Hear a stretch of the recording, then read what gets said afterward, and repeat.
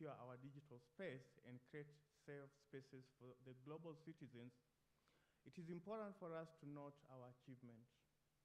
I note that to achieve and ensure cybersecurity and resilience in Kenya, critical infrastructure partners must collectively identify priority areas, articulate clear objectives and goals, mitigate inherent risk, continuously measure progress, and adapt to emerging technology changes based on threat intelligence and the environment we operate in for our economic growth and sustainability.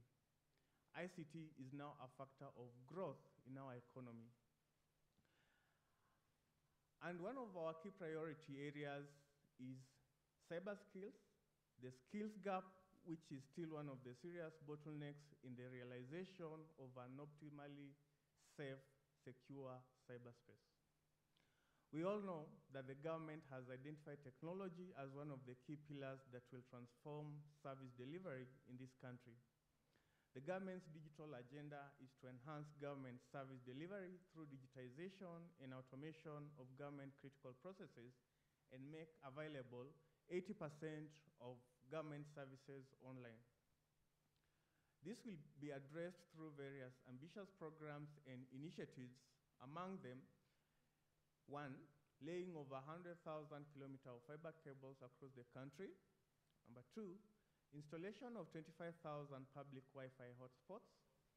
Number 3, establishment of 1,450 digital villages, smart hubs, and studios, which basically translates to 1 per ward within the country. Establishment of data centers, 3 in number, and of course, cybersecurity and data protection management. As we implement the above infrastructure, we are creating the necessary conditions for the development and efficient functioning of our digital economy. But we are also creating an opportunity for our adversaries. As a government agency entrusted with the responsibility for ensuring safety, security, and prosperity of our digital assets, we are faced with a critical challenge that requires our immediate attention and concerted action, which is the cybersecurity skills gap. In an era where digital advancements define the very fabric of our society, the shortage of skilled cybersecurity professionals pose a significant threat to our nation's stability and progress. Distinguished guests, ladies and gentlemen, cybersecurity skills gap in Kenya presents a clear and present danger to our national security and the resilience of our digital infrastructure. The demand for proficient cybersecurity professionals far outstrips the current supply, leaving our government agencies, critical infrastructures, and business vulnerable to sophisticated cyber threats. In recognizing this critical issue, the ICT Authority is committed to implementing a multifaceted strategy to bridge the security skills gap and fortify our nation's defenses. We have done this through various initiatives, including the Presidential Digital Talent Program and the digital skills training across the entire country. Both programs have been executed with various sectorial stakeholders, including the academia, the private sector, the public sector, and the big tech. Education stands as the cornerstone of our cyber upskilling initiative. We are dedicated to partnering with educational institutions to revamp and fortify cybersecurity-related curriculum where and when called upon. We envisage an industry where we equip our students from a young age with knowledge and skills necessary to navigate the complex and dynamic field of cybersecurity. By integrating cybersecurity education into the formal curriculum, we lay the foundation for a future workforce adept at countering cyber threats. The ICT Authority acknowledges the significance and importance of collaborative partnership, and we will work closely with industry leaders, private organizations, international partners to enhance our PDTP internship program and mentorship opportunities. These initiatives will provide hands-on experience and real-world application of cybersecurity principles, fostering a new generation of skilled professionals, and aiding in the upskilling of the existing and emerging workforce. In addition, ICT Authority is committed to enhancing public awareness on cybersecurity-based practice. We will launch nationwide campaigns to educate Kenyan citizens about the importance of cybersecurity hygiene, safe online practices, and recognizing the potential threats, even as we launch and roll out some of our programs, including the public Wi-Fi. We believe an informed and vigilant citizens are an integral to fortifying our country's cyber defenses. Moreover, we understand the necessity of continuous training and development. To this end, the ICT Authority has been working with some of the industry big tech companies in offering certification programs for professionals within government agencies and our PDTPs, that is the Presidential Digital Talent Program. This initiative ensures that our workforce remains abreast of the latest cybersecurity advancements and equipped to tackle emerging threats effectively. In conclusion, ladies and gentlemen, the ICT Authority, in partnership with other stakeholders, is resolute in its commitment to bridging the cybersecurity skills gap in Kenya.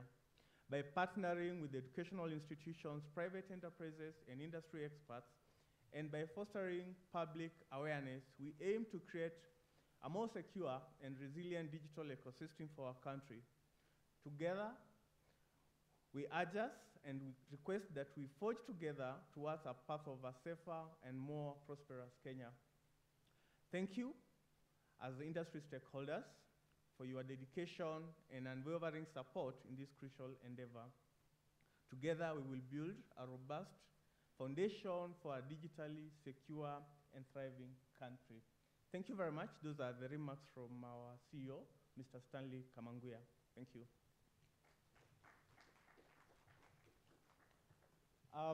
May I take probably 2 or 5 minutes to just basically articulate as an industry practitioner the importance of what CyberPro is doing in relation to where we are headed as a country, and not only as a country, but as a global practice community.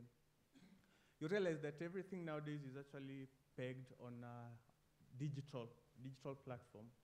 You want to order your shopping, it's on a digital platform. You want to apply for your driving license, it's on a digital platform. You want to travel, you request your ticket on a digital platform. And that basically means that we are exposing ourselves not only to cyber threats, but even to identity theft and the likes.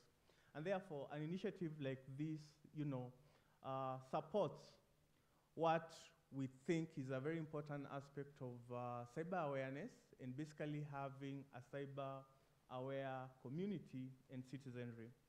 When we talk as a country, you realize that there's the initiative to move everything on the cloud, to make everything digital, to make each and every services digital. And 2 months ago, we experienced what I call a service outage on one of our core critical resource and system, which is the eCitizen. And that basically begs to ask, are we doing enough, or what are the efforts that we need to add on to what we are doing so that we have our digital space, digital assets secured? So the issue of skilling, having talent pools that can stand to be counted when such incidents happen is very important. And it does not only mean the skills alone, but even the tools that we implement. We need to have tools that even homegrown, that can be relied upon to give us what you call as proactive indications of those threats when they do happen. Cybersecurity, which is basically it's a cross-cutting issue. When you're talking about people need to be educated. When you're talking about the technology needs to be able to identify for you when those threats do happen. When you're talking about collaboration, you still realize that you need those technical people with know-how on the technical threats that are emerging and do exist in the industry. So such an initiative of creating awareness, industry people coming together is very important. We exchange information in regards to zero-day attacks, in regards to emerging challenges, so that we are able to identify them before they happen, implement controls that are necessary, and of course, safeguard our digital space. And I think that is what we are doing as an institution and as a collective responsibility within the government, so that as we move our services and digital services on a digital platform, we ensure that everything is secure. Thank you very much. Probably if, Ben, there are any questions, I'll be able to take them.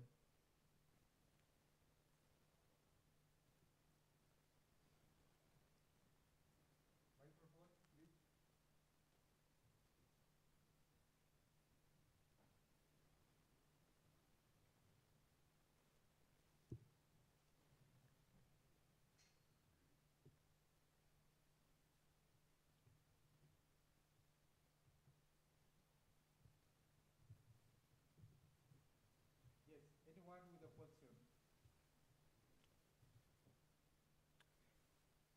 Maybe I could ask one. I think Ben, you had asked. Who knows what the ICT authority is? I didn't see a hand up.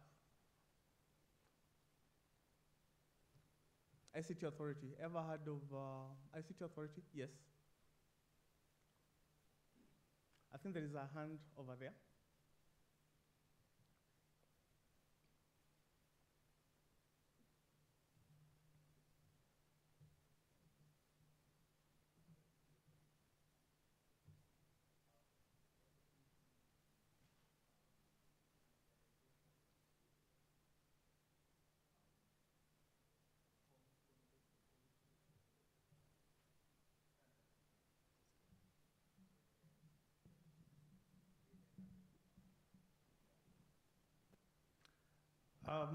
Close to it, I think maybe I could clarify. ICT Authority is a state agency under the Ministry of ICT, and we basically what I'll call the implementing arm of ICT infrastructure for the government. When you talk about fiber connectivity, we are the agency that rolls that out. When you're talking about public Wi-Fi, that's the institution that rolls that out. We're currently talking about digital certificates, the National Public Key Infrastructure. We are the organization that does that. And we also handle a lot of, the external facing government systems, applications, websites, email services, even digital skilling and training. And one of our flagship projects that normally we do the training in this specific hall is the Presidential Digital Talent Program, where we onboard close to 1,000 students annually. We take them through a one-year training program. I think there are normally 5 core areas, that is ICT infrastructure, applications, information system security, projects management, and graphics and design. And you are taken through one-year training program, and within that one-year program, you are actually exposed to both private and public through real hands-on training. And it's one way of actually ensuring the role of capacity, a continuous pipeline of individuals with adequate skills is actually provided for the government, and not only government, but even private sector. That is one of the initiatives. When you're talking about infrastructure, we're talking about 100,000 kilometers of fiber. That basically means that we want to ensure that even to the most remote sub-county within this country, there is an accessibility or some sort of presence of fiber infrastructure where you can consider that as the last mile of connectivity for institutions, organizations, and agencies seeking connectivity across the country. those are just some of the projects we have and how we support government in basically digitizing the country. Thank you.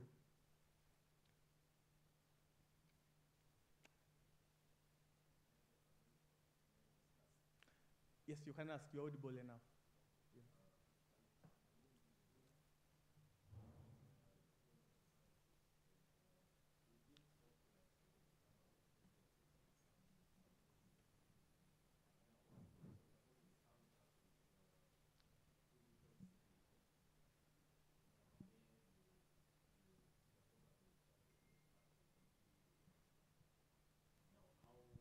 Far is that? How far have you gone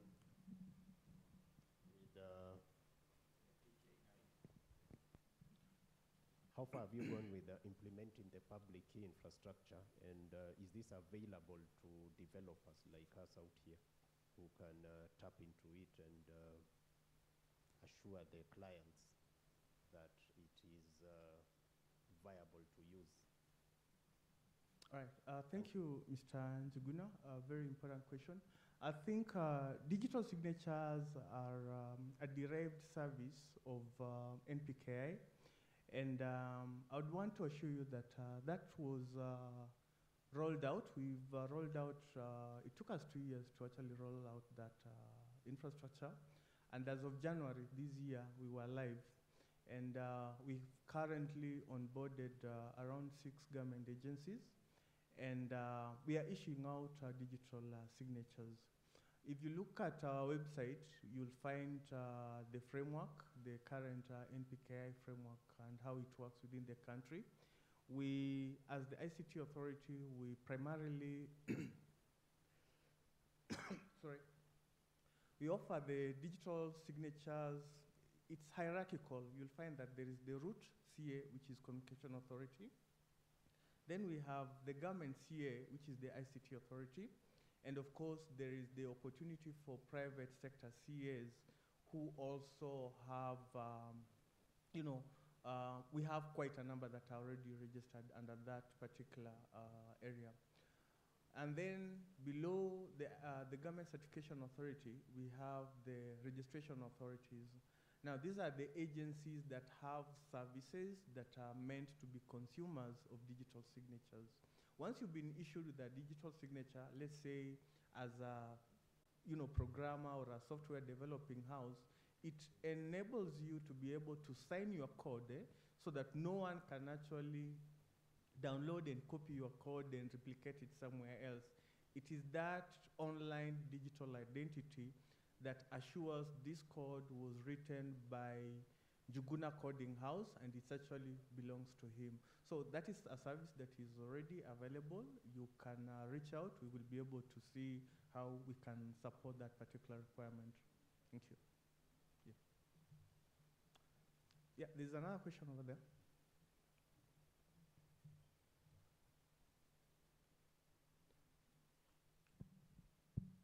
Hello, my name is Kevin Isom, and what you've said is very insightful. And so far I've heard that the infrastructure in place, cybersecurity infrastructure in place, is mostly based on software and software and firmware. So what I wanted to ask is, are there any steps or any ventures into now going into the hardware security, specifically made by, let's say, cyber shujas in Kenya for Kenyans? Because I've not heard of something along those lines, and I was asking if we've made any, if the ICT authority has made any steps towards that, or if they're thinking of going towards that line. Thank you very much. You didn't mention your name? Or Kevin. did you? Kevin Isom. Kevin Isom. Yeah. Okay. So, Kevin, I think that's also a very important question. And it somehow coincides with what the president was doing yesterday. I don't know whether you saw the launch of East Africa Device Assembly Line. So, a journey of 1,000 steps starts with one specific step. And I think we'll get there, and you realize that hardware can actually be made to accommodate any software. The important part is actually having that particular software. And hardware becomes a very easy avenue, because once you've been able to test that your software is working, you know, compiling that software on any hardware becomes easy, because you'll basically need to figure out what are the functionality requirements of your software, so that the chipset, the hardware, the PLCs becomes an easy assembly option for your engineers. So I think having that in mind, then that basically dictates the reason as to why it is important for us to have, first of all, that aspect of, are we able to develop that software? Then that particular hardware, of course, having started with the handheld devices, we can be able to move forward onto the large-scale, you know, hardware that can be able to support the software that has been developed. And I believe as a country we're on the right step. We among the leaders within this region when it comes to technology, and regionally our neighbors look on to us for, you know, setting the pace. And I think we're on the right track.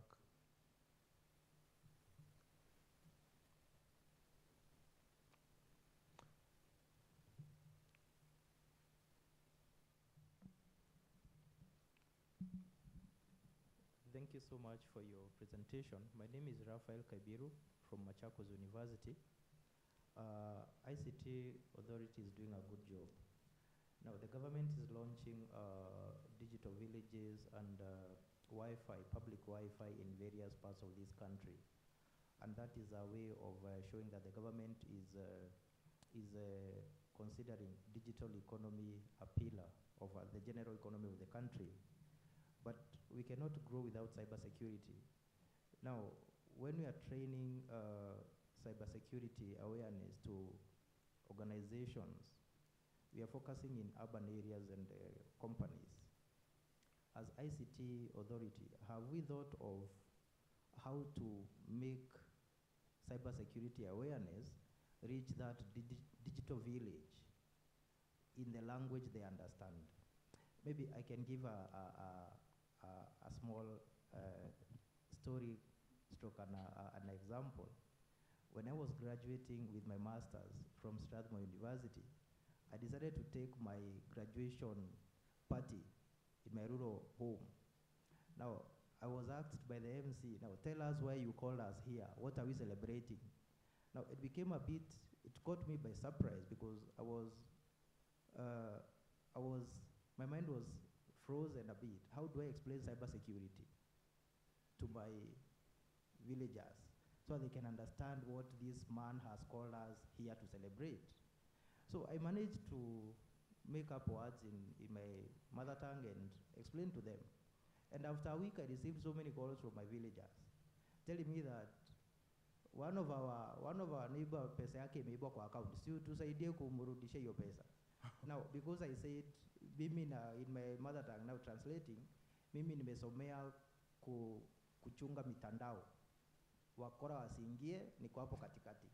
Now, in my mother tongue. So, how is ICT Authority planning to address that in the language that people will understand? Thank you. Thank you so very much, Akira. I think that's a very important analogy, and it basically aligns with what we need to do. And if you remember in the speech that I read, one from CEO, he has indicated that we are planning to roll out awareness, because we realize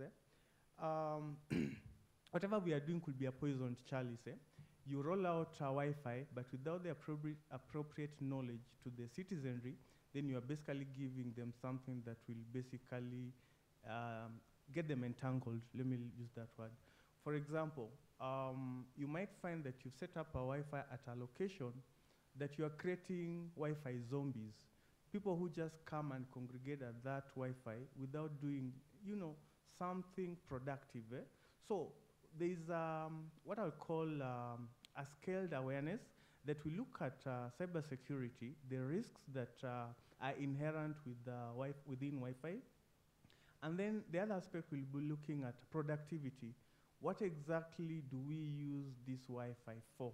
Because the essence of what we are doing and in alignment to our vision is to transform lives using the infrastructure that we're putting in place. So we need to empower these people in as much as that we provided them connectivity, let them use that connectivity for purposes of productive activity. But then also they need to be aware what are the inherent risks with what they are doing. So it will be very important, and I think that there is a whole lot of communication and training program, Christian Usalama Mtandaoni, I think that is the right name, Usalama Mtandaoni, which basically will speak to the local, people within where those Wi-Fis are actually implemented. For example, if you take a Wi-Fi location to a CIH in Turkana or, some of those far-flung counties that we call marginalized, you need to have content that speaks to the people there. For example, one thing that we all know, every old shosho or grandma knows how to use M-Pesa. How are they trained to use that M-Pesa? How? It's basically through realizing that the value of this service and how do we use it.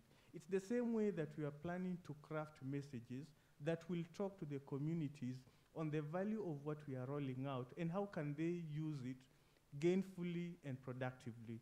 So I agree with you. There is a whole plan, on awareness, communication in regards to the risks associated with digital platforms and what needs to be done, which will be broken down into the local languages for our various community. And I think it's also an open opportunity for innovators, business within this industry to try and craft those those content. You realize that you don't need to be a cybersecurity practitioner for you to say you are playing in this space. It is a very wide space where, for example, developing appropriate content for cyber awareness. You need to develop content in Luo, in the local languages that are all within this country, so that even as we roll that out, we are able to reach them, communicate to them, and basically ensure that they are aware. And we are open to partnerships in that line. Thank you.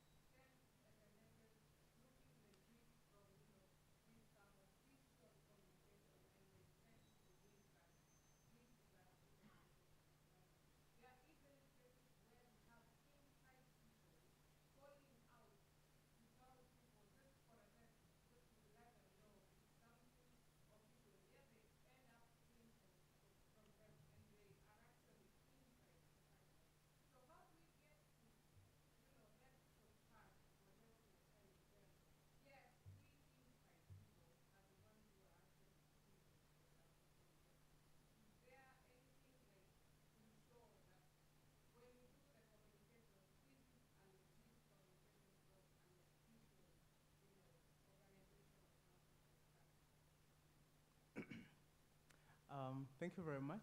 I think that is, I think those are basically governance issues within an institution. And at this forum, I don't think I might be able to discuss an institution. And what I know is that when such incidents do happen, the respective institution has a way, based on their internal HR policy or governance structure, on how they handle such issues related to fraud and staff. And I think that could be something that the alleged telco can handle internally. And probably as maybe an individual who has been a victim, there are also ways in which such grievances are addressed from a personal perspective. I have a question. I'm behind you. Actually, it's a comment. We have invited the committee that is collecting views from the public. Kindly give us a brief on how we can contribute to that conversation. The group that is collecting views on ICT policy, and especially on cybersecurity, how these professionals and members of public can be able to contribute their views to that forum. Okay, I know there is a link where you can be able to, sorry? The group, the secretariat will come tomorrow to here, seated here. So they could probably ask questions. Okay. Yeah, just what kind of questions they should ask, or what they should know, because we have invited them to come and listen to our conversation. Okay. As academia, industry, and government. Yes.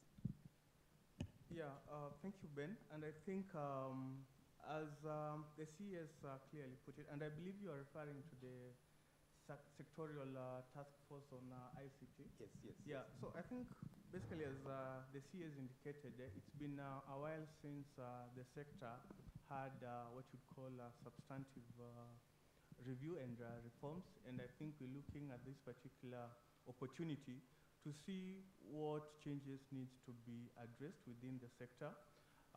He indicated that the first sectorial reforms, which was I think in 1998, is what led to CA, Posta, Telcom being split and the likes. So I think he indicated that this is, the time is now right. We have, things have really changed. Technology is now basically the foundation of service delivery, not only in Kenya, but globally. And with it, there is the underlying issue of cybersecurity, which is your concern. And I think that task force is broken into various thematic areas, where we have one that is basically led by Colonel James Kimui, who's the chair of that particular thematic area.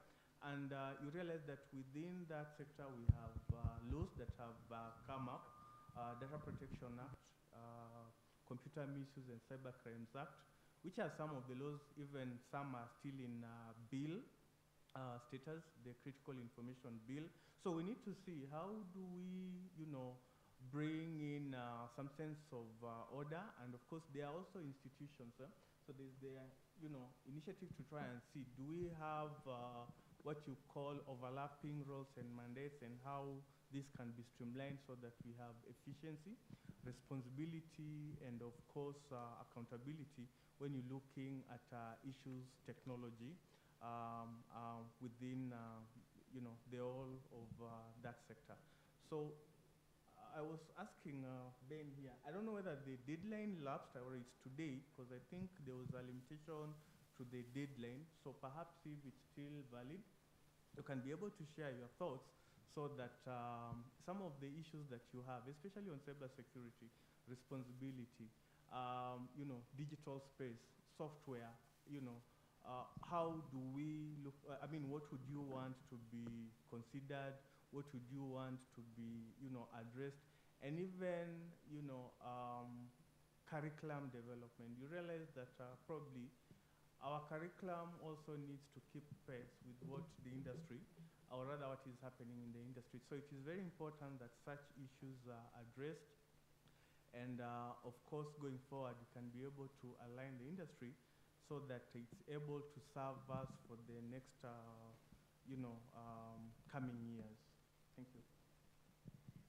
Thank you very much. Any other question?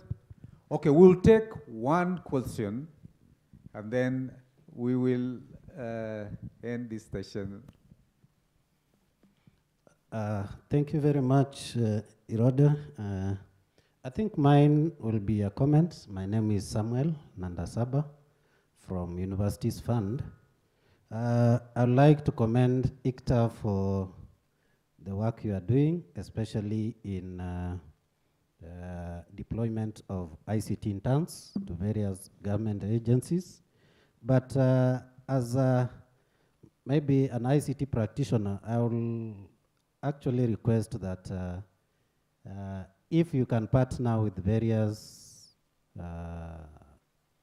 training partners like EC Council, so that when they are in internship, they can actually pursue various certifications, so that at the end of the training period, when they come out from the internship, they are better placed and they have the necessary certifications to work in various places. Thank you.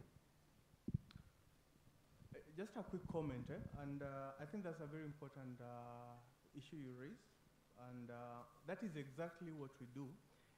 And if you have ever met some of our alumni, they'll tell you that, for example, Oracle, Linux,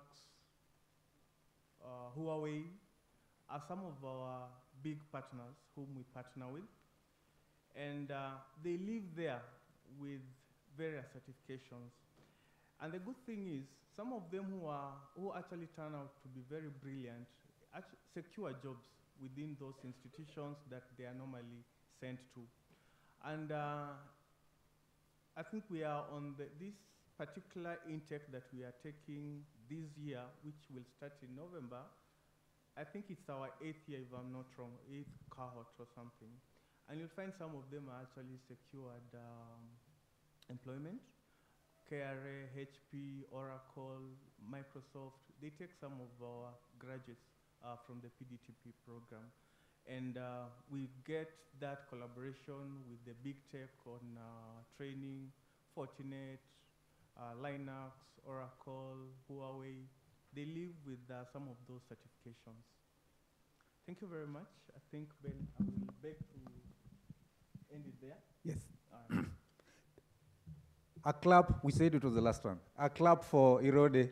Thank you very much, Irode. We really appreciate your insight and your presence.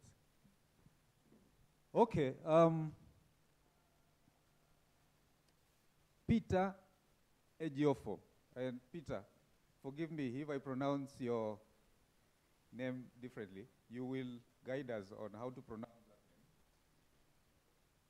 name. Peter is an information security professional and founder of Ethos Cyber Limited, a leading indigenous information security compliance management company based in Lagos, Nigeria,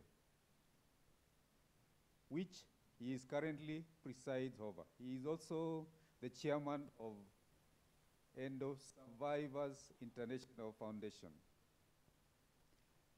Peter has over 20 years of experience in the field of information security, working with diverse organizations in the financial sector in Nigeria to develop and implement security solutions.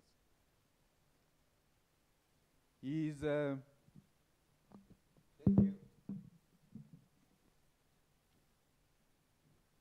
Thank you, Chege. I got excited when I got to read Peter's bio. He is passionate about helping institutions understand and manage their cybersecurity risks. He is also committed to developing and delivering innovative security solutions that meet the specific needs of financial institutions. Peter, welcome.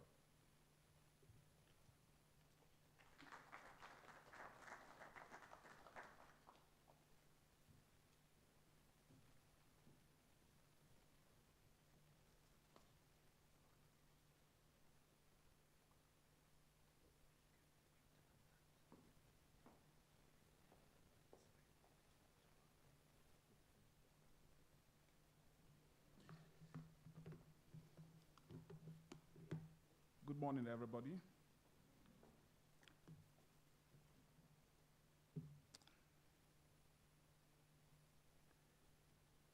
Okay, so my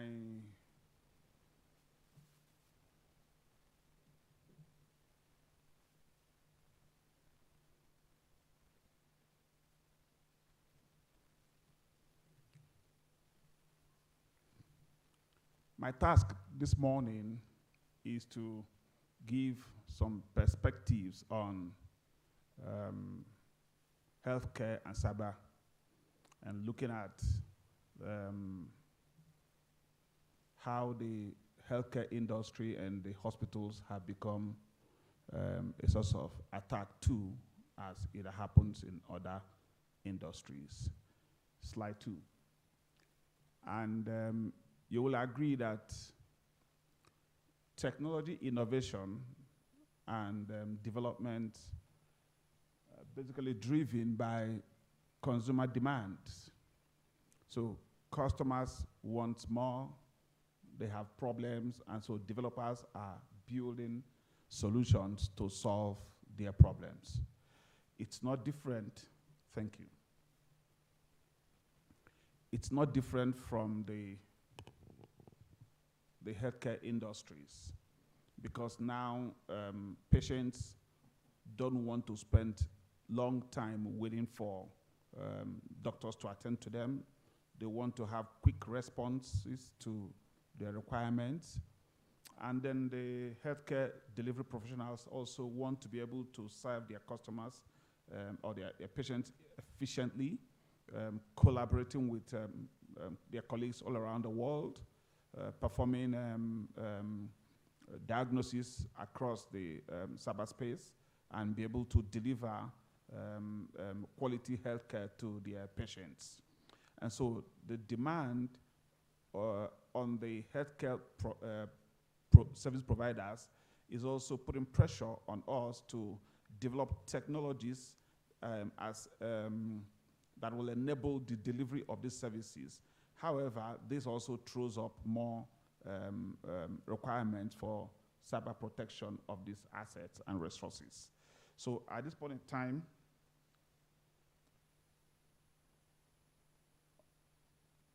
okay. And at this stage, I'd like to pause to thank the organizers of this event for inviting me, and then the host community also for hosting us. I have traveled from Lagos to be here because I thought this is an important event, and then I'll be providing, offering my perspective to how I look at the subject of cyber and the healthcare. All right, so thank you all very much for having us. Just like I was introduced, I have been spending the last 15 to 20 years solving cybersecurity related problems, helping organizations to see their risks, and then of course helping them to build their defenses to ensure that they are better protected while they serve their consumers around the world. Okay, so let's go into the subject. Now, something that I have seen, my experience is that now I'm in the academic community, so correct me, or tolerate me if my perspective is different from yours. But my experience is that in Africa, we do not have a lot of data to try to explain what we're trying to do or to demonstrate what we are trying to communicate. I don't know why, but that's what my experience is. Africans don't have a lot of data. And so we rely on data from Europe and America to try to explain African problems. For me, that's an issue. And recently, I had to engage with the Strathmore and then the Lagos Business School, and I said, listen, we've got to start developing our own African data to try and make it available to the public, so that when we are discussing African subjects, we have reliable data that we can tell our stories more efficiently. So we're going to have to rely on data from US particularly. And then from my slide, you can see that threat in the healthcare industry is also growing as it is in the financial services industry. However, it will appear like we're giving more effort to providing security in the financial service industry, public sector, and other sectors. But in my opinion, the well-being of the individual is even more important than the money or the thing that you have. And so we should also start to pay attention to building defenses, looking at what is happening in our healthcare industry, because pressure has grown in industry that has caused service providers to also push their services to the cloud. And so they need to start looking at that area. So much of the data here shows that there's breaches are happening and then threats are growing in industry. But how much are we doing to try to fight this threat? Okay, so my slide tells me that from the report that we have about breaches and threats in the industry, ransomware seemed to be, the small-scale industries seem to be receiving a lot of attacks simply because the bigger industries are spending more money to protect themselves, and the smaller industries are not paying attention to their environment and the data that they collect. And then, of course, one of the questions that that the subject is asking is, why will the healthcare industry become a source of interest to cyber criminals? Okay, because the healthcare industry is amassing so much data from all of us. So when you go to the hospital, they ask you questions about yourself, where you live, your date of birth, and all of this information, data that are being collected and stored, all right? Now, when they are stored, what we see is that criminals are looking at targeting this data to rebuild your profile, your identity, so that they can perform fraud in your name. But my biggest concern is not even the fraud, all right? A few years ago, I think this was in Italy, where a particular individual was being, had escaped assassination attack, all right? And so he was rushed into the hospital for treatment. And because he was a very wealthy individual, the hospital had to mount a lot of security to protect him, all right? But the people who were looking for him decided to go after the hospital. So when they looked at the hospital, they realized that there were some vulnerable systems, so they compromised the systems, logged into their system, and changed the patient's prescription. And then introduced some kind of harmful chemical to the patient treatment. And then the nurses unknowingly looked at the prescription, administered the prescription, and the patient died. The system running the data and the process in the hospital didn't even have antivirus. And who's asking the questions? When you go to the hospital, I don't know how many of you here that have hospitals, or how many of you work in the hospitals, but do you know if your systems, do they have antivirus, as simple as antivirus? I went to the hospital a couple of days ago, and then of course, the hospital had built firewalls and built some access controls, so even the medical director did not have access to my data, my patient data. And so he had to call an IT staff. The IT staff who came used his phone to access the network and then was able to grant access to the medical director to see my record. And I asked myself, the mobile phone that this guy used to access the hospital network, did it have an antivirus? I asked myself. I couldn't ask him. So if that mobile phone had been compromised, chances are that he could give additional compromise to the hospital network because he already had clear access, and he can provide the same clear access and the criminals can take advantage of that access to access the hospital network. So we can see records of hospitals that have been compromised, all right, in the data. But for me, what's important is not just that the hospitals have been compromised, but what are we doing to ensure that these hospitals are better secured. Again, as I said, permit me, I do not have a lot of data from the African market, so I'm relating with records from other countries. So I already mentioned that huge data is being collected by the hospitals, and they have to store these hospitals, and it has to be accessed across the internet by other interested parties. And so if you're carrying out a diagnosis in Kenya, for example, and you want to relate with some professionals in maybe in India or in Germany, you're going to have to share the customer records. And so who is providing this, the access across this network? So how are the hospitals paying attention to security?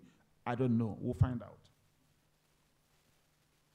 So from the record, we can see that attacks are coming from ransomware, phishing attacks, denial of service, insider threats, and misconfiguration in the cloud.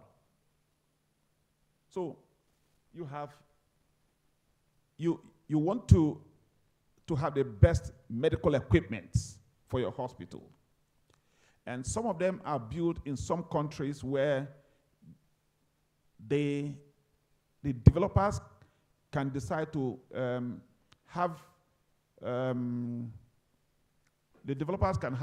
decide to have some form of access on the systems that you do not have control over.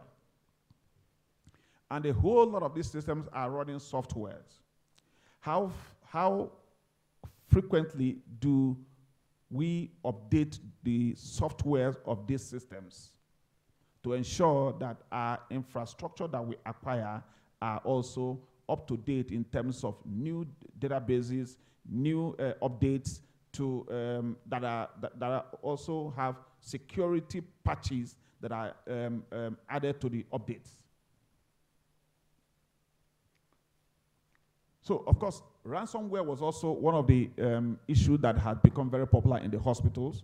I think that not only that it happened in Germany, a lady also died in the US also, I think it was last year, because the hospital servers had been taken over by criminals and they could not access the patient record.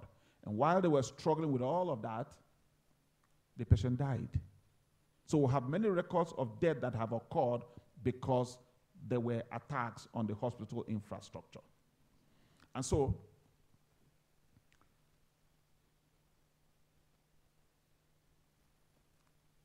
something that I'm very passionate about, and I heard it mentioned by the earlier speaker, is cyber hygiene, okay? Cyber hygiene. Now, for me, because of who we are as Africans, there are certain things that come with with us as a culture. And then almost everybody has smartphones. And so we can do a whole lot with our phones. It's convenient for us. We can quickly access records and all of that. But what additional behavior do we have when we use our phone? Cyber hygiene, how effective are they? And so phishing has become a thriving form of attack because people lose their guards. And so when you have your phone and you forward messages on your WhatsApp to another user, you do not know if there are embedded malware on those images and videos that you share. And once you click on them, you have launched them and you have provided an access. It could be a command and control access. You don't know. It could be a malware that literally looks at what you're doing. You don't know. It could be a malware that takes over all of your contacts and use them as a bot. You don't know. And so how do we handle our behavior when we are in the cyber space? So phishing is thriving because we give phishing, we enable the phishing to thrive. I heard somebody talked about they could send you a message that looks legit, and then you can fall prey because you didn't check through it. You didn't think it through because the content of that information gains your emotional attention and you respond to it without thinking, and then you want to hold the service provider responsible, even though there's literally nothing the service provider can do to prevent criminals who can launch phishing campaign using their information, because their identity is in the cyberspace.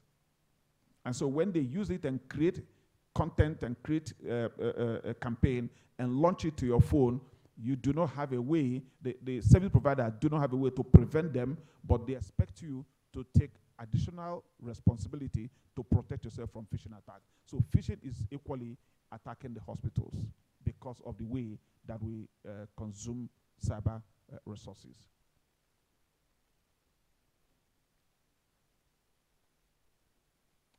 Of course, denial of service happens also in the hospitals. Insider threat, people can always be malicious. You can't stop that. So they will share information. They could be angry. They may unknowingly share content with another people without knowing what they want to use with it and of what value is it to the organization. Even when you have provided them adequate training, they can forget. More importantly is cloud misconfigurations. So you are data transformation. You are moving your services to the cloud. Who is looking at the configuration of your cloud infrastructure, your cloud resources? Are you paying attention to them, or you're just basically excited at moving your services to the cloud so that services are available to your consumers? So again, the focus of this conversation is how do we bridge the gap? What should we do? And so we are, from my own thinking, I believe that we need to pay attention to the infrastructure that we deploy, how we deploy it, what kind of governance, what kind of control do we pay attention to when we deploy infrastructure. But infrastructure are critical, infrastructure are required to drive the services and consumption. Another thing is education. People need to be trained, awareness need to be created. So we need to keep talking. That's part of what we're doing here, creating awareness. But are people listening? Because it is one thing to create awareness, it is another thing to make them listen. So the educational community and the business community will need to come up with better ways of enlightening and educating our audience so they can pay attention and become much more careful, especially the service providers. And then, of course, the hospitals need to be funded. Now, in Africa, there are more private healthcare systems than the public healthcare systems. I don't know if people agree with me. From Nigeria, you have more private hospitals that are better funded than the public healthcare institutions. So if government can get involved in funding for providing funding for the public healthcare, that will give them the ability to build better infrastructure. It gives them the ability to even spend for their security protection, not just only on the service provision, but pay attention to cybersecurity, because currently we are being driven by providing services and not thinking about providing adequate security within the infrastructure. So government need to look at how can they provide more, give more attention to funding the healthcare industry. And I began by saying that as much as it's important to pay attention to what you have, you need to be alive to have value for what you have. If you're not alive, you cannot have value for what you have. You can even build more. And so we need to create that awareness and the consciousness into our culture so that we can look at how do we spend much, how do we give more funding to the public healthcare institutions and then enable them to take care of what they do and look after our lives.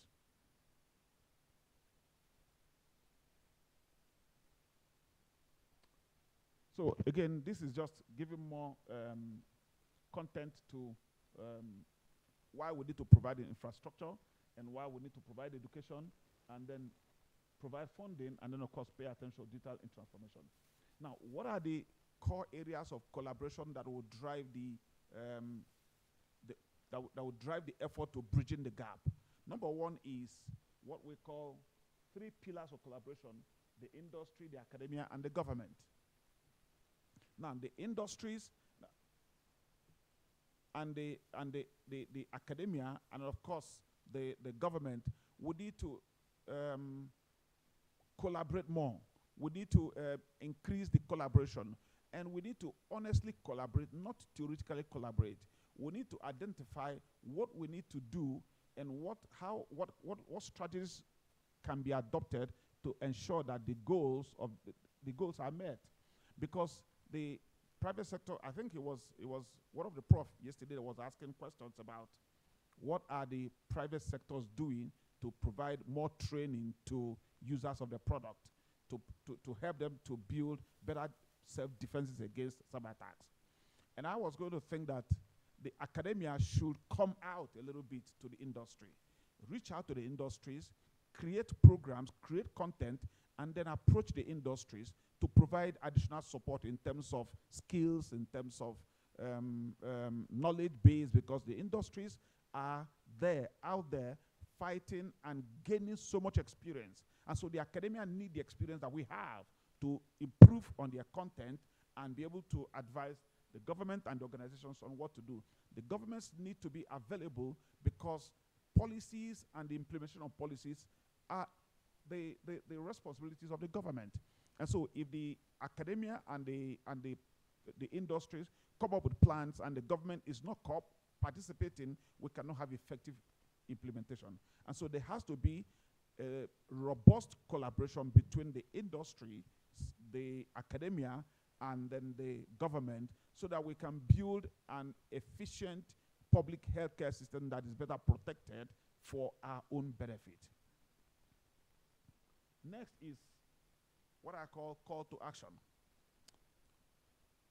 As somebody rightly, I think was one of the prof also rightly identified yesterday, that if you, for us to even pay attention to things like insurance for our vehicles, is because government government has designed consequences if you don't have insurance.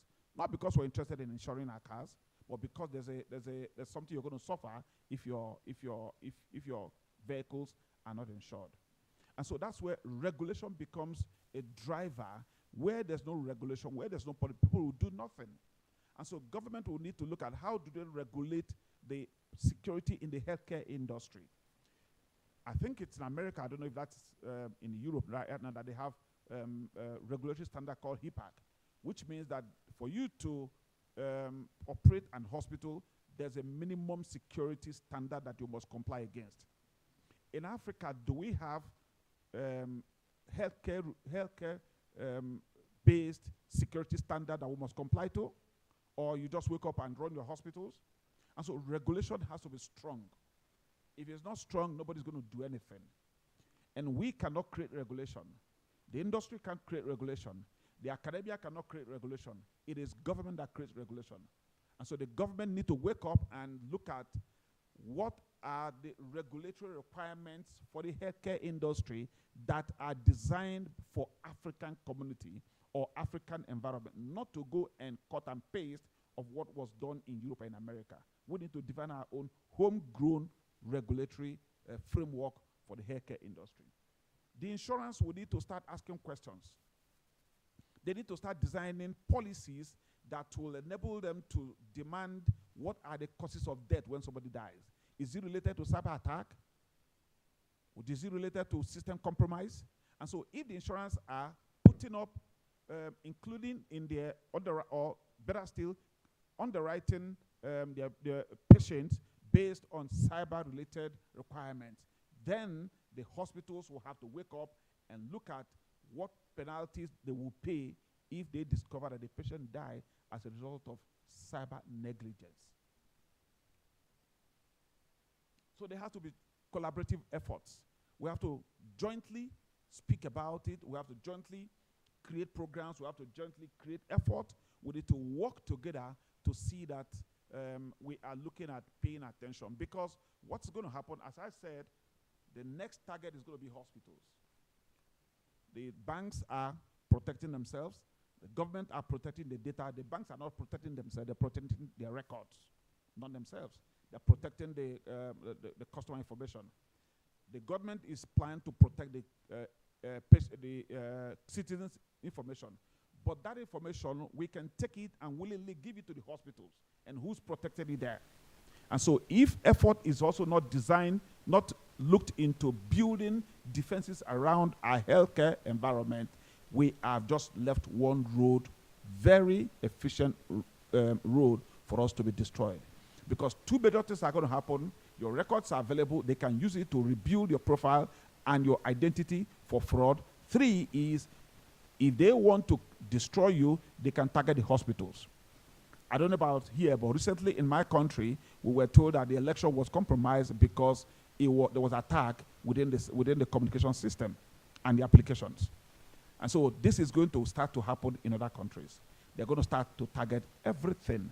And they may not be coming from outside, they may be coming from inside based on your areas of interest and your goals. So I want to thank you again for giving me the opportunity. I had 30 minutes. Have I exhausted my 30 minutes? If I have not, I have. Thank you. But if I have more time, question and answer, please, if that exists. If that does not, I want to thank you again for the opportunity.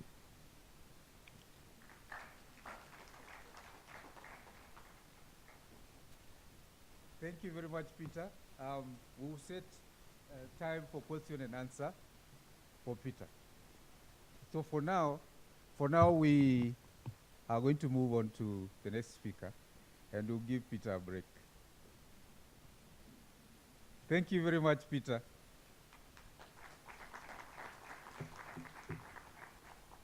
Thelma, Equity Group Holdings. That is a group, CISO. It's here with us.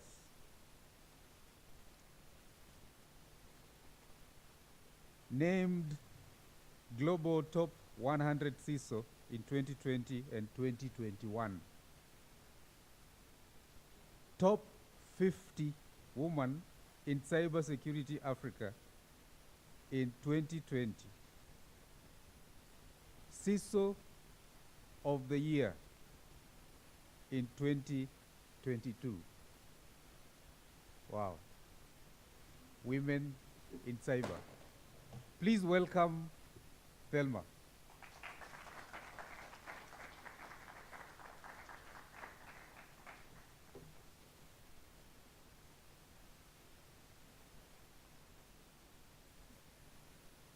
Chege, I think something went wrong. I don't know whether this pointer was hacked. Yeah, you see, it points that direction. But I don't know what's going on, but it's gone.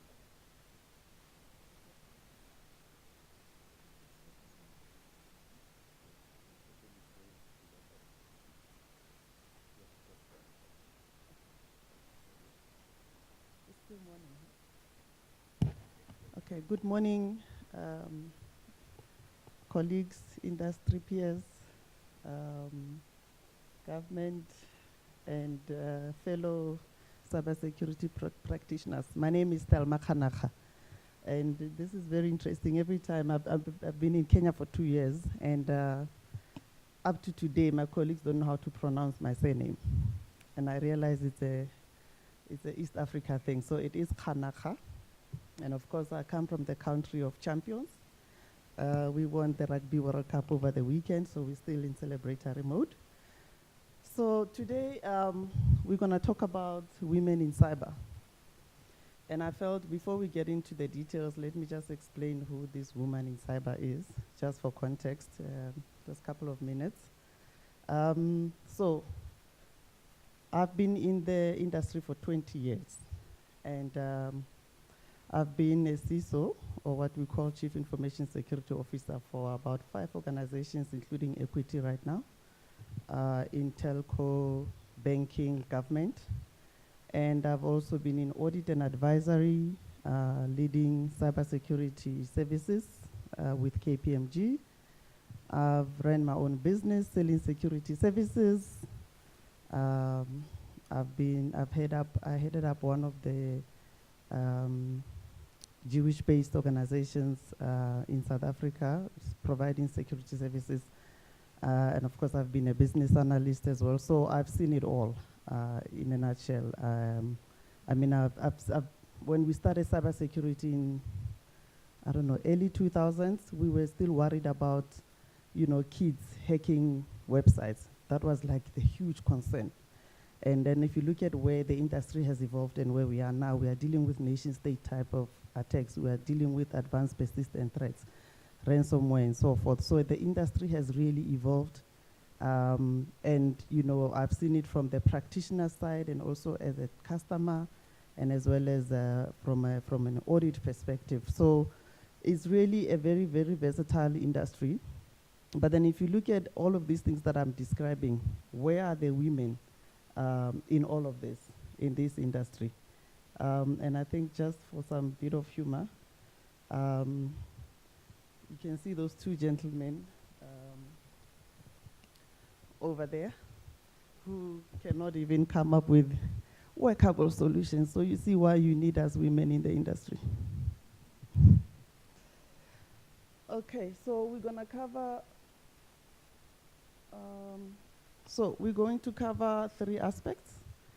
I'll just start with why cybersecurity. Why does it matter, and why should we be even talking about women in cybersecurity? And of course, we'll touch base on career paths for women in cybersecurity, and also how can we support women in cybersecurity as the industry. So, if you look at where the industry is going, particularly Africa, there has been a very rapid growth in technology advancement, technology adoption. If you look at mobile, broadband, and which have and will continue to change the continental connectivity and of course advance digital transformation. So, and now as you can see, everything is accessible everywhere. Everything digital is accessible everywhere. Peter was talking about how right now, we have, everything is connected, everything is digital. So, and to give some of the examples that I'm referring to and why, with all of these advancements, cybersecurity activity is gonna be increasing. Already we are dealing with quite a lot of issues. And to give some context, right now, today, all of us here in this room, as customers, we are demanding more and more ability to transact fully and securely on digital platforms around the world. So which means that security becomes an integral part of everything that we do, not just organizations, but for yourselves as well. If you look at digital transformation in itself, it increases the attack surface, what we call the attack surface. So there's many avenues where we can, security can be exploited. So more and more security becomes a business imperative or a business enabler. It's no longer that thing that somebody thinks about before they launch a product. It becomes a business. And if I can give you an example, if you're gonna launch a product, or let's say online banking platform, already the customers, the fact that you need to access it and you trust that it's secure, without that, that's not a business. You cannot even start talking online banking if it's not secure. You cannot give e-commerce platforms to your customers if it is not secure. They cannot be able to use their cards or interact with you for their services if there's no security. So you can see already that security is very integral. It's the business in itself. It's not something that reduces the risk of business. It is the business in itself. And I think the more organizations start understanding that, the better. And then also we've seen in the industry several factors are converging and that increase cybersecurity risks. We talk about 5G, IoT, cloud, artificial intelligence. So you can imagine with all of this advancement and convergence, if a perpetrator wants to, steal data from your organization, the speeds at which that data can be exfiltrated with, the advent of 5Gs. Right now, I think a lot of us, artificial intelligence, how many of us use such kind of apps, even for simple things like your photos, your videos of yourself. I mean, artificial intelligence takes you to Barbados or Bahamas when you are not there, you're sitting in your house and you post on Instagram. So can you imagine what that will do to phishing attacks? Because you will never know if this message is really from my CEO asking me to send this transaction through, or you never know if this is legitimate from your organization or your bank or wherever. So this really, you never know what is real and what is not real. And it's a fact. So another thing also is the cyber criminals. They have built so much efficiency in their pipelines, in the way they do things. The dark web now is known as the black market for any hacking that you want to do. You can actually buy hacking as a service. You know, we call infrastructure as a service, software as a service. There's also hacking as a service that you can then, you don't need to wait for long to develop a malware and go and target somebody. You just go and buy it done. So those efficiencies, while now us as organization, we're still trying to get the budget approved, you're still trying to go present to some steerco, you still now need to wait for the change window to deploy your changes, and then after that, you must now go into production. Hey, by that time, the perpetrator has done what they needed to do, they've moved on. So we're really competing with a very, very efficient industry of cyber criminals. Then the geopolitical landscape. You've seen in Kenya recently. Kenya country was attacked, was under attack. Under what I can call cyber warfare, in essence, where government institutions, private sectors, and some academia was attacked. So we are now dealing with that kind of geopolitical threats that we now, as organizations, as the government, and as the region, we need to come together collectively to fight this fight. And of course, as I mentioned, the cyber threats have become more sophisticated now and can harm companies and governments in many different ways. So why cybersecurity? I think just to summarize, it is essentially for these and more reasons why the focus continues. And hence I said, now where do women now come into this space? So research shows that, and I'll start with the industry as a overall, there's a shortage of skills in the industry for cybersecurity. You can see on the numbers, it's 2.7 million shortage of cybersecurity professionals. And then if you look at the industry itself, of the current workforce in the industry, only 24% is women. So this world is run by 76% men in cybersecurity. But it gives me comfort because these numbers have increased. If you look at 2017, we're sitting at about 11% of women. So at least now we can still say the number is 24. So there is 76% opportunities for women to take up these roles, and there's 2.7 million professionals that are still required in the industry. So the opportunity is there. But I'll tackle some of the challenges that we can overcome to make sure that we take up these opportunities. That the 24% is not a lot, colleagues. It's a worrisome number. We need to get to a point where we can say the industry is inclusive. But historically, we know it has always been a male-dominated industry. So why is it important for women to be in cybersecurity? Like I mentioned, cybersecurity is one of the growing industries. As the skills are sought after, there's competition for the cybersecurity skills. And of course, inclusion of women in cybersecurity is crucial because it brings diversity or diversified perspectives. It fosters innovation, and also having women in your teams, or having diversity in your teams. It also fosters, and improves problem solving and enhances capability for us to fight these cyber issues together. And I'll give an example, because what tends to happen, for example, so there was a case where a man and a woman, you go and apply for a credit facility at a bank, right? I'm not saying a bank, let's say credit facility. You work at the same organization or same industry, you earn the same amount of salary, but when the credit scoring comes back, guess who earns more credit than the other? The man gets more credit than the woman. And then they will say, oh, but it's the system. right? It's the system that computed that, sorry. But we're forgetting that this is the people behind the system that input data in that system. And those people are men, mostly. And they put their biasness also into those systems, and they build those into the systems. So that's why we get those outcomes. So imagine now if we have more women who can also put their women's perspective into the systems, then we can start having different outcomes. So that's the example I want to give to say sometimes when you have women, or in fact not sometimes, when you have diversity in the different teams, then you get better outcomes.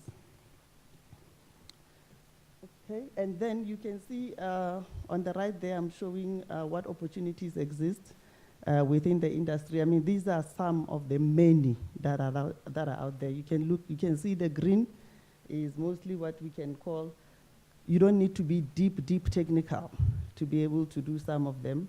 But then there's more technical aspects where you can get, if you look at network security, endpoint, cloud, cyber threat intelligence, security operations center. So there's many opportunities that you can do. You can be a policy writer. You can look at data protection that we were talking about earlier.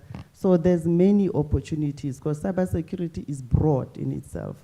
So how do we then help you to, to take up these opportunities? So I think at the core of it, you need as people also, as organizations we can do so much, but as an individual wanting to get into this industry, you also need to take time and invest in yourself, okay? Because we have opportunities, but you must also take time to invest in yourself. I think at the primary core, you need to learn core IT and information security, because you understanding IT holistically, then you'll be able to know how to protect the different aspects of the technology. Then get structured cybersecurity training.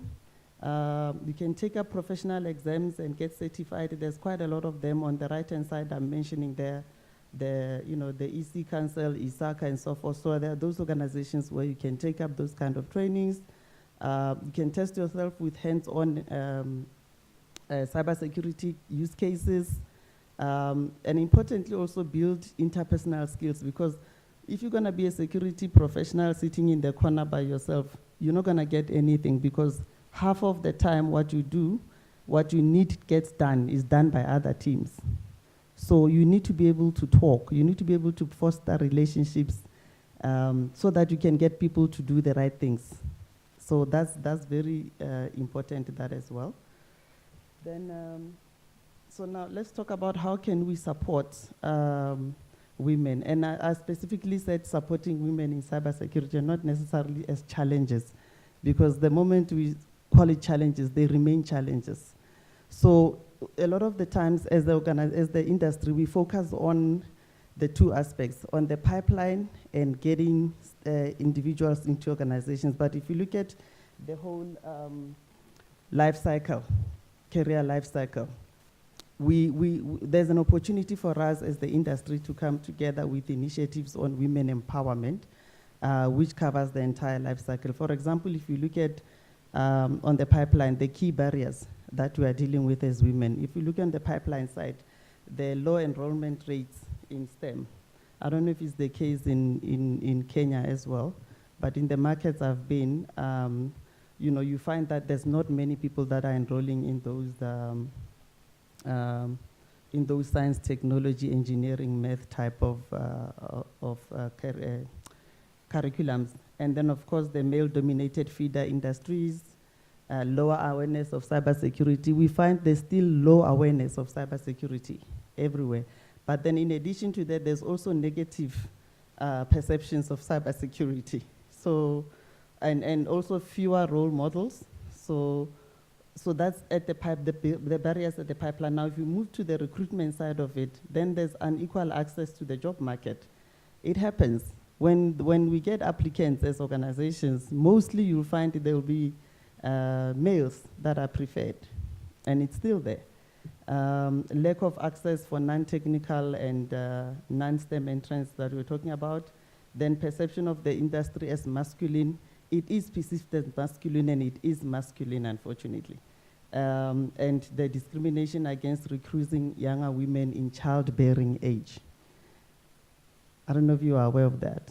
Because if I'm pushing bottom line and I want deadlines, you can come to me and tell me you want maternity leave and you've not even have one child. So I must, in my plans, I must build that you're gonna be away 6 times or 5 times. So you know, if you're planning to have 4 kids, like these are the things women are dealing with, unfortunately.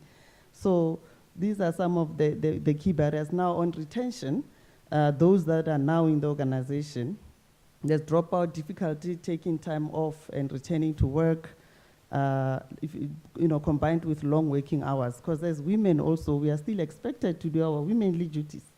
So you are at work, you are pushing deadlines, you have these deliverables, but yet when you get home, we are expected to be a mother, you're expected to be a wife, you're expected to be auntie, a sister, everything. So all of these things, they also create pressure for us to retain women workforce. And also the workplace discrimination and bias. This one is big. It always happens. It happens everywhere. It happens to me. It happens to everybody. How many of you have been in a meeting and, because you are the only lady in the room or 2 of you, there's tea to be served and the males ask the ladies, can you go please organize coffee? Can you take notes? Yes.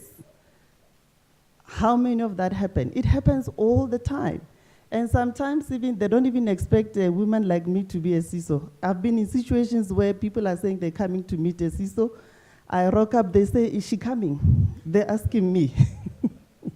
So the bias is so much that we have to deal with. So I'm saying this as the main, to also be aware of how you react, to help us to fight some of these barriers, and for women also to say no.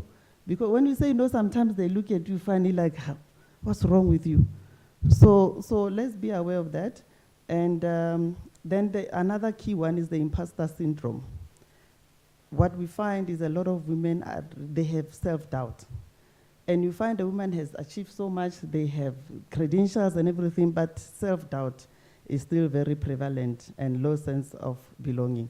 So these are some of the things that you find in the workplace, that if we can have collaboration as the industry and not just, help them to get jobs and get employers, but also to build them to stay in the industry, because there's so much that we are dealing with in the industry. Okay, then, so in terms of the government, academia, and private sector, what can we do together? I think we can create educational outreach programs. If we can do mentorship programs, I know I was discussing with one of our industry colleagues around mentorship this morning. Industry partnerships are important to collaborate between academia and private sector. Women-focused communities, leadership development is very important, because remember those key roles that I showed you that are there within cybersecurity. You can start at analyst, specialist, senior specialist, principal, consultant, so forth, general manager, director. So for you to be able to progress through all of that, as you are learning the technical things, then you need to also build yourself up from your leadership perspective. And of course, diversity initiatives are very key. We can drive them collectively, but also for us leaders, or leaders like myself as a woman, it is my responsibility to drive gender diversity within the industry. I'm actively recruiting ladies myself. And I'll tell you a bit of a joke. When I joined beginning of last year, I said to my EA that, I want us to have women's lunch. Please organize. But now we kept moving that date because it was so busy. By the time we had to move, she said to me, the other 2 ladies have resigned, so it's only you and the other ladies on leave. So that was it. That was February last year. Yeah, it was about February last year. So and then I was taken aback that, okay, I only have 1 lady in this big team. So from then on, I made it my business to actively recruit for ladies Today I have 11 ladies so far and growing.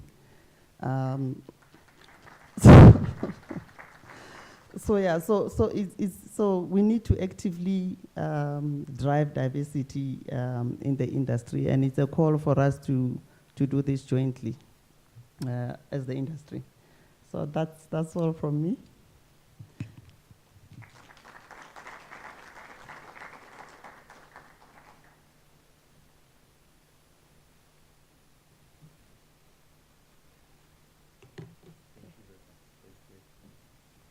Thank you very much, Thelma.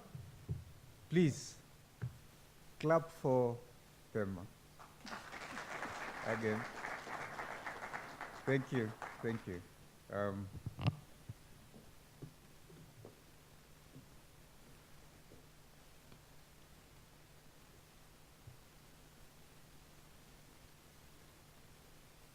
Raphael Kaibiru.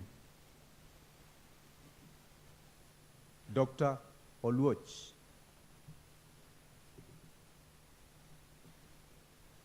Dr. Kennedy Oluoch is a safety and security expert.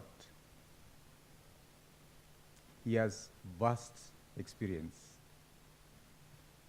He spoke yesterday. Raphael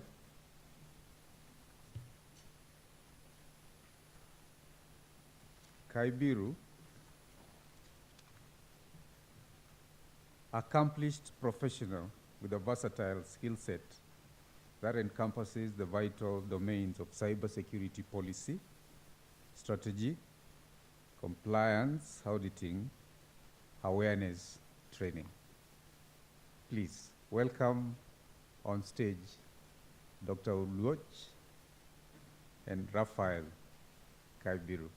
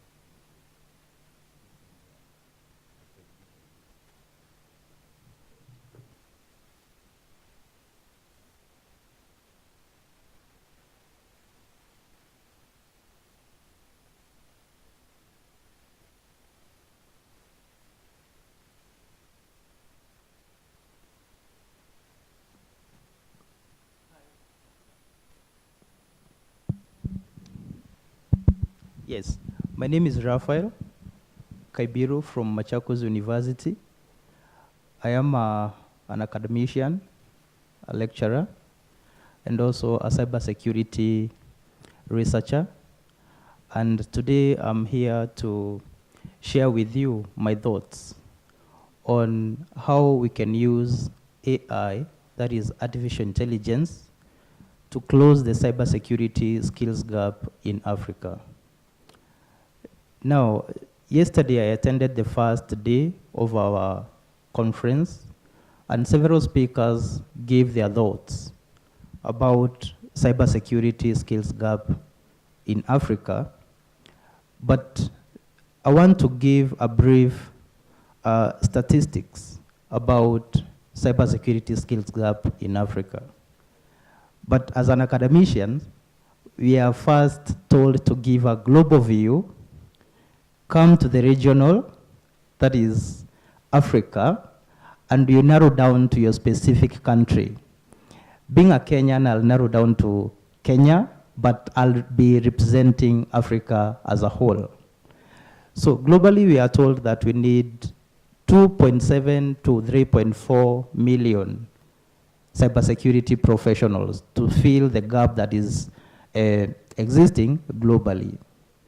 Then I asked myself, what is the skills gap in Africa that we are trying to fill so that we can remain faithful to the topic and the theme of this conference? So in Africa, we have around, according to the studies that has been published by external researching companies, we have around 7,000 professionals in cybersecurity. Africa has about 1.something billion people. When you do the math, it gives us a ratio of 1:177,000 persons. But now we are not talking about the persons. We are talking about the devices that are owned by these people. Personally, I own 2 devices, a phone and a laptop.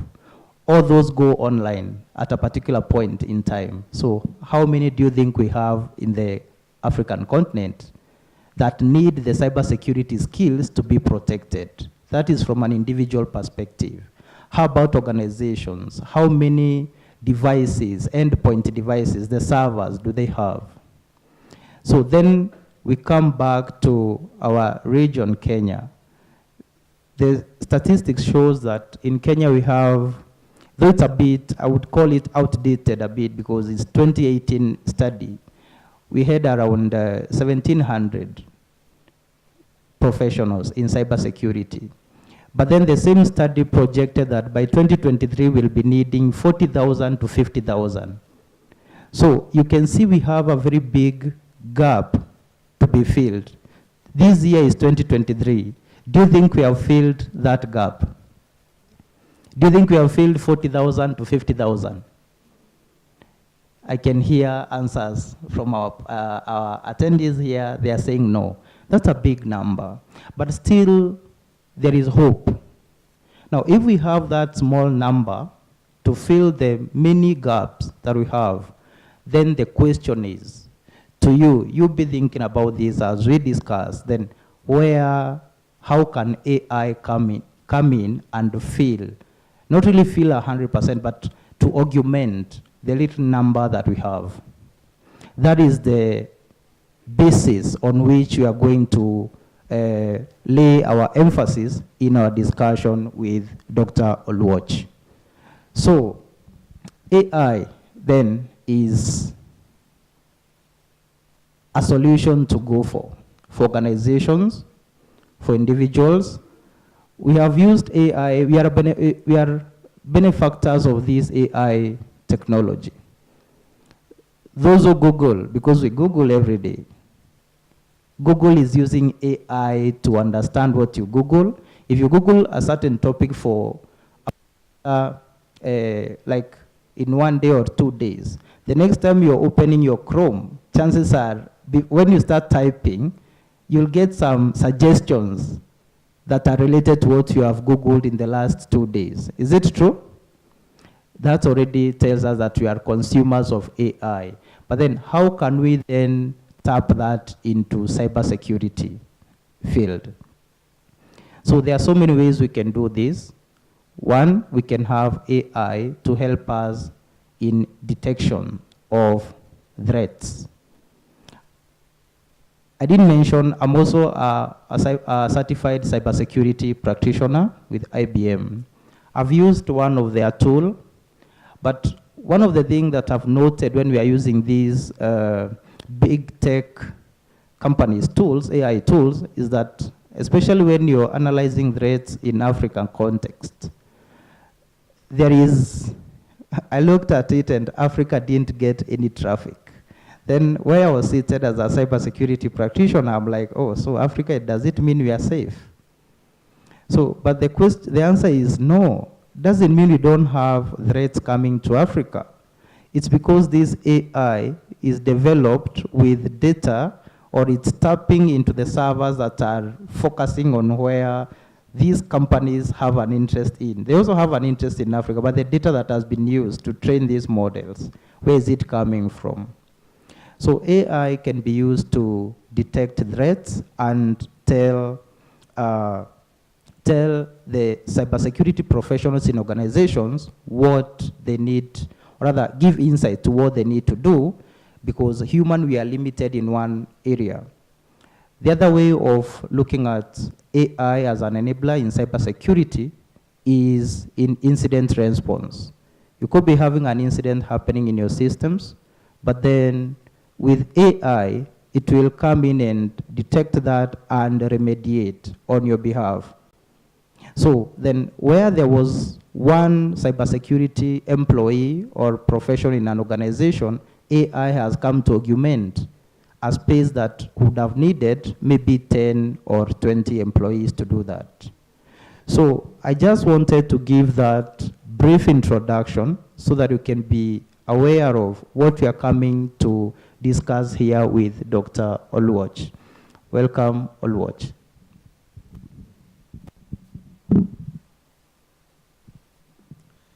Good morning, everyone. We are not looking very lively. Is it because of the rain? But at least it is not raining within the auditorium, so we should at least warm up. Who can give us just a brief explanation about what this AI is all about, just in case we have people who are coming from other disciplines which are not IT. Anybody, a brief explanation of what AI is all about?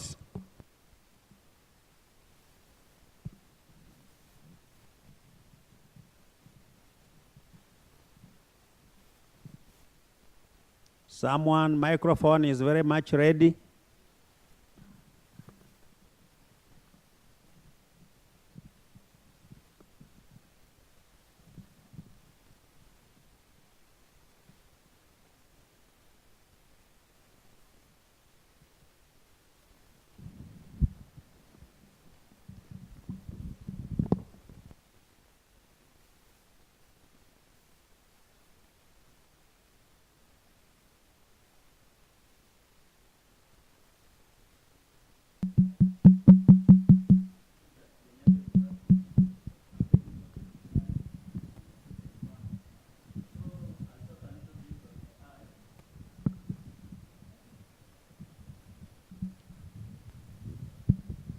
Okay, AI is it's a short form of artificial intelligence.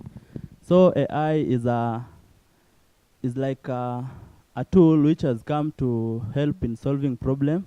It's not all about coming to destroy our work as cybersecurity workers or software developers, but it has also come to make the job that you are taking much easier. It's improving the world of technology. As we know, we are moving to the quantum theory of technology. In quantum of technology is whereby things will become very much easier. We shall not take much time whereby you are required to carry out a particular task. It's not that you have to take much of your time, but you can use artificial intelligence to give you some knowledge of what you are looking for, and then elaborate on it much better and do what is necessary. Thank you. Thank you very much for that warm-up. At least we are together. I also have another question for anyone who is willing to come in very fast. In both information and cybersecurity, there are these common tools we use as we sit here today, the common tools of information, cybersecurity. Anyone who can give us one or two examples? The common information or cybersecurity tools.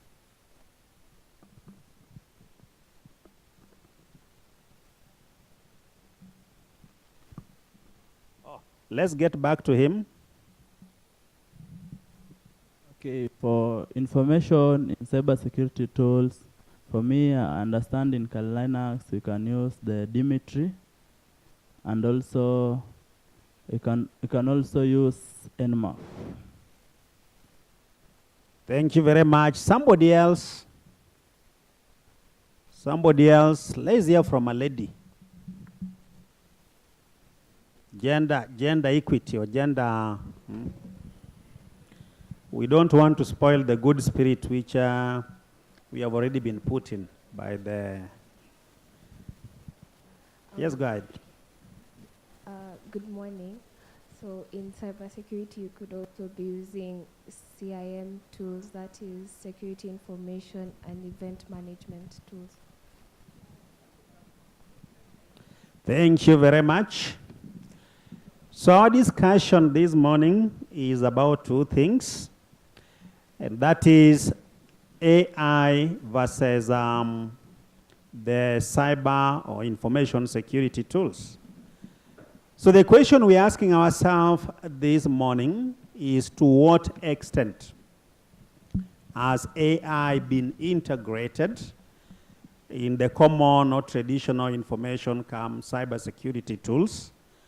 So that is our topic of discussion for today.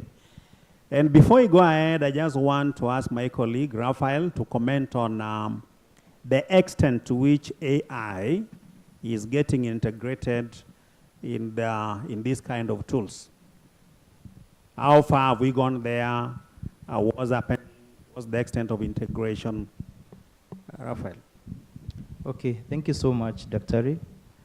Now, in terms of AI still remaining faithful to the topic and the theme in Africa, first of all, I would say that Africa is in the last position when it comes to government AI readiness program in the world.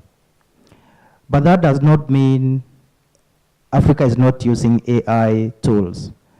When you go to our universities, there are so many students who are innovating in AI solutions for agriculture, in insurance, in healthcare. But then when it comes to cybersecurity, that information is not that easy to find. But some companies, I think they have gone beyond to look at that. And it is a wake-up call to all of us, the three-legged stool that we are here today, this week, that is the government, the industry, and the academia. What do we need to do about cybersecurity with regard to AI technology? I would like to say where I come from, because most of the speakers who have spoken before me since yesterday, they have said something about what they do in their work environment. Where I come from as an academician, we are also having programs that are based, or rather AI units, that students are exposed to AI programming and concepts. Now, I've seen that go a bit higher by having even undergraduate students coming up with solutions that can be able to detect fraud. For example, job scams, that is also, or rather online job scams. I have a student, for example, that is doing a project on how to detect smishing attacks, that is SMS-based phishing kind of an attack. So now, when you look at that as a trend in AI in cybersecurity, then we can say that Africa is catching up with the solutions that AI is bringing to cybersecurity field.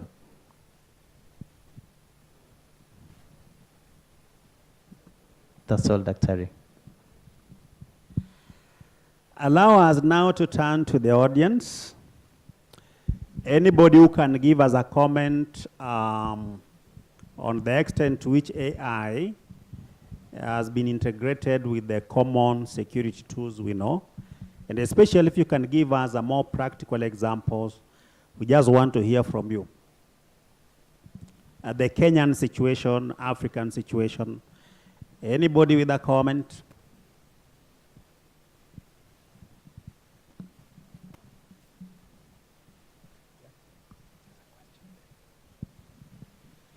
Yeah, we need a microphone down here.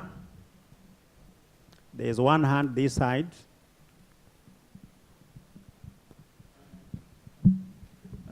Hello.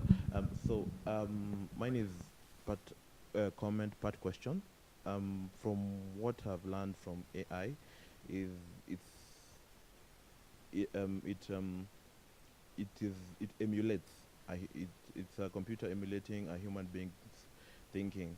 And to touch a little bit, I think it was mentioned before that there is this AI is enhancing or is pushing pre-existing bias, such that it is if, let's say, for example, the AI is trained by white people, it might have difficulties identifying other accents or people of color and something along those lines. And I believe in other sectors it's somehow negligible, or we can tolerate that biasness. And but so far I don't think there's been a it has been solved in AI hallucinations. And I was asking, in cybersecurity, how are we able to balance it? Because I know in cybersecurity, now this is security. We can't play around with we can't afford mistakes such as bias and hallucinations and, let's say, fine tuning. And I was asking, okay, I'm asking, what are people in cybersecurity doing to tackle that problem on AI? Because if we are not careful, maybe there might be false positives, something along those lines. When you, let's say, you put it in, let's say, an example in your endpoint, antivirus endpoints, it might give you a false red flag, or even it decides to shut off a whole system based on that, or even, let's say, smishing, it identifies, you're really able to tweak something and it can come with a very different bias. Is there something along those lines that is able to help us to tackle that problem of AI? Or to switch off the AI part such that a human being can intervene, something along those lines? Thank you for the comment. Then, I'm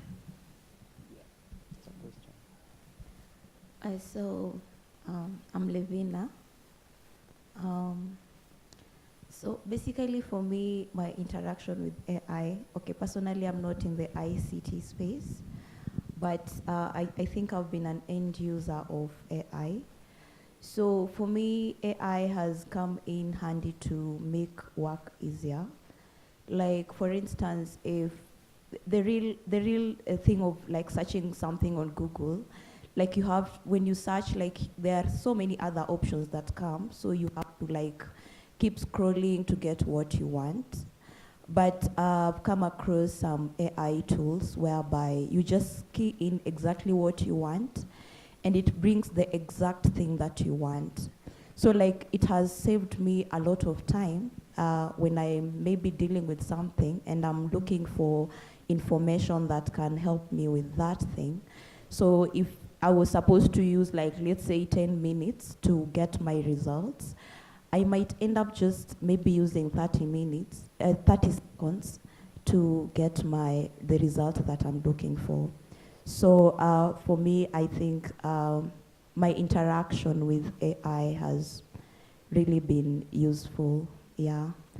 But also, I don't know, I also have a question, so I don't know if I should ask right now, or I should wait. Just go ahead. Okay.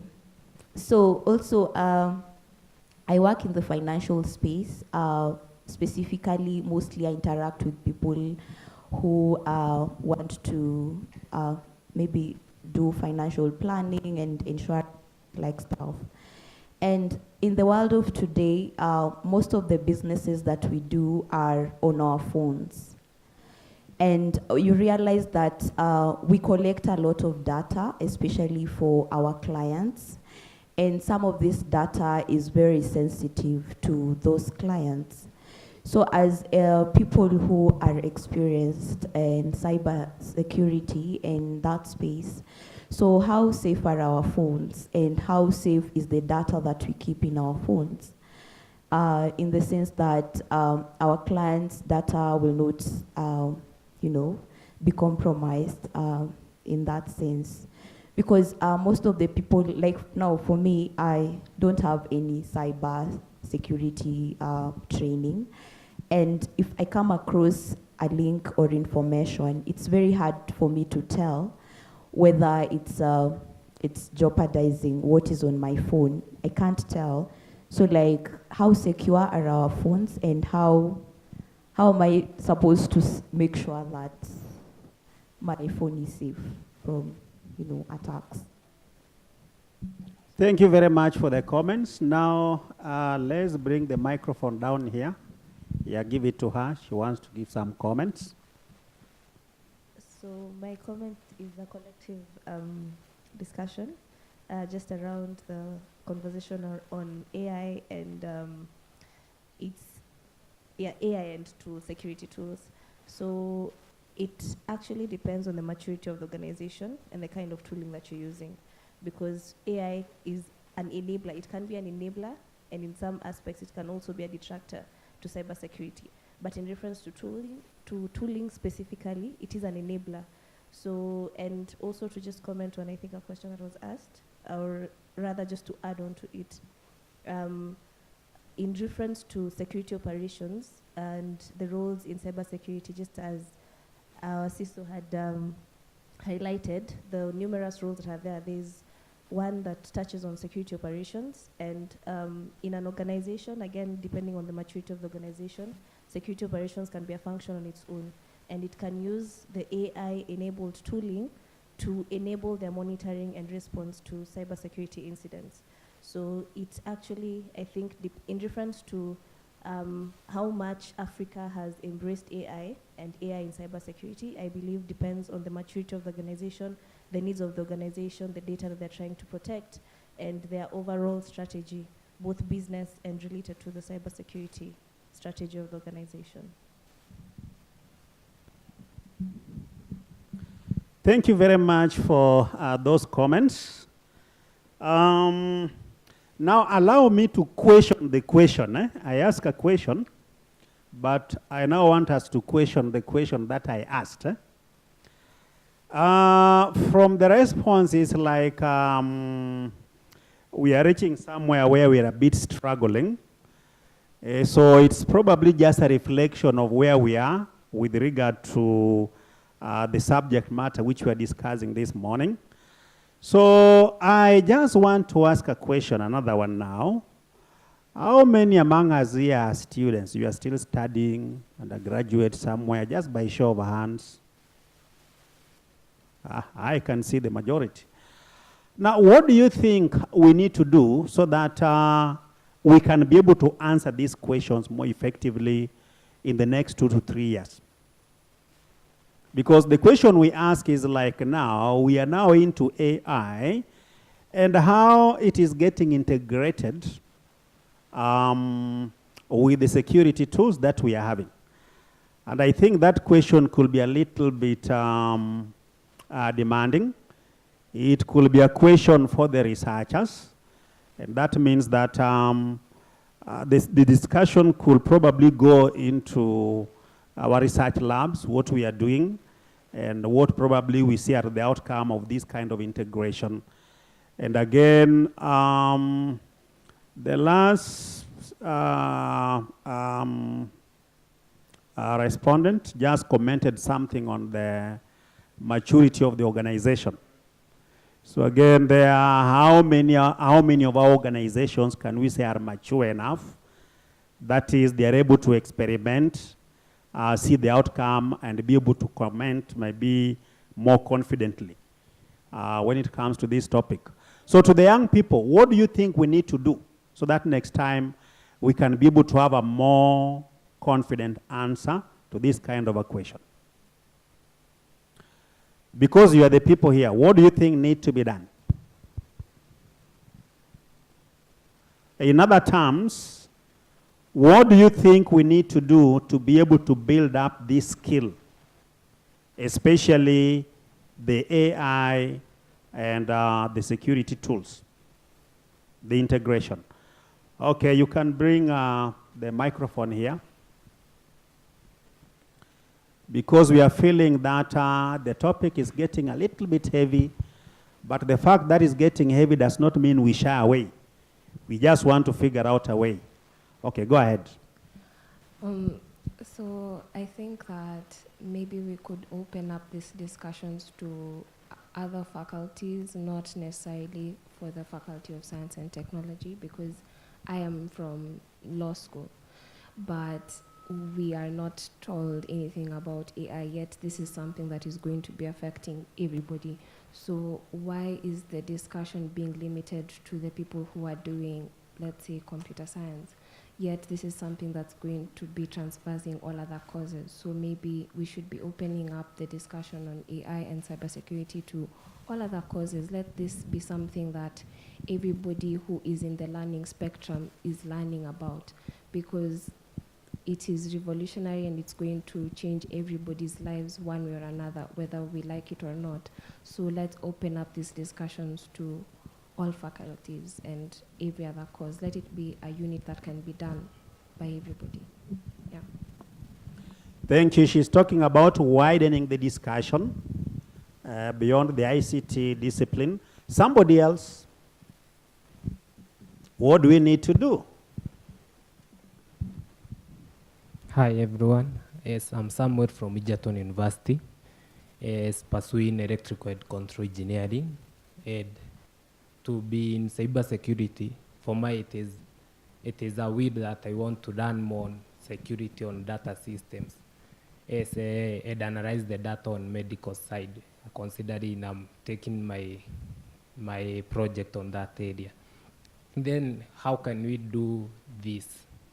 Yes, for me, in our Africa setting, you have to sing something. We have that song singing every now and then, and everybody will hear about cybersecurity.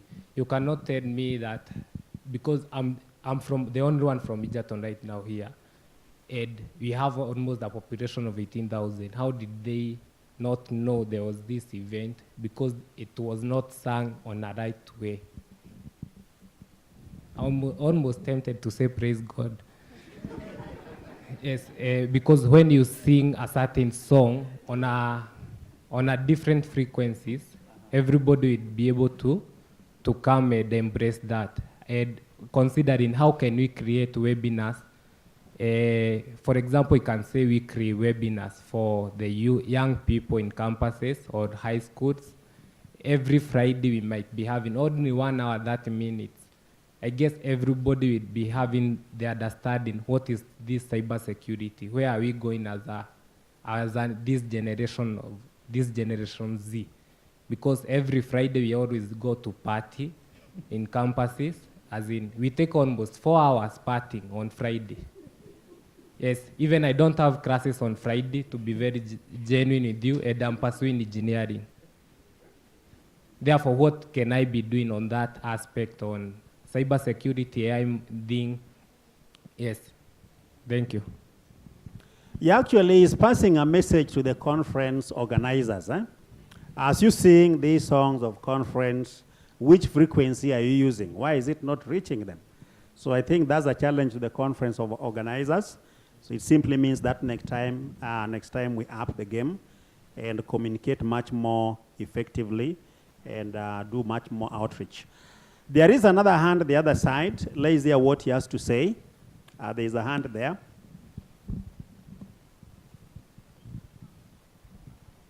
Okay, good morning.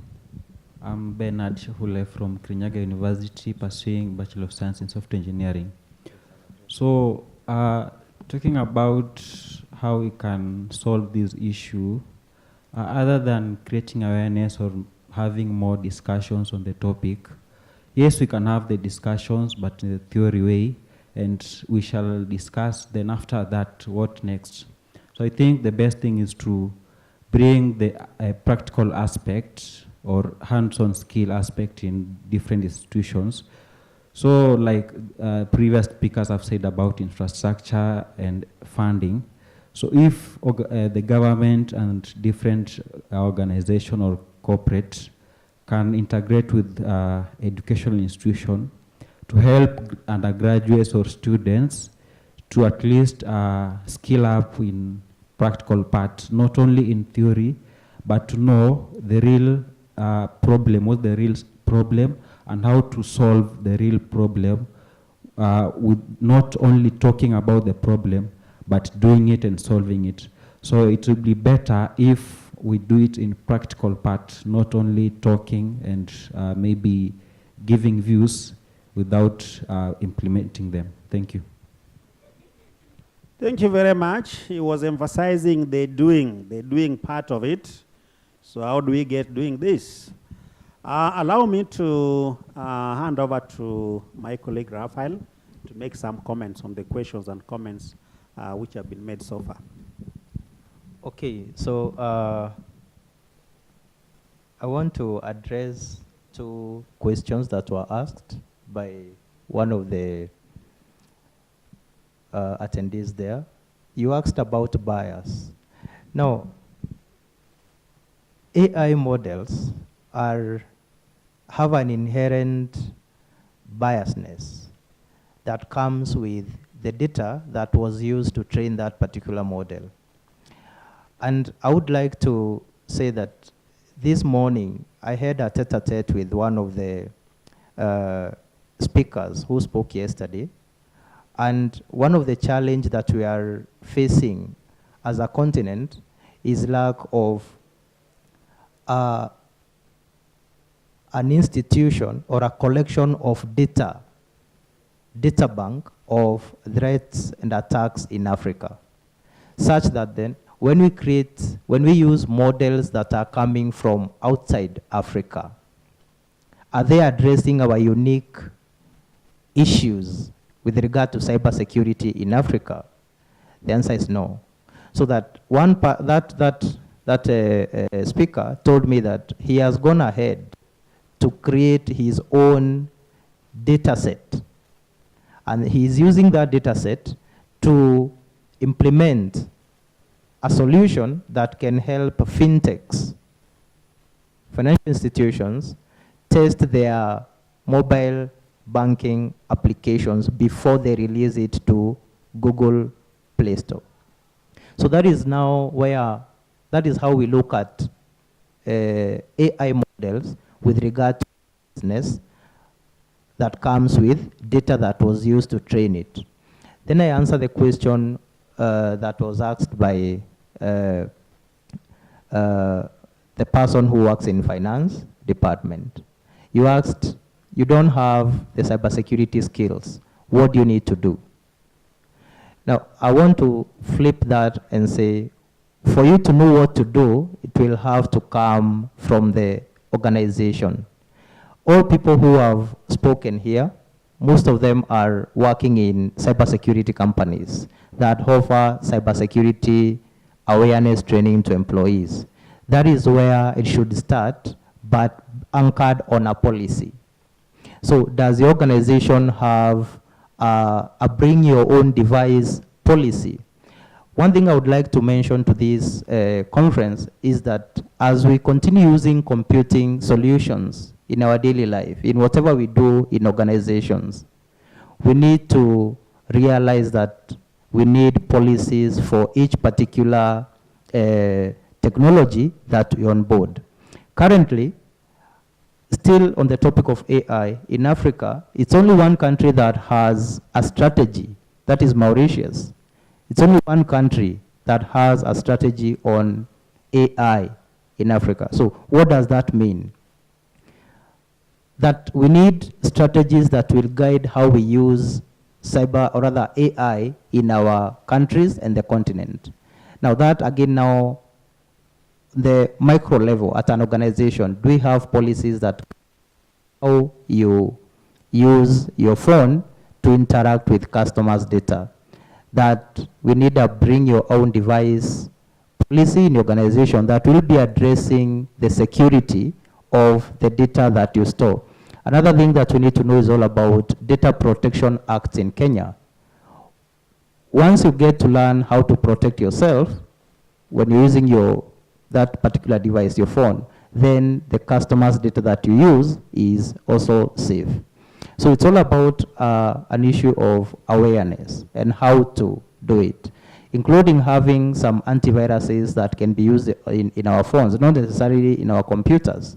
So that is all I had to respond to your question. So as we close this discussion, I would like to ask our previous speaker, Madam Thelma, to comment on something. I think there's a lot of discussion about Africa, there's lack of data, we have poor data collection. But at the same note, to the contrary, I think a lot of data is being collected. Whether from the healthcare sector, the financial sector, there's a lot of data which is also being collected. Could it be a question of lack of data, availability of data, and how easy is it to access some of this data, let's say for research purposes? Let's say, assuming that we want to conduct some research on AI and security tools, and then we approach a financial institution. To what extent will they allow us to access that data, given that there is Data Act and the rest of the things? So, Madam, can you just give a comment on that?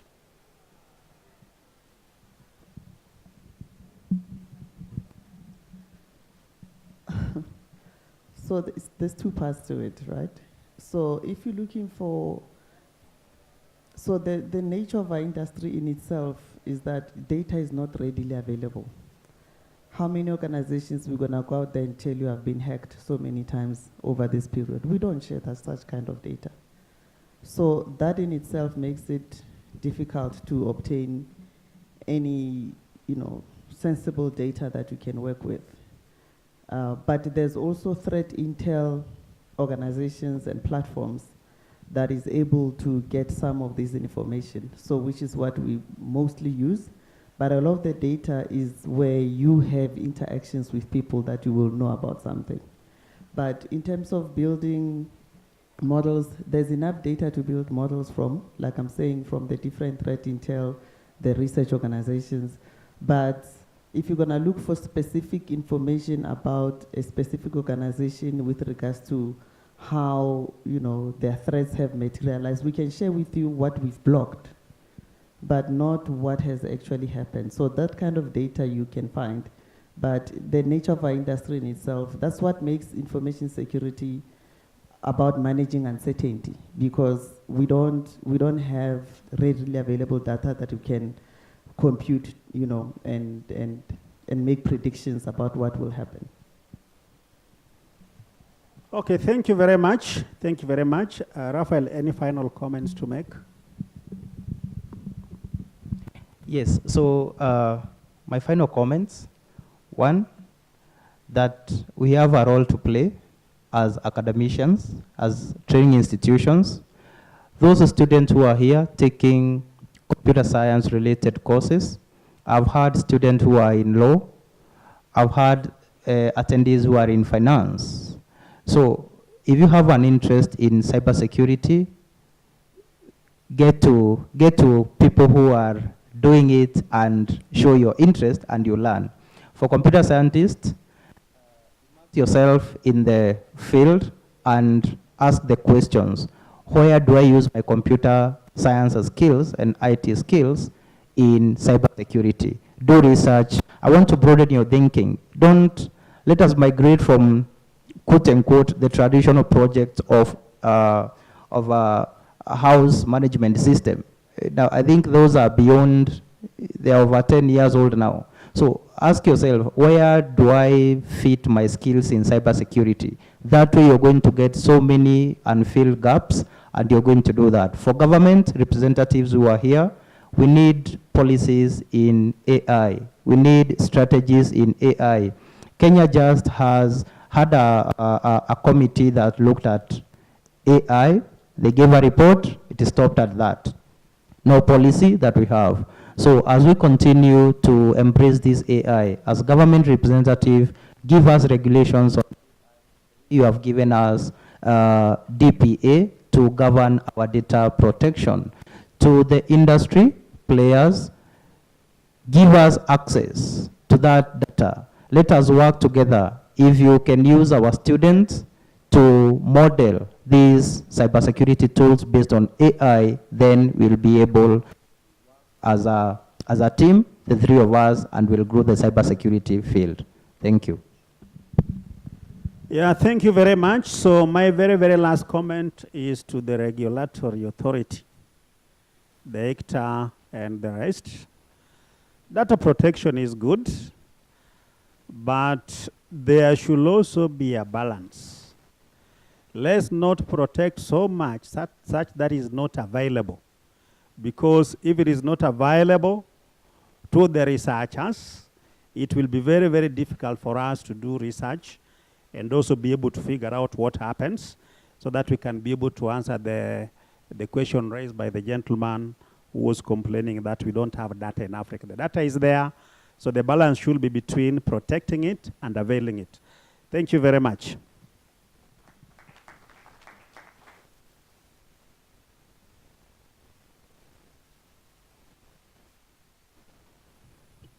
Thank you very much.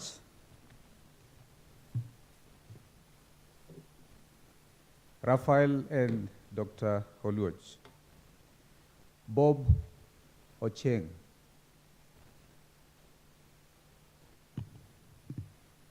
A senior director of the new generic top-level domain program at the Internet Corporation for Assigned Names and Numbers, ICANN.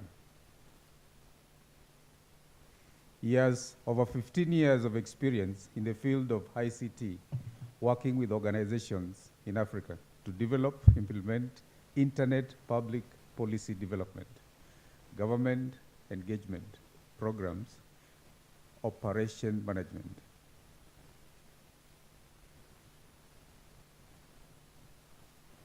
Africa Internet Governance. Please welcome Bob Ocheng.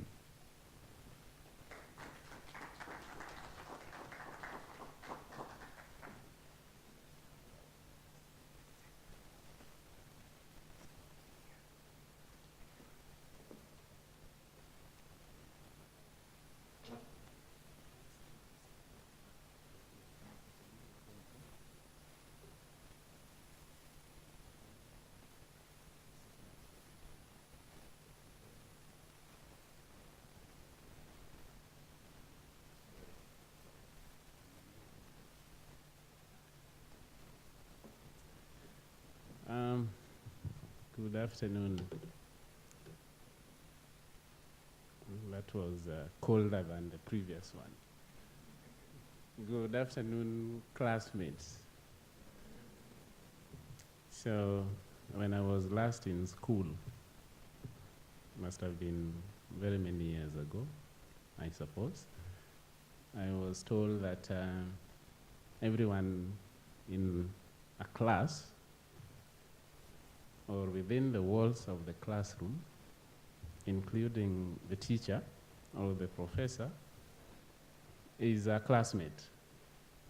And this was my VC sometime back telling us that. So I used to greet the class in that same way as good morning, classmates. So good morning, classmates.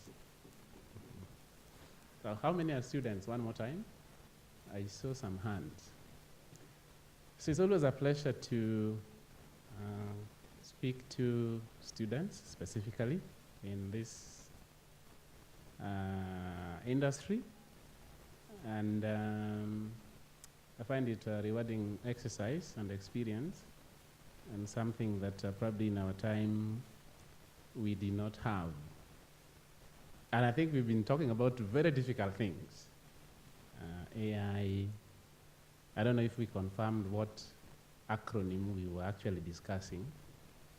You know, it could mean very many things, isn't it? It could be Africa integrated. It could be, I hope we were clear on what AI we were discussing. So I want to very quickly speak about something a little bit different, and hopefully it will be interesting to you. And I don't know how much time I have. It can be as long as you are interested, like the rest of the day, or as short as 10 minutes. So should we do 30 minutes or 15? What would you prefer? 15? 30? Okay. So my name is Bob. I always say I come from the internet. That should do it. And today I want to speak to us about internet governance, as the title says. But I'll deviate a bit from that and probably try and understand if we are on the same page on some fundamentals. How many are in the ICT? How many are taking anything ICT related? Students? Okay. Good. So I want to speak about, and I believe we wouldn't be here if this was not the case, about the internet, just very briefly. And probably start by asking, who has not gone online today? Everyone has gone online, isn't it? And if there was no internet, how many of you would be here now? How many? Okay. And if there was no internet, just imagine, who would you blame? Who do we think would be responsible for that? I want to build some context so that I arrive somewhere, that I hope we shall arrive together. I just want some random thoughts as I conceptualize this topic. So anyone, by the way, there is never the right answer. We will arrive at that answer together. So if you wake up today, there is no internet. We've agreed, all of you have gone to the internet today, isn't it? That's taken. So if you woke up and there was no internet up to now, who do you blame? Or what potentially do you imagine is the problem? Yes, sir. So you're a service provider, in this case, the likes of, do you have examples of service providers that you know? Which is the obvious name that comes to your mind? Service providers? Safaricom, which other? Who? Airtel, okay. So service provider could be the issue, isn't it? How about the service provider was not the issue? What potentially could be the other? Who? The government. That is interesting. I would like to know how and in what way. But he's saying the government could be the issue. What else? You would blame yourself. Why? Oh, so you don't have bundles. Okay, so that can keep you offline. Great. Any other? I've had service providers, I have government, I have had, how do we classify not buying bundles? Economics. Okay. Any other? We only have 30 minutes. Yes.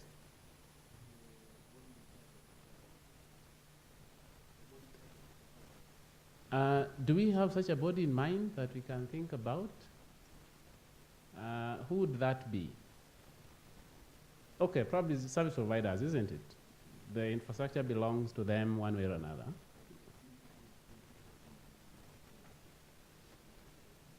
Okay, so undersea cable providers and the rest.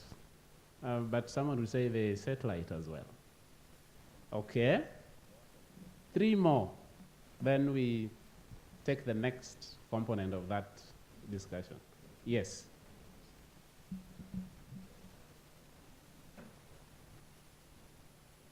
If you woke up today and there is no internet or you can't go online, So the question I'm asking, what do you imagine could be the cause of that, or could be the problem, why you can't go online?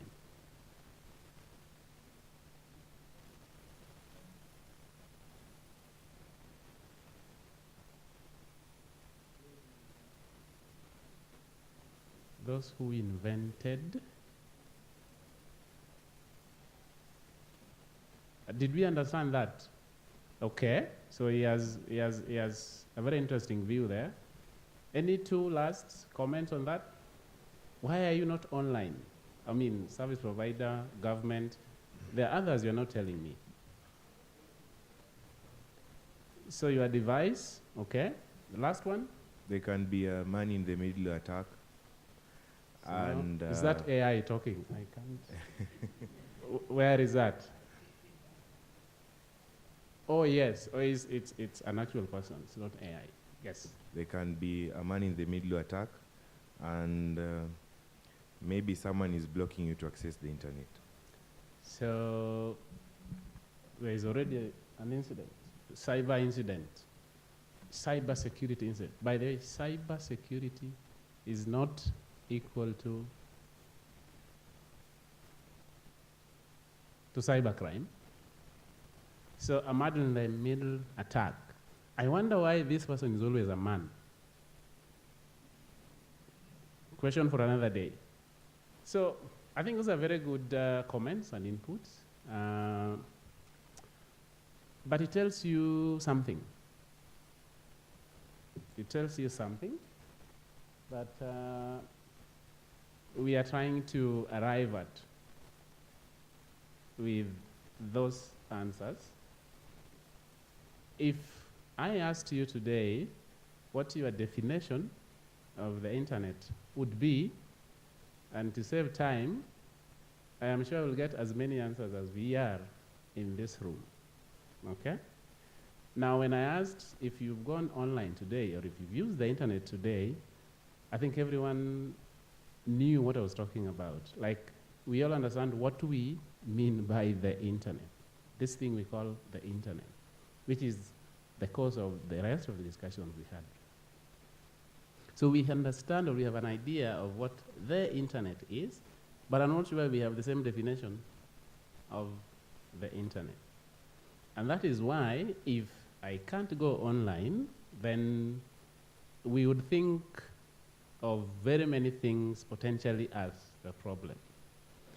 Is the internet one network? Is it one global network? Who says yes or no? What do you imagine? If you can't go to the internet, is it one particular, network that you are not able to go to, or what does that mean? Is it global? Is it one? Is it, what do you perceive it to be? Yes. It's one network. So, assuming I am on a Safaricom network, okay, and he is on Airtel, can we both go to the internet? But are we on the same networks? But we can go to the internet. So how is it one network in that case? Yes.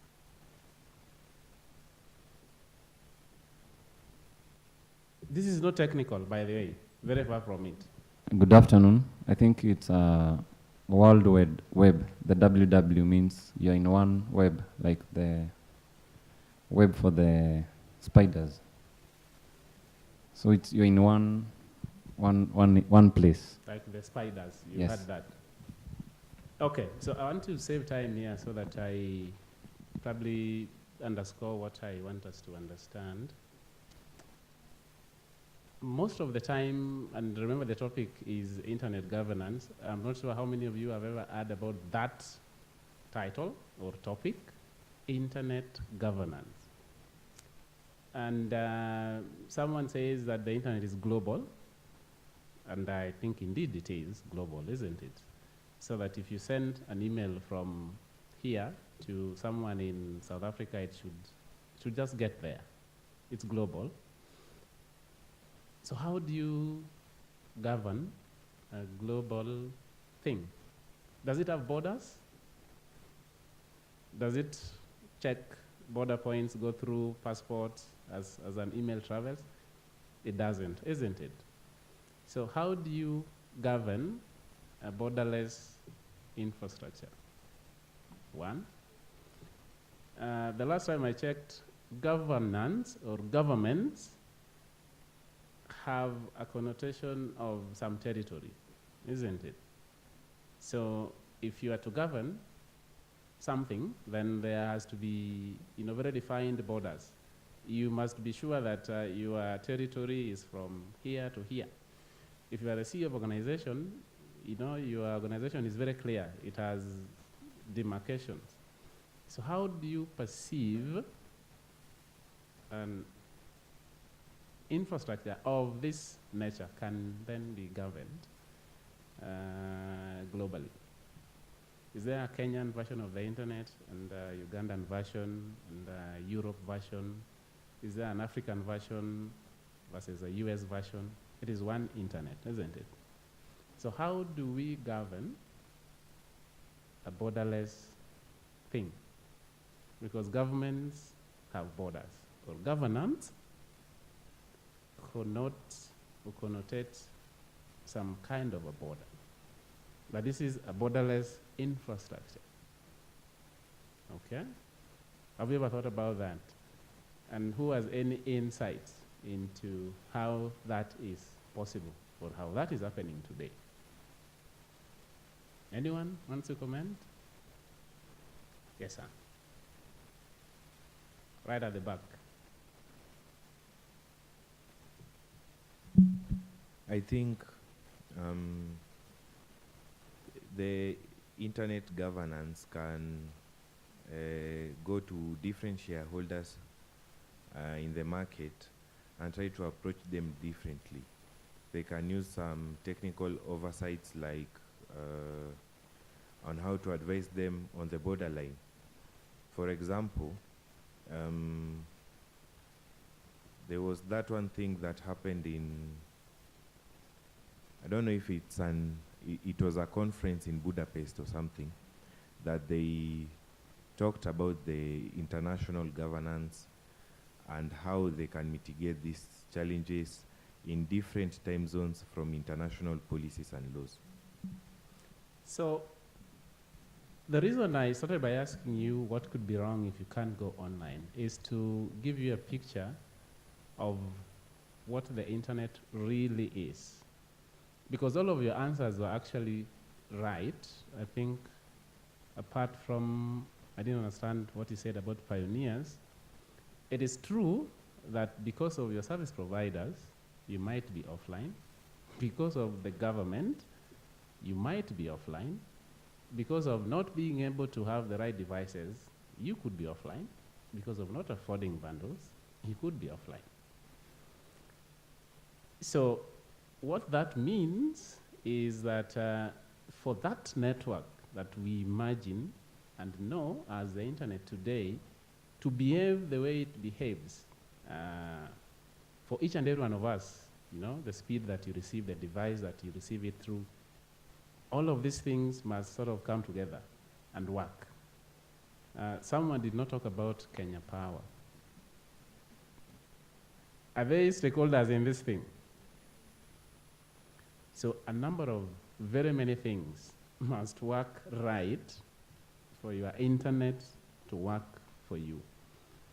So when you talk about governance, in as much as governance or government refers to something that has got very definite borders, if you opened up the internet, you will not find one network, you will not find one organization, you will not find one person, you will find hundreds and thousands of different people, each of them responsible for a very specific part, what you call the span of control.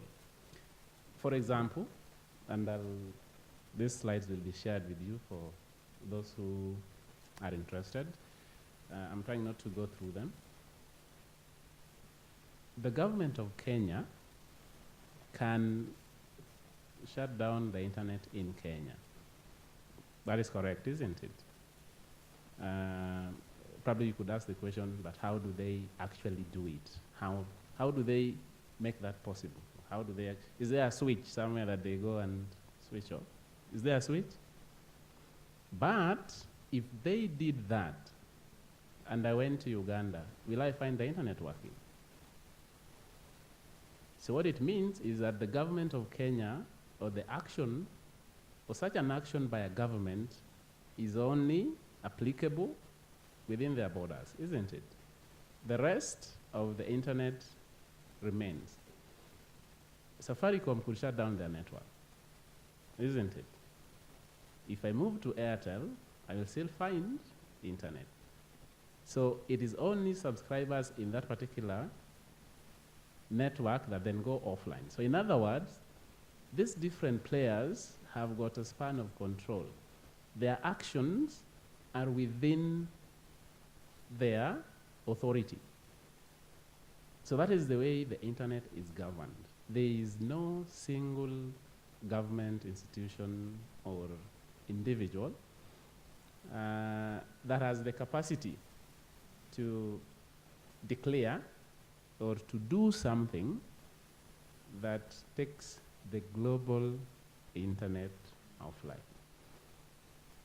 Most of the time, or many a times, it has been imagined that there is a superpower country somewhere, that one that we know, isn't it, that has the capacity to do that.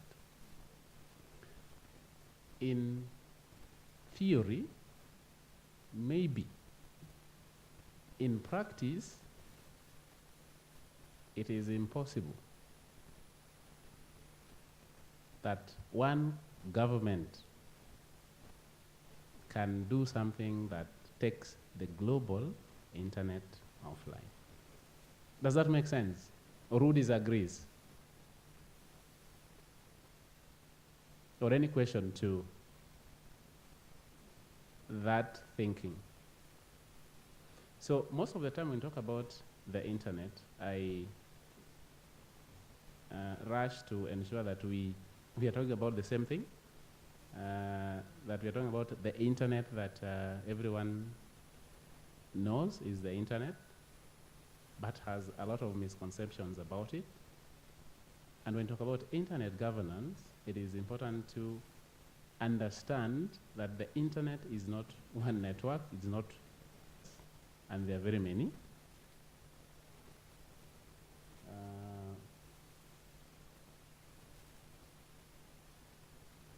There are very, very many, each of them doing a very specific role. But remember, what does the internet allow you and me to do? What makes it very powerful? It is only a place where you can search something and find, meaning you can, in that global network, how do you target and arrive at exactly what you want? So if I wanted content from University of Nairobi, for example, what do? I say www.un.something. What is that called? What is it called? A name or a domain name, isn't it? So if you put that on your browser, then you only access UN's website. But why is that the case? I would imagine there are very many potential names that could also be exactly the same. So why is it not that when you say kcb.co.ke, that you only access KCB's website? It doesn't matter where you are or which part of the world you are doing that from. Any thought on how that is made possible? Yes.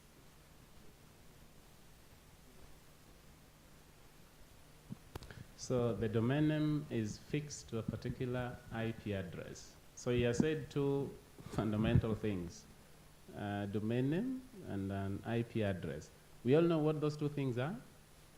IP addresses, you know what they are? So, internet protocol. So what actually happens that allows you to address things on the internet very, very specifically, whatever they are, content on the internet is what we call internet unique identifiers. And there are 4 major identifiers. The first one is names, okay? If you have a phone and you have people in your phone book, you have saved them with their names, isn't it?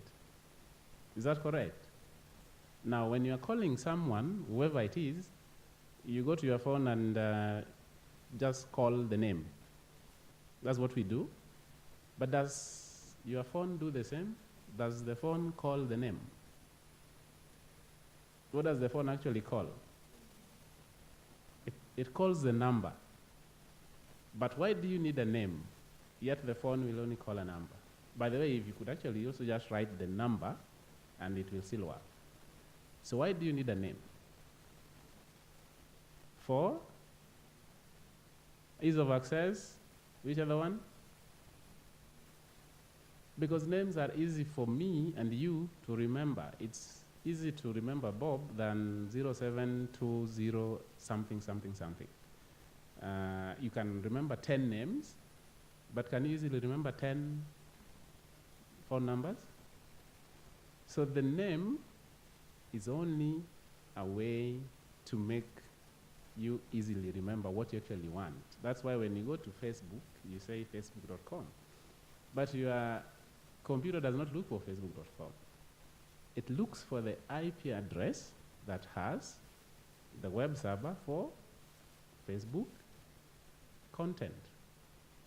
But remember, IP addresses are written in 2 notations, either v4 or version 6. What is the length of version 6 address? Anyone?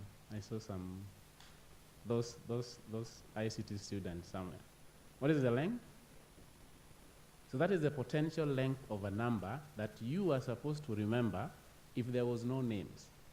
So unique identifiers, which are names, numbers, and they need a third thing for them to work together. Who could guess what that is? What makes names and numbers work together? Something very important, otherwise they wouldn't work together.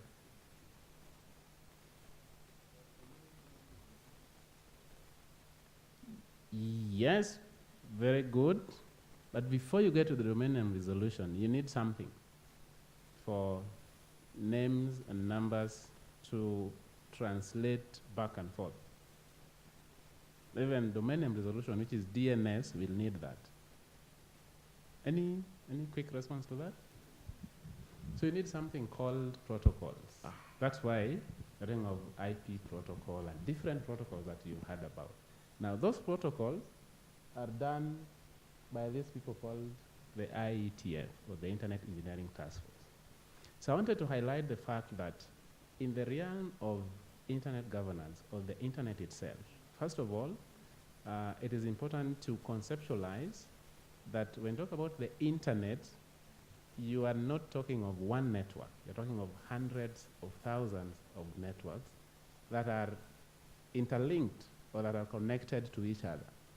Each of those networks could be having their own governance, their own management, their own policies. Local example would be, Safaricom's network will be governed according to Safaricom's policies.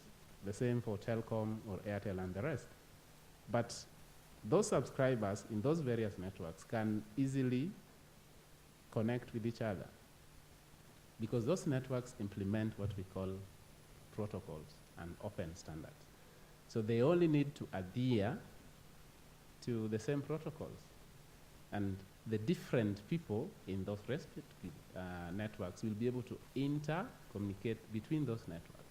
So the networks have to be connected themselves first. And how are they connected? Using critical identifiers, which we are saying the most important one is IP addresses.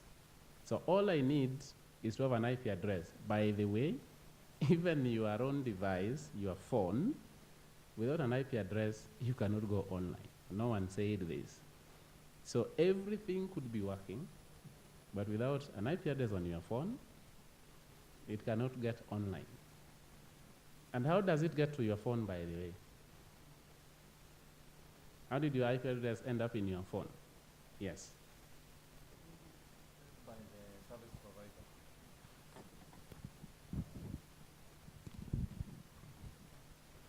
So this is the journey of an IP address, very quickly globally, and that is how it ends up in your phone.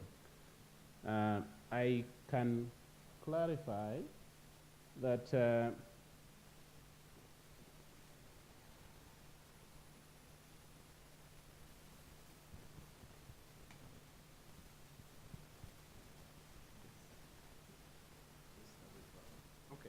let me try. Now, between, so this cannot point to this screen. My apologies. There is this part, then there is this part, and then there is this part.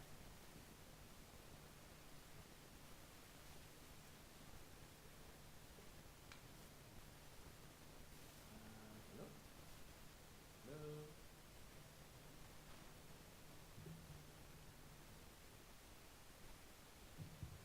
He said in this one.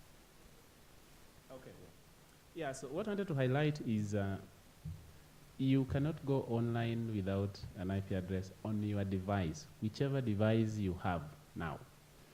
And sometimes you can quarrel your service provider or KPLC or your bundles, yet the real problem is actually your IP address.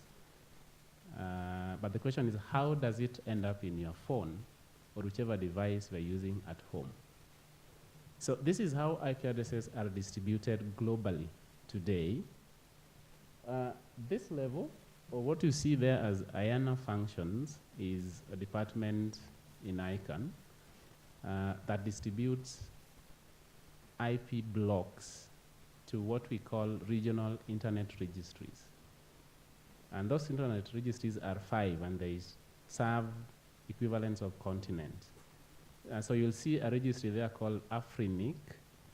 Now that is the registry that receives IP address allocation for the entire African continent. It means that any institution in Africa that wants IP addresses, where a network provider or a government, whatever you are, you make an application to Afrinic, which you see there. So you'll see some providers here. So this is your Airtel or this one, Safaricom, and all of them. So you will make your application to your regional internet registry, depending on which region of the world you are located. Then, after you receive the allocation, now the RIRs, the regional internet registries, get their allocation from ICANN or from IANA. So once you have them at your service providers, meaning they have received them from the respective regional internet registries, then it is now with your service provider. Now I wanted to underscore the fact that between your service provider and your device is an automated process. Those of you in ICT call it, which protocol is that? Dynamic something, isn't it? So that allocation between your service provider and your device is automated. That is the part that you don't need to bother about. But between your service provider and Afrinic, and between Afrinic and ICANN, is not automated. It is an application, it has approval processes, it has a lot of governance in it. But that is how your device gets your IP address, and that is very important. That is the most important identifier that you need for you to get online. Otherwise, you can never get online. Now, you can spin that and very quickly engage on the cybersecurity front. And there are 3 comments I wanted to make. on this. The first is that the domain name space, so names, numbers, and protocols, is very huge. Each of them have got very diverse communities. You know, we hear about .com a lot, isn't it? How many have .com email addresses? How many have got a Gmail account? I would say probably all of us, okay? Now someone is responsible for .com as a domain name. And it's a huge thing. Now, the regional internet registries have an ecosystem around them as well, which is very established. And they both have different vectors for cybersecurity on how names can be attacked or how numbers can be attacked, and how you prevent or how you work around preventing cybersecurity from a names perspective. You've heard that probably websites have been hacked, so you can't do ecitizen.co.ke. How do you attack a domain name? So the researchers that I heard about, that's an important area. How do you attack IP addresses? Or how do you target IP addresses from a cybersecurity front? A very important area. How about the protocols component of it? A very important area. But the other important thing I wanted to invite you students who potentially tomorrow will also be looking for opportunities out there, is that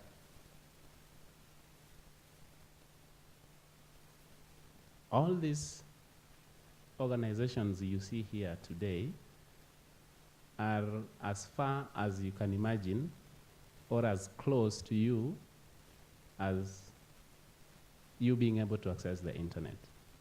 There's nothing that stops you and me from being part of IETF, ISOC, Internet Architecture Board, Regional Internet Registries. By the way, Afrinic have got staff in Africa, even though they're based in Mauritius. The question to you is, how can you be part of that? How can you be part of ISOC? How could you work for Google, for example? How could you work for Facebook? All these organizations that have a role to play on the internet also have room for you to be part of them. But do we see them in that perspective, or we just consume whatever they provide for us? So one thing I always tell classmates is, apart from understanding what these people do, you should also understand the fact that nothing stops you from isolating them and pursuing them to be part of them. It is very possible. And by the way, because of the same internet, you don't have to live probably where you live. Okay, those are two lives. One is with E and A, the other one is with I. So you don't have to live where you live. Does that make sense? Like, you don't have to migrate, or you can actually work for these people right from where you are. So it is good to know about them, to know that they exist, over and above knowing what they do, so that we are not just consuming, whatever services they are providing. If you walk to Afrinic today, you will find Kenyans there. If you walk to Facebook, you'll find Kenyans there. When we were students back then, we didn't know about that. But we are saying to you now that is very possible. And they are very close to you, as close as you accessing the internet. So those are the few comments I wanted to make on internet governance. I hope it added value to this discussion. But most importantly, I hope it makes you ask more questions or reach out so that we could zero down on specifics, because it is very wide. Otherwise, with those few remarks, thank you very much, and good afternoon once more.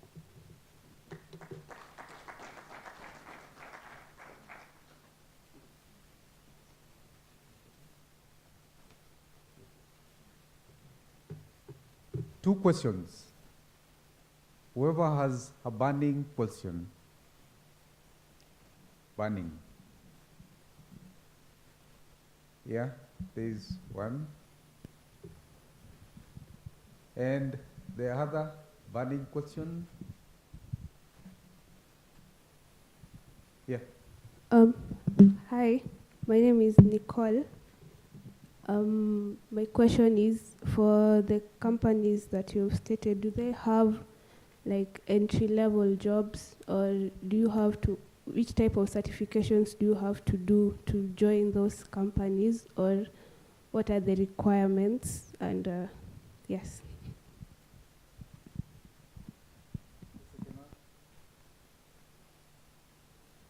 Okay, hello, I'm Brian.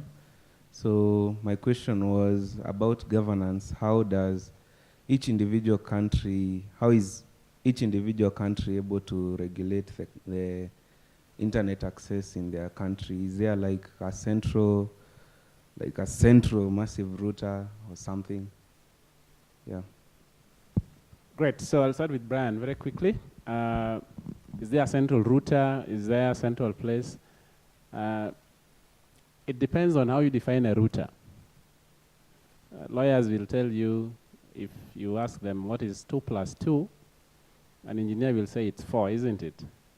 But a lawyer will ask you, so what would you want it to be? So what do you define a router as? If it is what can switch off something, then yes, there is. Why? Because every service provider in a country must be given a license. Is that correct? Before you go live, you must get a license from that territory or from the authorities or from that government. Correct? That contract is the router between you and the government. They can withdraw it under terms and conditions, isn't it? And when they withdraw it, you are offline. So that is the router. And any government will always have that with any organization in any sector.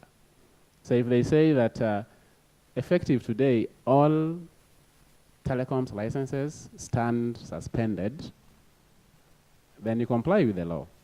Remember, organizations are corporate citizens, so they comply with the law. So what does compliance mean?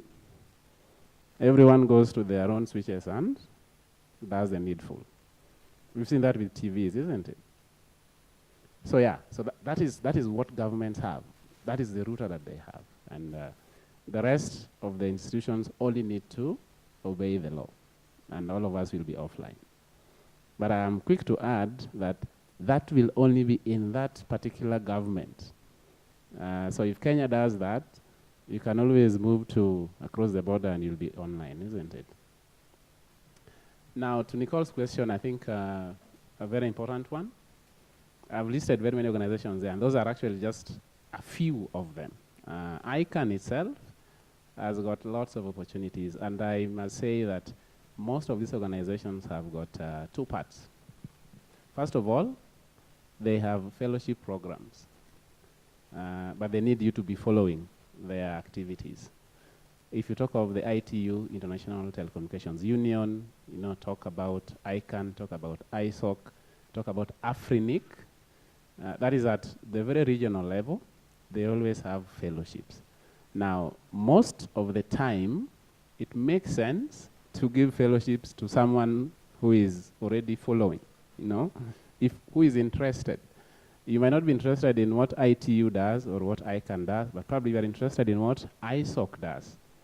So when you join, so they also have what are called mailing lists. So if you're part of those, they post these opportunities there, especially fellowships is normally the first time. And they see, those who are consistently interested. And it is most of the time from fellowships that you can then move to the next level. So you talk about entry levels, that is one approach. The other ones are actually simply applying to open positions. We never check.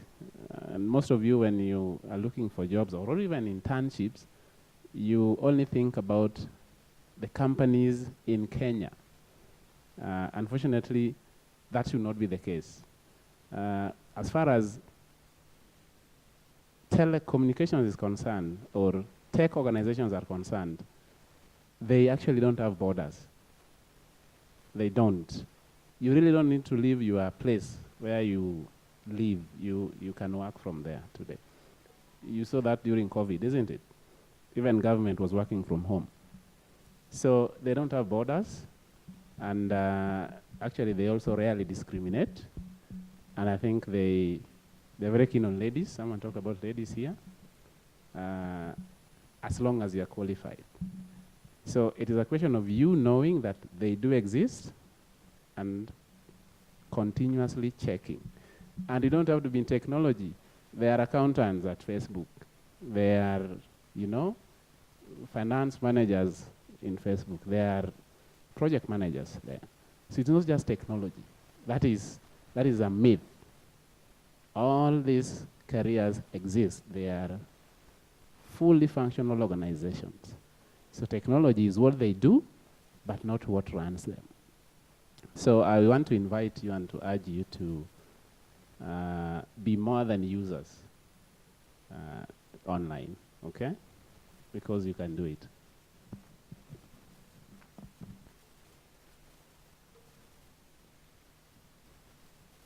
Thank you very much, Bob. Let's appreciate Bob. Thank you very much. And as we appreciate Bob, please just stand a little bit. I need to see who is the tallest. Oh, that guy is tall because he's there. Yeah, it is that time that I just wanted to stretch my arms. As we welcome Harrison, please, Harrison, come on stage. Yeah, the standing is the stretching for like another 30 seconds. And I welcome Chief Technology Officer of the Parliament of Kenya, responsible for developing, implementing the Parliament's IT strategy and ensuring that it is aligned with Parliament's overall mission and objectives. Cyber security in critical infrastructure. Please be seated as you welcome Harrison.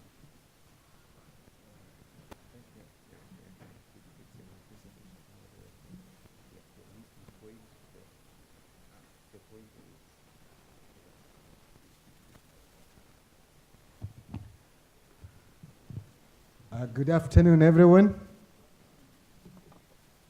To the students who are here, my colleague in this field of IT, the cybersecurity practitioners who are here. It is my pleasure to talk to you this afternoon. And I know I'm coming at a time when I'm going to stand between you and your lunch.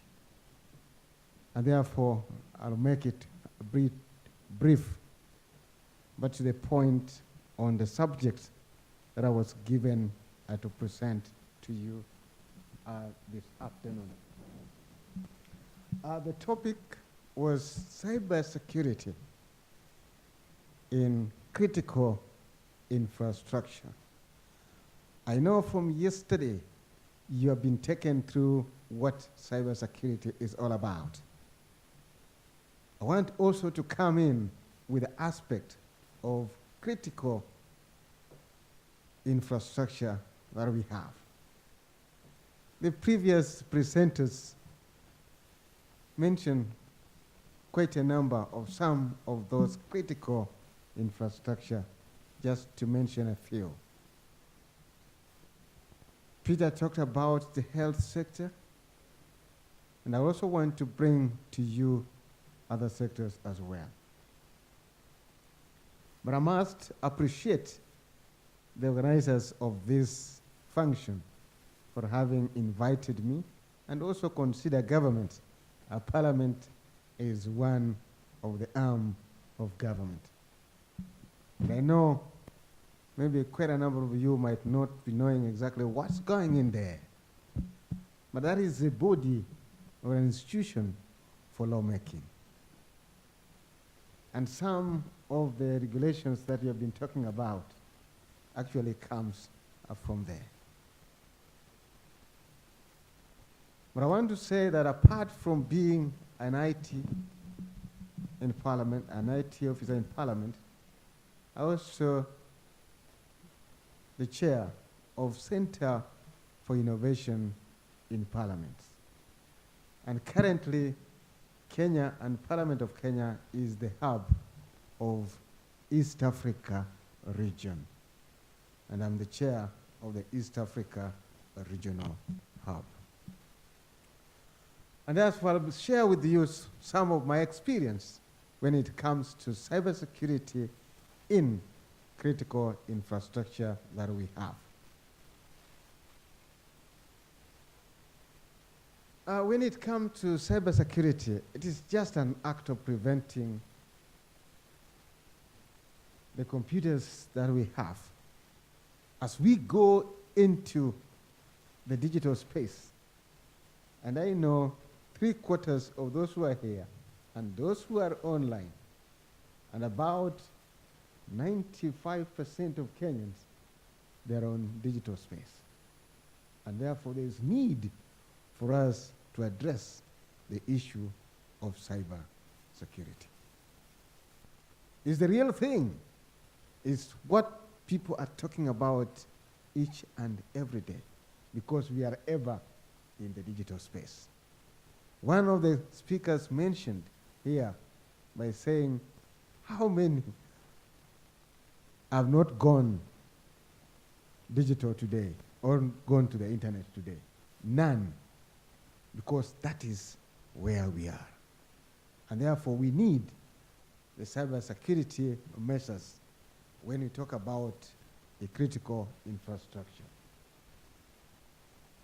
It's also what we call the information technology or electronic information security that we'll be handling from time to time. When we are doing this, we have 3 common fundamentals when we are dealing with the digital space, when we are dealing with information. We have what we call CIA, tried.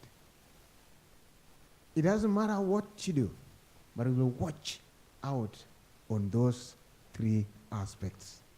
And those 3 aspects are confidential, integrity, and availability.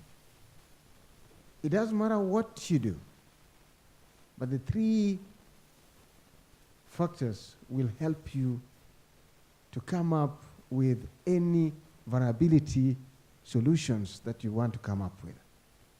Any measures that you want to put in place, you must make sure that the information is actually confidential. That information has what it takes for it to be quite integral. And then finally, you must be able to have that information available. And therefore, when we are talking about the critical infrastructures that we want to look into, I don't need to take you through all that, because it is a common practice that we want to believe that each and every measures when we are coming to cybersecurity must make sure that it is available at the 3 areas that I've talked about. What are therefore the critical infrastructure that we are talking about? These critical factors, they work together and ensure that they do not impact on each other. Any failure of those critical infrastructure will definitely affect another infrastructure. And it will definitely affect the population of any given country. It will affect the economy of that particular country. And therefore, it is important that as we go into digital space, we must protect those critical factors. And to bring to your attention some of those critical factors, infrastructure that we have. One of them we talked about here as health, which is very key. And the common denominator of all those infrastructure that I've listed there is that they ran a network. All of them ran a computer network, regardless of which size. The sizes might vary, but they ran a computer network. And that means any measures that you want to put in place on cyber attack must be addressed in those areas that I've mentioned. Health has been talked about. We have government agencies. We may not talk about some of the failures of individuals' areas of interest, but there was one which was mentioned, and therefore I do qualify to mention it. That is, in the last 2 months, we had a hack in the e-citizen, and that falls under the government agencies, and it was talked about here by the CA, by ICT Authority. There are others that I may not be able to discuss here, but they have happened. And even you, where you sit, you must have a count of 1 or 2. We also have the banking and finance. One of the presenters mentioned that the banking industry, they do protect the data that they have.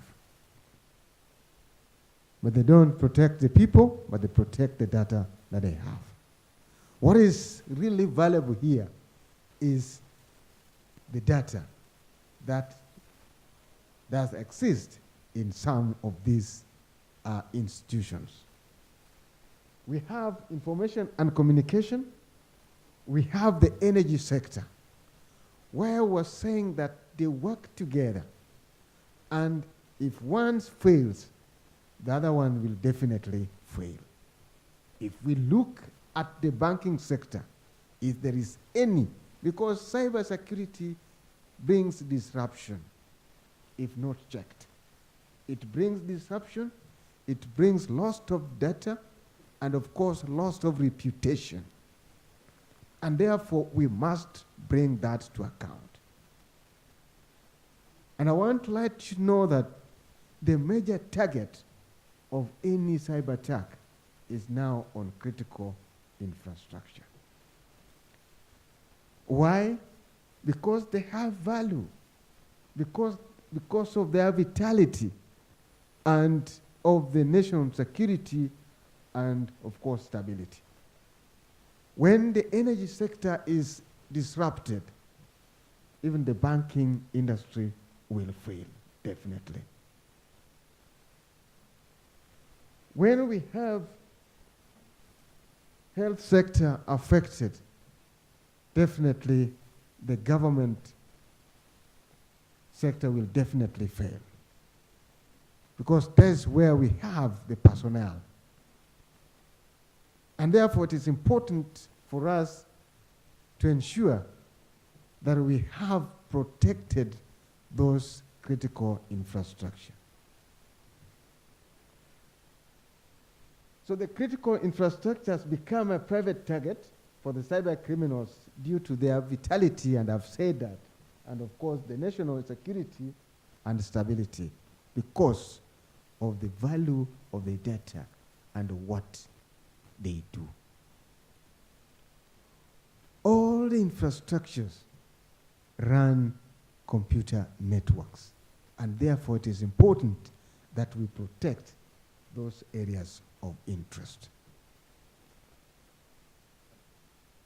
As we go to the digital space, the vulnerabilities also increases. And therefore it is important that we bring this to a close or to a check, that we are not affected in any area of interest.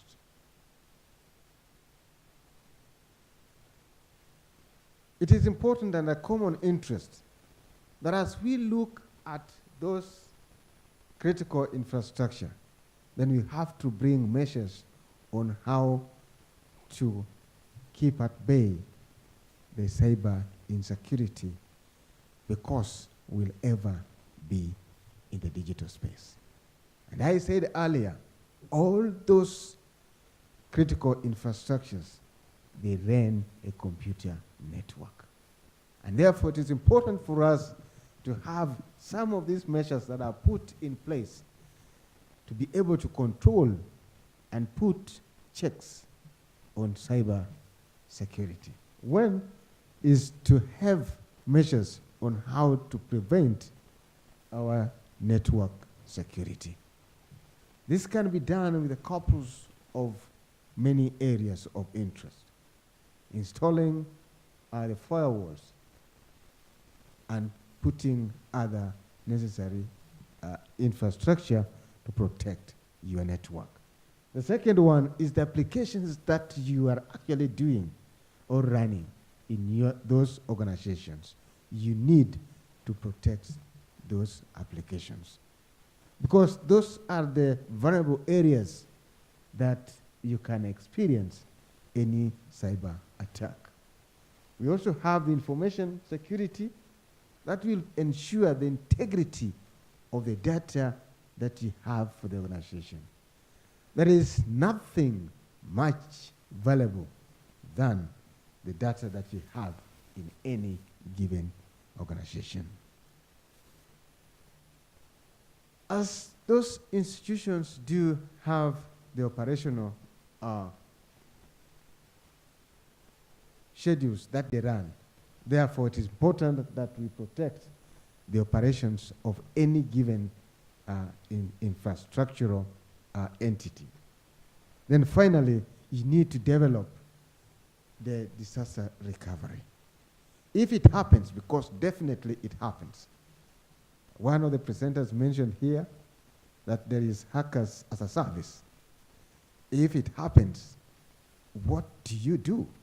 You need to have mechanism to roll back to where you are. The disaster recovery is key here.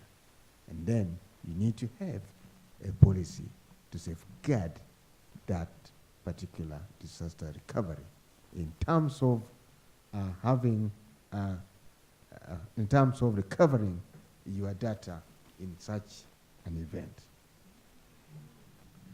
What is therefore the way forward? We have talked about cybersecurity in those critical areas. And as one of the bodies from the government, what is therefore the take for us in this aspect? One is that the critical infrastructure protection begins by making cybersecurity the cornerstone of defense. And you need to plan for it. If you don't plan for it and make it a cornerstone of your defense, then you risk being attacked at any time. You risk losing your data. You risk disruption of services. You risk your reputation being on the limelight. And therefore, it is important that you plan for it. It is equally important to identify the critical areas that you can be able to man all the time. In any given institution, there are some critical areas of interest that you need to identify and you need to protect and be able to monitor closely. The second part that you need to do is to do risk assessment and have your risk matrix and be able to come up with risk mitigations in all those areas. If we do that, then we are preparing to be in a digital space without any worries. You also need to make a budget provision because some of these measures require some budget, and therefore you need to make those provisions. I listened to some of the speakers. They're talking about cybersecurity awareness. For you to do that, you need to have a budget provision to do cybersecurity awareness. And also to upskill, you need a budget provision. To have that put in place, you need a budget. This awareness has been talked about from the lady, from previous speakers. We need to have that awareness such that you can actually be able to know what is happening. Even if you are going to digital space, you know exactly what you're likely to face when you're going to digital space. So awareness is key, and even what to do in event that you are attacked. That awareness is critical. Lastly, the policy framework or regulation. And that is where I'm coming from. We have Data Protection Act. We have computer misuse and cybercrime. As practitioners and as users, have we gone through all that and bring any gaps that are there in those frameworks? It is to us that we can actually bring this to attention of the legislatures, that this area needs improvement. This area needs some adjustment. And therefore, it is important. As we talk about cyber security, what are the areas do we really need to improve on cyber security, cyber laws and computer misuse? Data protection,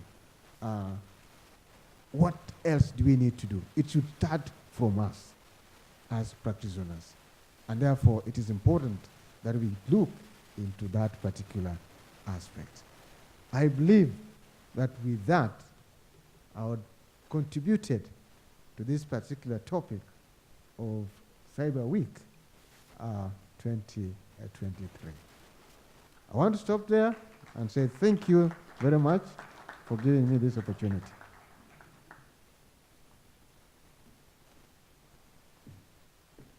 Thank you very much, Harrison. I have an announcement before we have the speaker, the last speaker before lunch. For students, we have a gift for you.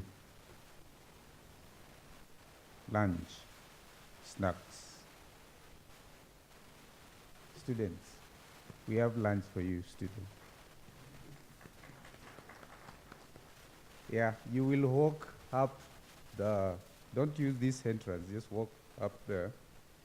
You will see, you receive a meal card, and you'll get some snacks. For our speakers and our guests, we'll use this door. We also have lunch for you.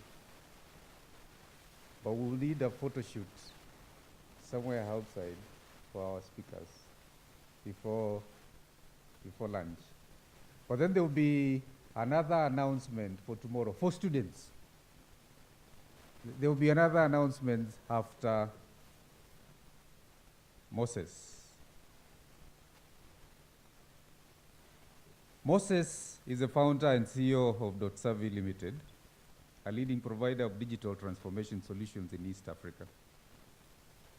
Advocate for the use of digital technologies to improve the efficiency, productivity, customer service of organizations of all sizes. Please welcome Moses.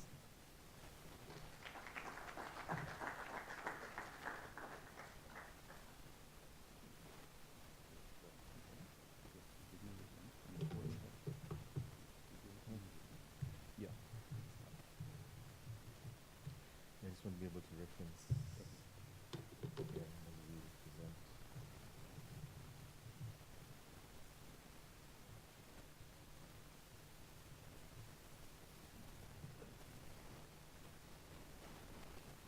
Okay, Good afternoon, everyone.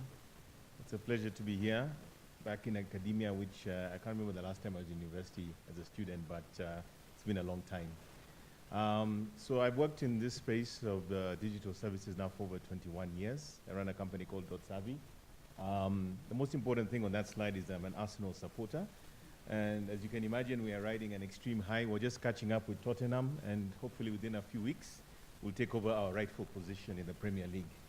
The most important thing I think for me also is that I never really set out to be somebody who understands or does things in cybersecurity, but by virtue of running our business, we had to get really involved in running servers and websites and so forth. And the three areas that I think we have sort of mastered or understood a lot of things because of having to manage over 300 websites for our clients is one in the area of SSL certificates, deploying and managing these for our clients.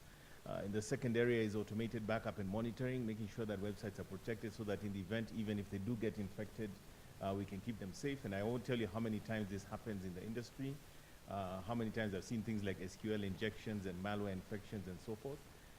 The last area is presumably in the area of providing web application firewalls.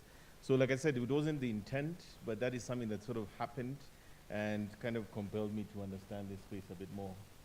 I really like this quote, and it's something that I picked up probably over a decade and a half ago. And this gentleman is called Nawib Sawiris. Does anybody know who he is? Yeah, he used to run a company called Orascom. Orascom at one point was one of the largest telco companies across Africa, and he made this quote or statement when he was buying a telecom company in Italy called Wind. And the person at the time was kind of confused because he was saying, you know, how is it a company from Africa in the telco space is buying a network or a mobile network in Italy? And his retort was that globalization is not a one-way street. And when I think about cybersecurity and the implications and the possibilities and the opportunities that exist, especially for the young people in this room, the people who are working in learning how to, you know, become professionals or practitioners in cybersecurity, you know, globalization is not a one-way street. I think there's a real potential here that with the fiber, the digital acceleration, transformation acceleration that happened because of COVID, that the young people of Africa will be potentially the ones who will be leading these spaces with the next practices. That you can become the people who are actually the leaders in cybersecurity, and the world will start to adopt what you're doing. So it's not about what's coming from there, it's the potential of also pushing back and becoming the originators of what you know, eventually becomes the norm.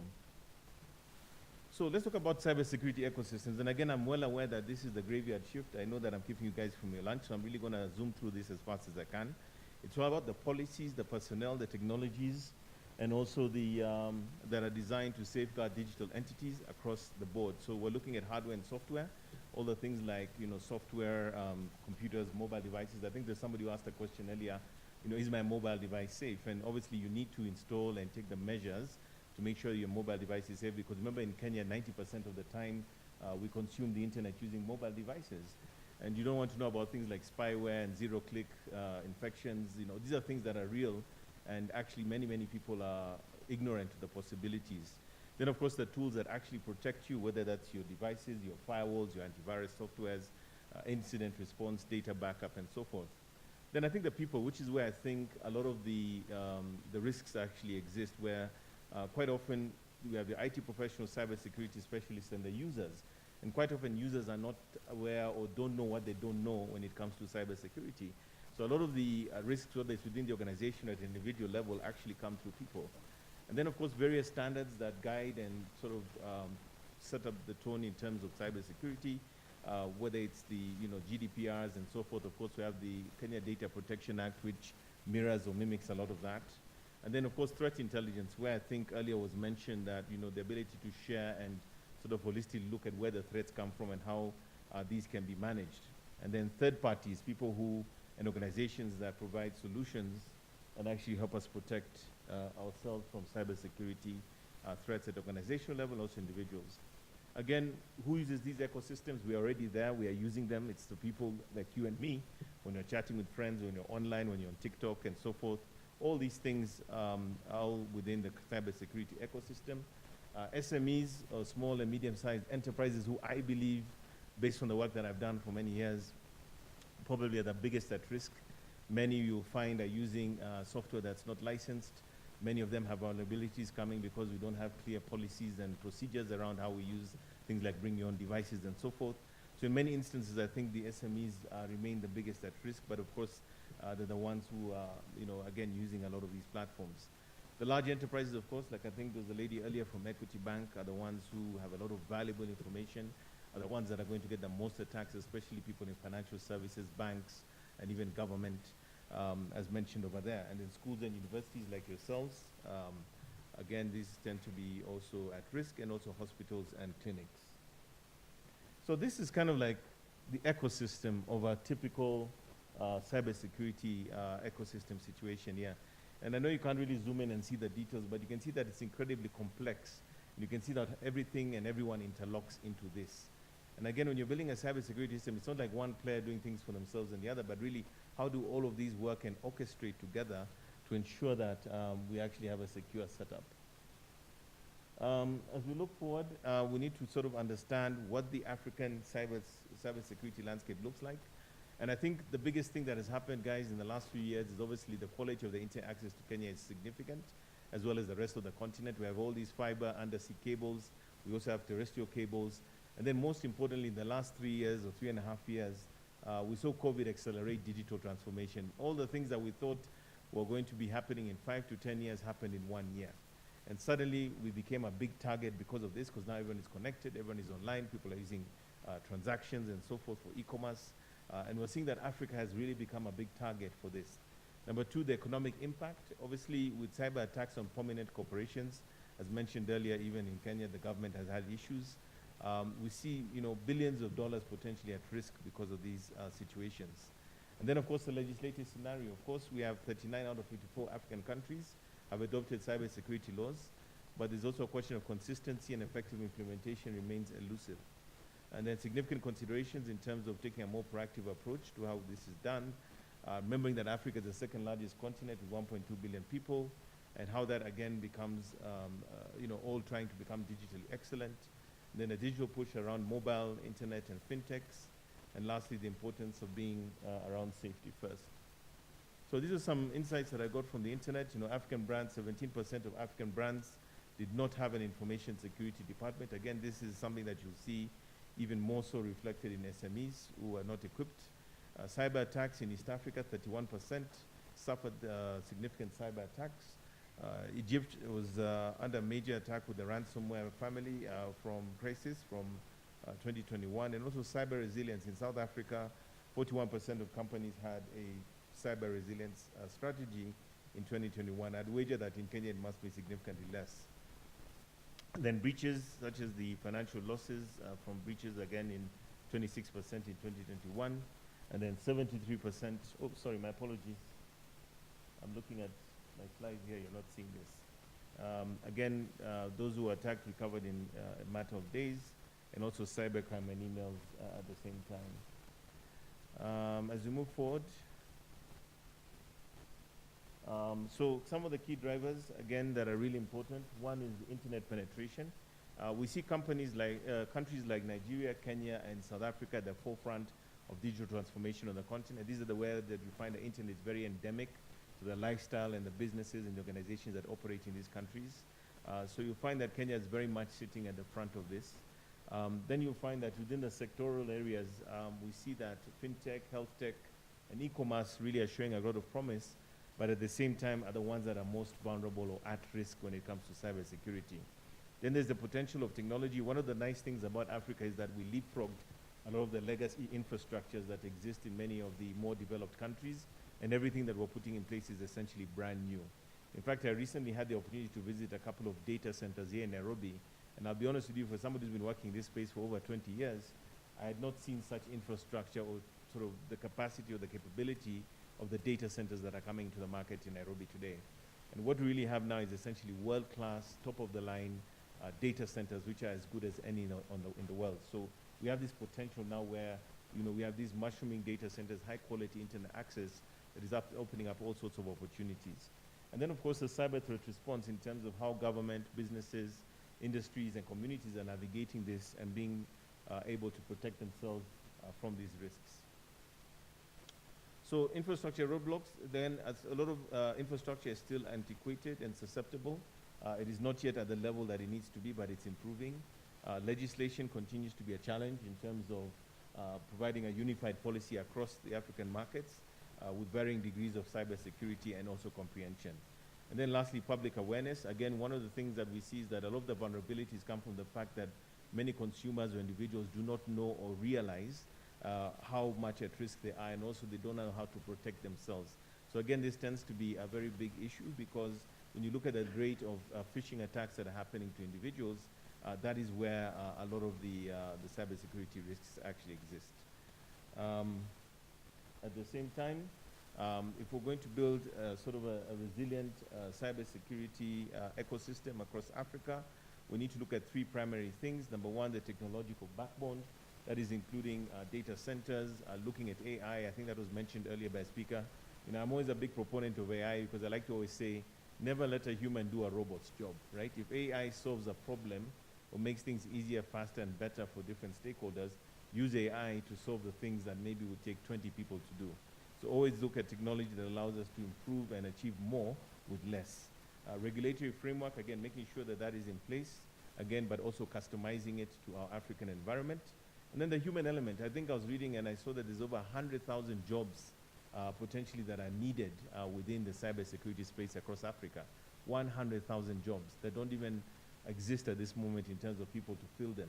So you can see the potential there in terms of education, in terms of acquiring the skill sets that allow you to participate in this space, because there are over 100,000 jobs potentially that are not yet filled, that need to be in the market across the continent, solving these issues when it comes to cybersecurity. Again, data center significance. We want to make sure that we have secure and reliable data centers. We want to also ensure latency is solved. One of the challenges that we've had for many, many years as somebody working in this space is that we've always hosted our data and sort of infrastructure in places like North America and Europe. But now we have the opportunity to benefit from the fact that these facilities are now available locally. What does that mean? Access to content, access to information, access to your own assets is much faster, easier, and better if it's sitting right across the road here in Nairobi. The cloud potential also continues to be important. Again, there's a lot of historical presumption that you want to run things on premise. I know a lot of ICT leaders within organizations are reluctant to move things to the cloud, but now that we have local cloud infrastructure, we have the likes of AWS and Microsoft also putting up setups here, there's a great opportunity to also leverage the cloud at a local level. And then going back again to AI and machine learning, we have the ability to enable capabilities like predictive analytics, of course automated threat detection, and also swift countermeasures. Again, as we look at existing mechanisms, in Kenya we have our good Kenya Cybercrime Act with its ramifications. We also see the AU has set up various unifying strategies across the continent, and the idea is that we want to build a sort of a pan-African cybersecurity ecosystem across the board. So that is something that the AU is actually driving. And then there's also the evolution imperative, really a need to sort of understand how our legislations and our laws are keeping up with the things that are happening within this space. And more importantly, right now with the advent of things like AI, how we then keeping pace with the transformations and the evolution of these spaces. Again, as we look at cybersecurity, we need to look at demographics. How do we address the skills void that I mentioned earlier? We have a vast young population, people like yourselves, who can be playing in this space.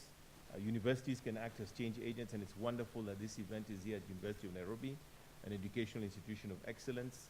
And of course, the courses and the facilities provided here do provide a foundation that can really accelerate our cybersecurity ecosystems.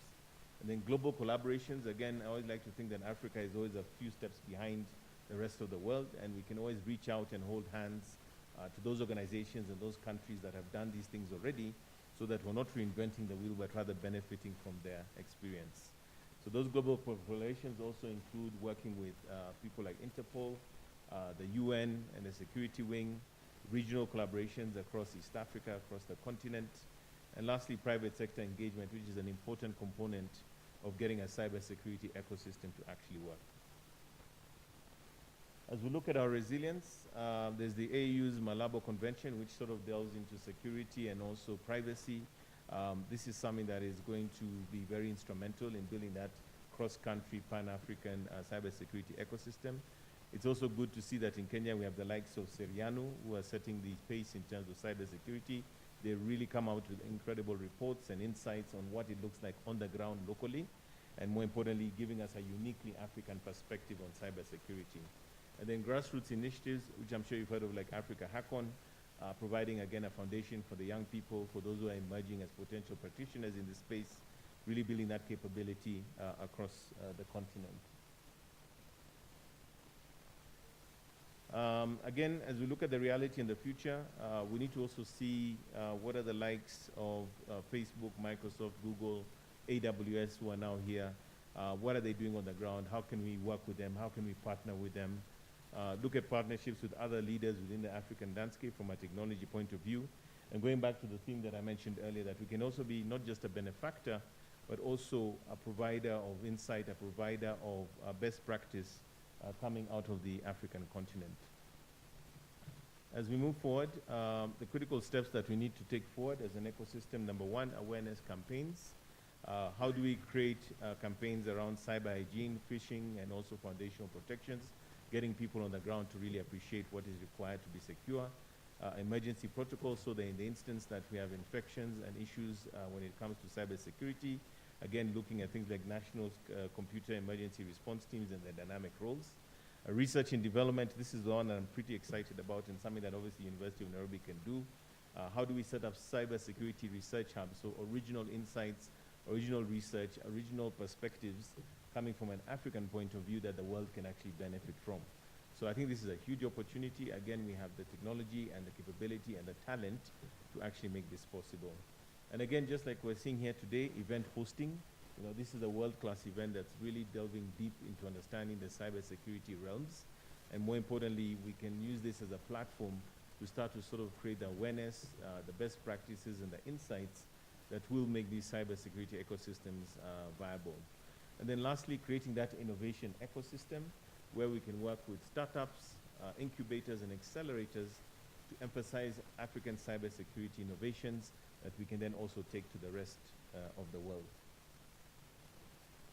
So some of our conclusions, basically Africa's unique stance, we need to see how we sit within the global framework, how do we fit, and then see how we can really address our cybersecurity challenges.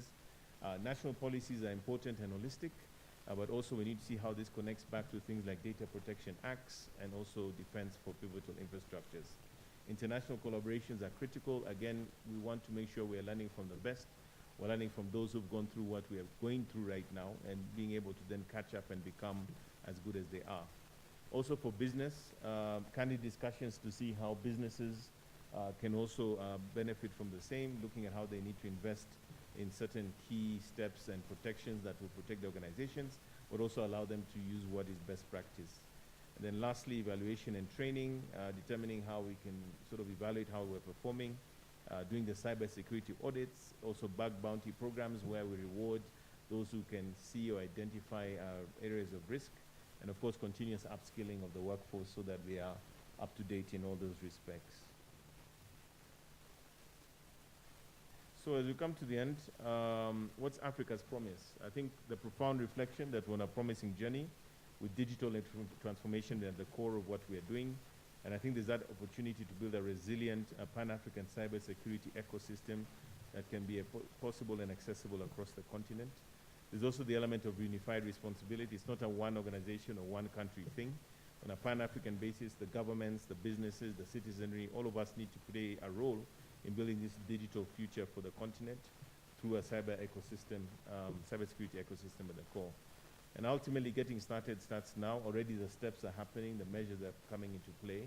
And more importantly, I think the foundations are being laid so that this now becomes a reality for the future.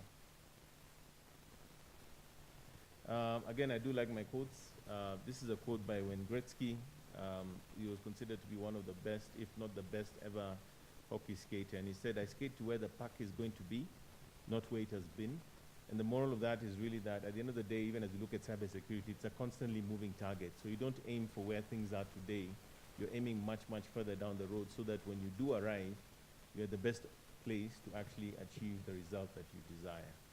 So when I look at it from a cybersecurity point of view, as much as we've talked about all these things, what are the next steps? What are the next practices that are going to allow us to build a Pan-African and resilient cybersecurity ecosystem that works for all stakeholders? Thank you very much. Yeah.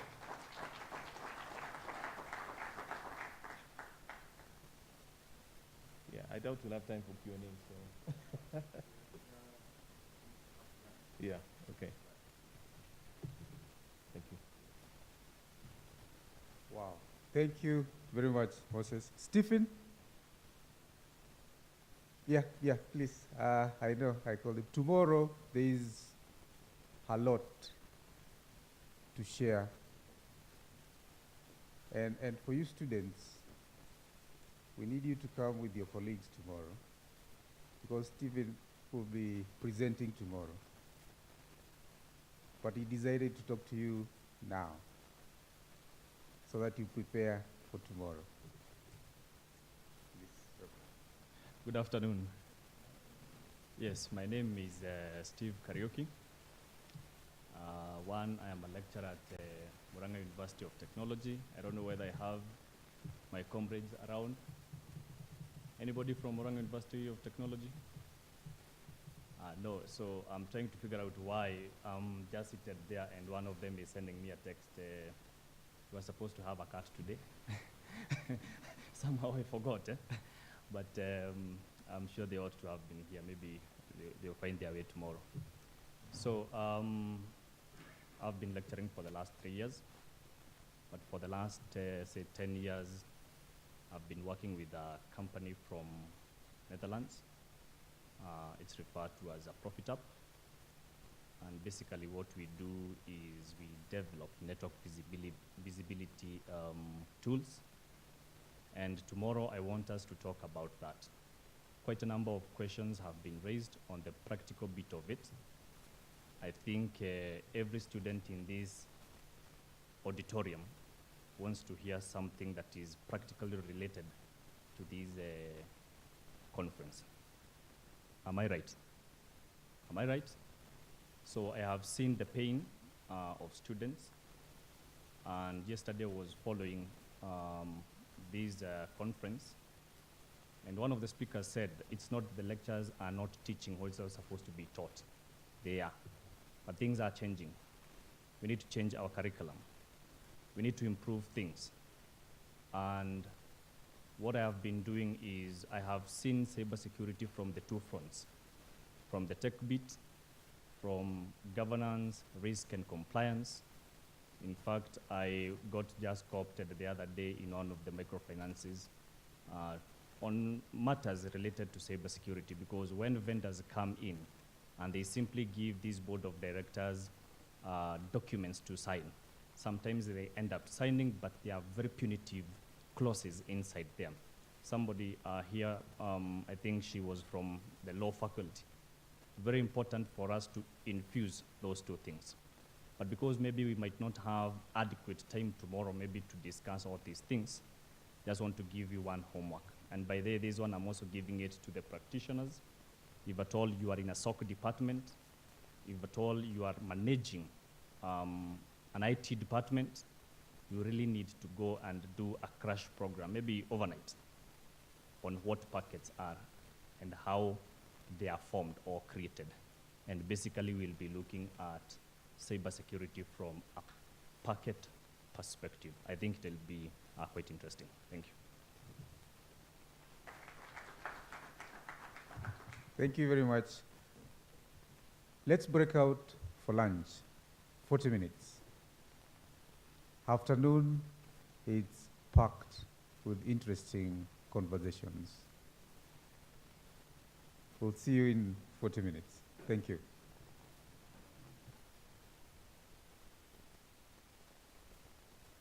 Students, remember, you pick your meal cards. And then our speakers and our guests, please use this for exit, for photographs first, as you stretch your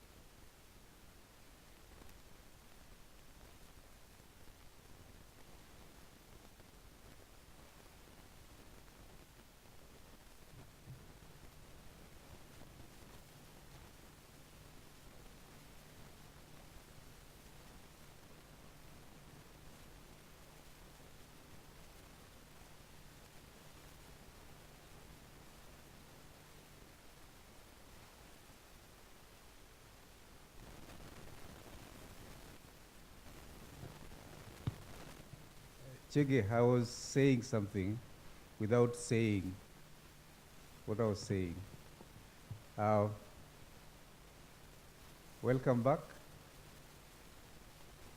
I know there are people who are still outside, but we will not wait for them. They will find us as we on our way, as we move forward. We also have the online presence. So, yeah, for us to avoid the rush hour, we need to begin now.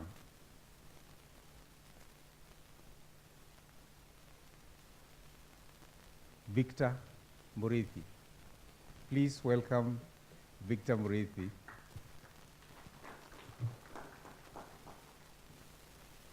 Victor Murithi will introduce himself and what we are talking about. Welcome, Victor.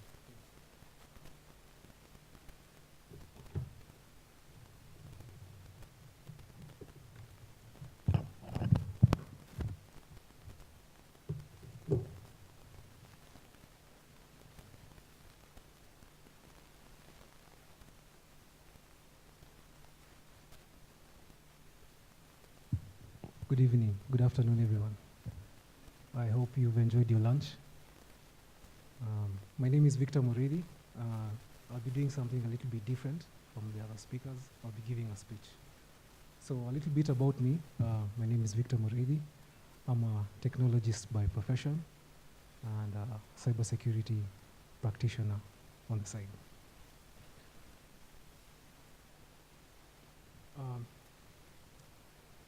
Ladies and gentlemen, distinguished guests and colleagues, I stand here before you today on this auspicious occasion to discuss a topic of utmost importance: collaborative cybersecurity training standards in Africa.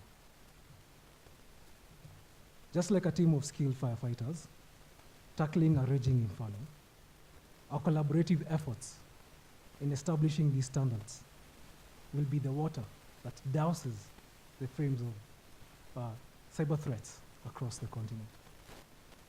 As we gather here, it is crucial to recognize the significance of this discussion as it brings together key stakeholders from government, industry, and academia. Our unified front will pave the way for improved information and cybersecurity in Africa. Today, I want to shed the light on the challenges and gaps we face in this domain and how collaborative efforts can bridge these divides. So what will it look like in your daily life? Imagine a scenario where a small business owner in Nigeria receives an email notification about a potential cyber attack on the company's databases. Instead of panicking and feeling ill-equipped to handle the situation, the business owner is confident in the cybersecurity training because it adheres to collaborative standards set across Africa. They quickly implement the necessary protocols and procedures to protect their data, effectively mitigating the threat. This is the power of collaborative cybersecurity training standards, which is providing individuals and organizations with the knowledge and skills needed to navigate the ever-evolving landscape of cyber threats. However, currently, the challenges and gaps in cybersecurity training in Africa are evident. Many countries have varying standards and approaches, leading to inconsistency and confusion. This lack of harmonization hinders effective collaboration and leaves gaps in knowledge and preparedness. For example, a multinational corporation operating in multiple African countries may find it difficult to ensure consistent cybersecurity practices across all its branches due to the lack of unified standards. This not only puts the company at risk, but it also undermines the collective cybersecurity efforts of the entire continent. To tackle these challenges and bridge the divides, collaborative efforts in establishing cybersecurity training standards are essential. By bringing together government, business, and academia, we can pool our experiences, resources, and best practices to develop a unified framework that clearly sets standards and guidelines for cybersecurity training in Africa. This collaboration will ensure that individuals and organizations receive consistent and comprehensive training, equipping them with the necessary skills to protect their digital assets. Ladies and gentlemen, imagine a future where young African talents are trained not only in their home countries, but also within an international framework, a network of professionals sharing their expertise freely. This interdependence forms the backbone of robust cybersecurity training standards across Africa. One profound quote by Sasha Pierce captures the essence of this vision. She says, "Collaboration allows us to know more than we are capable of knowing ourselves. It is through this collective wisdom that we can overcome obstacles and navigate uncharted waters." Before we delve into the collaborative training standards, let us first understand the current cybersecurity landscape in Africa. In 2002, Africa's combined GDP stood at around $685 billion US. Fast forward to 2022, we witnessed a more than five-fold increase, soaring to a remarkable $2.98 trillion US. As we look into the future, economic growth in Africa remains strong, with an estimated 3 to 4% growth for 2023. This trajectory leads us to project that Africa's GDP will exceed around 4 trillion by 2027. Such remarkable growth underscores the vast potential that Africa holds and contributes to the surging demand for internet and digital services across the continent. However, with this rapid expansion and modernization comes a set of new challenges. According to data from the Economic Commission for Africa, in 2022, Africa's low level of preparedness for cyber threats cost countries an average of 10% of the GDP.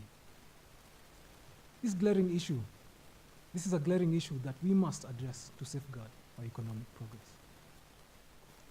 In the second quarter of 2023, Africa faced another alarming trend. It experienced the highest average number of cyber attacks per week per organization. With this is a shocking increase compared to the same period in 2023. This demonstrates that we are on the radar of cyber criminals and we must bolster our defenses. One critical aspect that we must consider is the state of cybersecurity legislation in Africa. To date, only 39 out of 54 African countries have implemented cybersecurity legislation, and 2 countries are in the drafting stage. All countries in the region must come together to enact comprehensive laws and protect our digital infrastructure and data. As the internet becomes increasingly accessible across Africa, the activities of international organized crime networks are expected to rise. Moreover, the high unemployment rate on the continent poses another challenge. Our young and talented population, in search of opportunities, may be tempted to join existing criminal groups to make a quick profit. It is our responsibility to provide the youth with legitimate avenues for success, ensure that they do not fall prey to the allure of cybercrime. Now, according to the Global Cybersecurity Index 2020 report, again, this is for your information. So this is a report that measures the commitment and measures taken by states to improve cybersecurity. So They measure pillars such as legal measures, technical measures, organizational measures, capacity development measures, and cooperation. So I bring this to the audience. Who can tell me which African country was #1? Anyone in the audience would like to try? Someone at the back? Anyone? Any guesses? Anyone would like to try? Sorry? South Africa. That's a good try. Not quite. I'll give you a hint. It starts with an M. Correct. So Mauritius was #1. Can you guess where Kenya was? So Kenya, we are #5. So we can see we're not really badly off, but we can do better. For the sake of transparency, is the rest. #2 was surprisingly our neighbor, Tanzania, Ghana, and then Nigeria. Imagine a world without standardized roads and traffic rules. Chaos would ensue, and accidents would be inevitable. Similarly, in the realm of cybersecurity training, the lack of uniform standards poses a significant challenge. To address this, it is imperative that we establish common guidelines and frameworks that enable consistent and comprehensive training across Africa. Additionally, limited access to training resources further widens the gap. We must work together to ensure that these resources are made widely accessible, particularly to those in underserved regions. By bridging this gap, we empower individuals and organizations to acquire the necessary skills to safeguard our digital landscape. So, what are some of these hallmarks of quality training development standards? The following principles are crucial for developing effective and impactful training programs. Let us dive into each of these 8 components. #1, quality training standards begin with thorough training needs assessment. This crucial step involves collecting valuable information to determine what is required. It provides insights to your learners, their learning needs, existing training resources, and the most effective way of delivering the training. #2, quality training is SMART, which means specific, measurable, achievable, relevant, and time-bound objectives. These objectives serve as the foundation for effective training. They clarify what learners should achieve by the end of the training and lay the groundwork for content creation and evaluation. #3, quality training should cater to the learner's needs, undergo expert review, and stay up to date.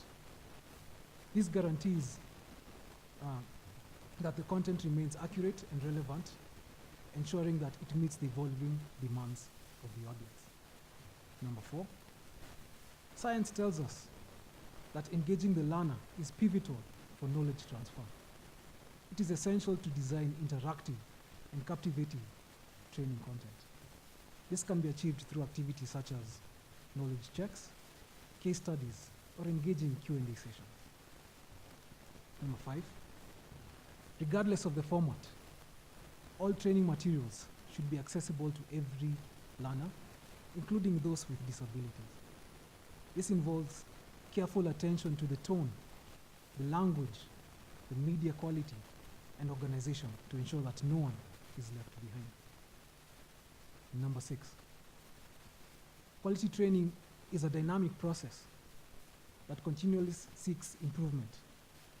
Data from learner feedback guides this enhancement.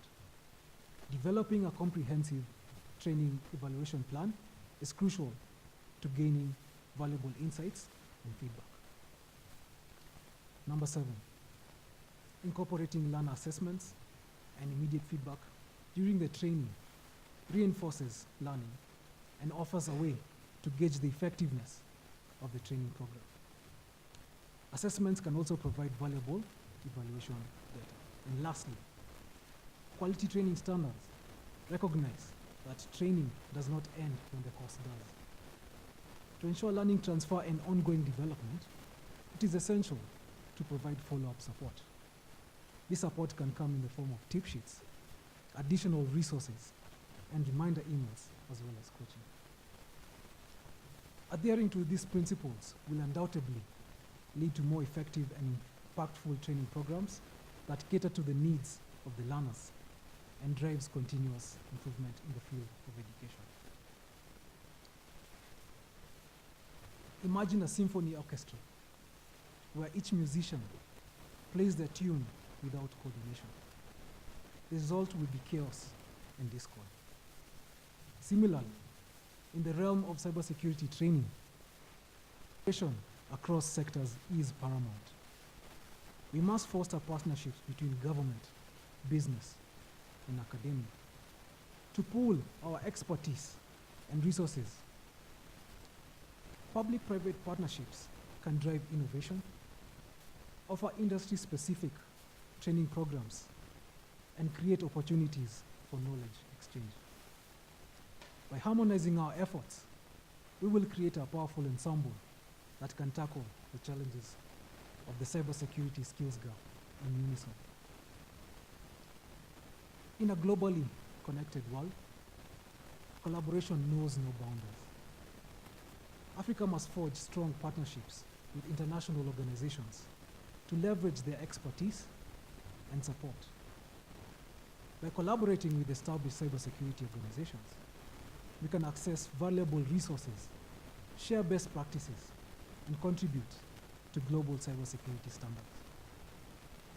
Just as a bird's migration is guided by the collective wisdom of its flock, our collaboration with international organizations will guide us towards a more secure and resilient Africa. Africa's strength lies in its unity.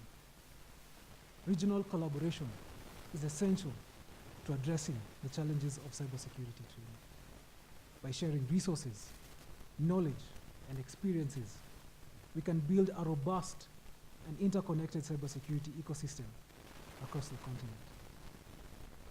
Let us establish cross-border initiatives, exchange programs, and joint training exercises to foster collaboration and synergy. Together, we can overcome the barriers that divide us and build a unified front against cyber threats. Africa is home to more than 3,000 unique languages. I don't know if Sheng is part of it. You tell me. But language and cultural context play a crucial role in effective training. Just like a local dish is best served when prepared with regional ingredients and spices, cybersecurity training must be localized to resonate with the African context. We need to invest in capacity building for instructors, ensuring that they possess the necessary skills to deliver engaging and relevant training programs. By embracing our unique linguistic and cultural diversity, we can empower the African cybersecurity community and bridge the gap between training materials and the learner needs. The ever-evolving nature of cyber threats demands continuous adaptation and preparedness. Picture a world where hackers, like chameleons, constantly changing their tactics and finding new ways to infiltrate networks. For instance, imagine a scenario where hackers use AI-powered algorithms to analyze patterns in user behavior and create targeted phishing attacks that are almost indistinguishable from legitimate emails. To tackle these emerging threats, cybersecurity training must go beyond traditional methods and focus on teaching individuals to be analytic and discerning, able to identify and respond to these sophisticated attacks. By staying informed about technological investments and industrial developments, we can develop training programs that equip individuals with the skills necessary to tackle these evolving threats head-on. For example, like cyber threat hunters who analyze network traffic data to detect anomalies and proactively defend against potential breaches. As we strive to strengthen cybersecurity training in Africa, we must not overlook the infrastructure challenges that impede us. Inadequate infrastructure hampers the seamless delivery of training programs and limits access to online resources. We must work collaboratively with governments, businesses, and academia to invest in robust infrastructure that supports the effective cybersecurity training initiatives. Furthermore, gender disparity remains a pressing issue in the sector. We must actively encourage and support the participation and representation of women in cybersecurity training programs, fostering a diverse and inclusive workforce that can tackle the evolving challenges of the digital landscape. Policies play a crucial role in shaping the cybersecurity landscape. Governments need to enact comprehensive cybersecurity policies that promote collaboration, information sharing, and establishment of training standards. Additionally, certification programs validate the skills and expertise of cybersecurity professionals, instilling confidence in employers and clients. We must advocate for recognized and standardized certification processes to ensure the credibility and quality of cybersecurity training across Africa. Furthermore, research and development are instrumental in staying ahead of the emerging threats. By investing in research initiatives, we strengthen the foundation of cybersecurity training and equip professionals with the knowledge needed to address evolving challenges. In the world of cybersecurity, complacency is our biggest enemy. We must continuously assess and improve our training programs to stay ahead of the evolving threat landscape. By regularly reviewing and updating certification criteria, we ensure that our training standards remain relevant and effective. Let us embrace a culture of continuous professional development, encourage cybersecurity professionals to enhance their skills and knowledge. Through constant improvement, we can build a workforce that is prepared for the challenges of tomorrow. Knowledge is power, but access to training resources can be a significant barrier in Africa. We must address the limited availability of resources by establishing shared training platforms and repositories. By pooling our resources and leveraging technology, we can ensure that quality training materials are accessible to all. Just as a library opens doors to knowledge, our collective efforts will open doors to cybersecurity education and empower all Africans. The youth are the future generation of our digital world. We must actively engage them in cybersecurity training and nurture their talents. By promoting cybersecurity competitions, internships, and apprenticeship programs, we can inspire young minds to pursue careers in this critical field. Just as a seed grows into a mighty tree, with the right nurturing, our investment in youth engagement will yield a generation of cybersecurity professionals who will shape the future of Africa's cybersecurity landscape. Amidst the challenges, there are success stories that inspire us and showcase the positive impact of collaborative cybersecurity standard efforts in Africa. For example, the establishment of the African Union's Africa Cybersecurity Center stands as a testament to a collaborative commitment to to capacity building and awareness. It has played a vital role in promoting cybersecurity training and knowledge sharing across the continent. Additionally, initiatives such as public-private partnerships, youth and student engagement, and certification programs have yielded remarkable results, nurturing skilled and resilient cybersecurity workers. Such success stories serve as a beacon of hope, motivating us to push forward and strive for future progress. In conclusion, ladies and gentlemen, the collaborative efforts in developing cybersecurity standards in Africa are crucial to improving information and cybersecurity access across the continent. By addressing the challenges and gaps, investing in infrastructure, promoting inclusivity, and embracing a proactive mindset, we can create a resilient and capable cybersecurity workforce. Let us continue to work together, harness the power of collaboration to build a secure and prosperous digital future for Africa. Thank you.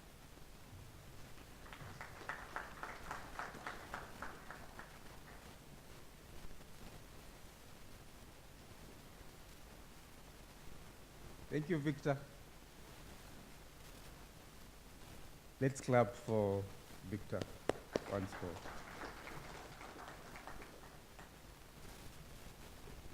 Deborah. Please welcome Deborah to the stage.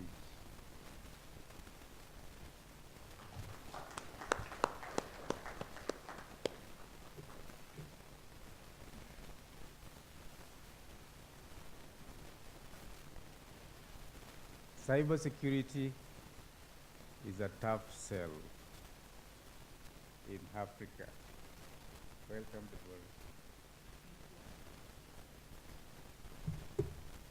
You need to introduce yourself. I had a bio here, but I said I'm not going to read. That's right. Good afternoon. My name is Deborah Masara. I am a cybersecurity enthusiast. Professionally, I've worked in the systems implementation, project management field for some time, but now I'm moving into the information systems and cybersecurity space. I hold a master's degree now that we are in an institution of education and higher learning. I hold a master's degree in business administration, MIS option, and I'm also a software engineering and a software engineer as the undergraduate degree. So I took BSc in software engineering. So currently, thank you. Currently, I work as an ICT manager of a financial institution called Kenya Mortgage Refinance Company. And we collaborate a lot with the CyberPro institution. And I'm here to speak about why cybersecurity is a tough sell in Africa. The previous presenter has really given it a good introduction. We've had the statistics of the adoption of cybersecurity in Africa. And we've seen that we are not really badly off. So it's no longer a tough sell. But I know there are challenges that we still face as Africa, and also there are opportunities that we'll take advantage of as Africa. I know in my presentation we'll look at the challenges, and we'll also look at the opportunities that we have as key people in the cyberspace or in the cybersecurity industry, as students, as the government, and also as organizations for which we work for. What can we do to ensure that it's no longer a tough sell, but it's something that we are actively looking at in terms of our strategy? So I know we all understand what cybersecurity is really. It really encompasses protection of critical infrastructure. This critical infrastructure is protected against unauthorized access or criminal use, and to ensure confidentiality, integrity, and availability. I know these are words that we are now used to: confidentiality, integrity, and availability, and these are words that we will continue using even as we move from the institution as students all the way to being professionals. The cyberspace has emerged as the 5th largest strategic space for socioeconomic development and security, meaning it's now critical that cybersecurity is incorporated in our strategies. It is no longer an IT problem. It's now a matter of critical, it's a critical socioeconomic issue that affects delivery of most institutions. So it's important that this cybersecurity is inculcated in the strategies of most organizations and institutions. The cyberspace also, right now, has become a nervous system for supporting delivery of vital services.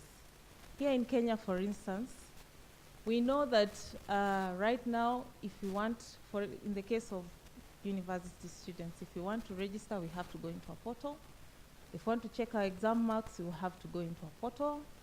If we want to apply for a job somewhere, we are now graduating, we have to go into an electronic system that facilitates that process. This underscores the importance of IT in delivering services that are critical for continuity of business. Therefore, it is a new nervous system supporting delivery of vital services. This is across the health industry, as I've said, educational industry, the government of Kenya. I know now eCitizen is very critical. For those of us who want to travel abroad, we have to go through eCitizen, book our immigration services, passports, driving licenses, we have to do that through there. Recently I saw there's for birth notifications and birth certificates, we have to go through there. And it's becoming a critical, what we call critical infrastructure to provide government services. So there's a need to protect that, because we no longer have manual, the old legacy systems where you have to walk into an office, talk to an officer, go through forms and write your applications in forms. We now have to go into a system and log our requests there and expect output out of that system. So that really underscores the importance of digitization and why we need to protect this critical infrastructure. Just like the previous speaker has mentioned, the adoption, what is the cybersecurity landscape right now in Africa? The adoption rates are not so bad, if you ask me. We have 54% of the African countries, those are 54 participating African countries, who have adopted cybersecurity legislation. That's a good number, but we can, of course, improve and adopt it fully. And we have 46 who are yet to have cybersecurity legislation. In terms of preparedness, how ready are we for a large-scale cybersecurity attack?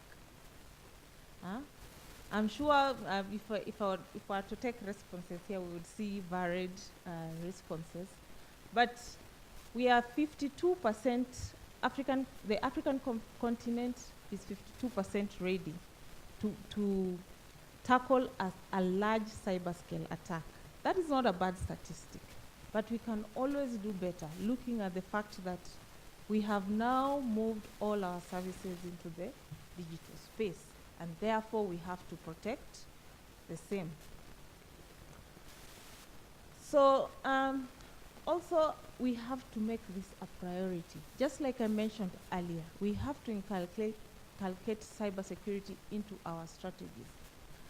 Whether you are in the banking sector, I know that is the one that is, high risk, what we call high risk, meaning the risk is very high. There's loss of funds, there's, reputation loss and all that.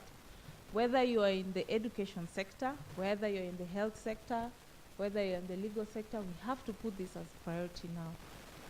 There are losses, up to 4 billion annual losses that come from cyber crime. And those are just not financial losses. There are other types of losses that Africa faces. Data loss, intellectual property loss, and personal information loss, together with, reputational damage. In case today, we had the recent attacks on KPLC. I think there was a mention of KPLC, there was a mention of eCitizen, and you would hear the public outcry of how they were unable to access certain services that they needed. But then how did that affect the reputation of the government or the providers of those services? So there's also that aspect of loss that we look at when we look at cybersecurity. Then looking at the pace at which Africa is rapidly developing, there's a rapid technological evolution, making this region an attractive target for cyber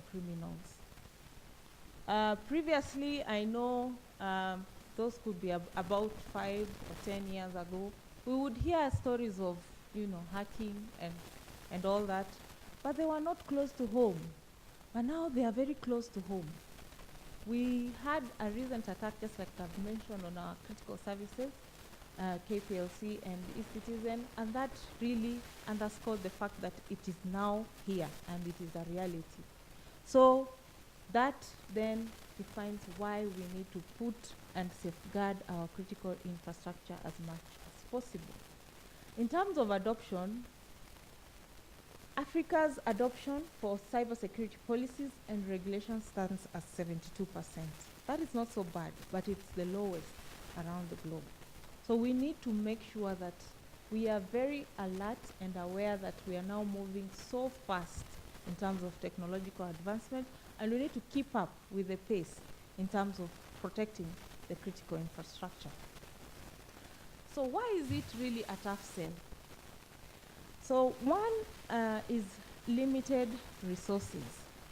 So most institutions in Africa have not given this a priority, meaning they are not even putting in budgets for cybersecurity. Yeah? So we have so many organizations, who have insufficient budgets for cybersecurity in the event of any issue. So statistically, the main areas of cybersecurity spending in Africa are cybersecurity training awareness, which is good, is at 64%. Then Security Operations Center, that is a SOC, at 59%, and cloud security at 57%. But then where are we investing in skills of our staff in organizations? Are we continuously developing them in order to tackle these ever-changing cybersecurity threats?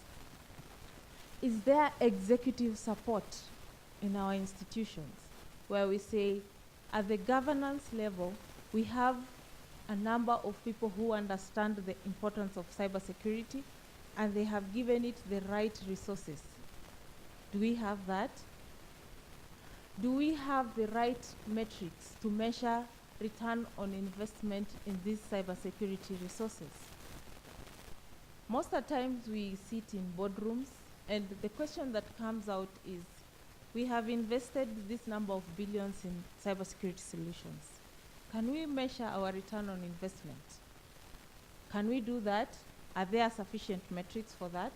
So these are the challenges that we face in terms of limited resources, and we need to be challenged. There are already matrices that have been developed globally.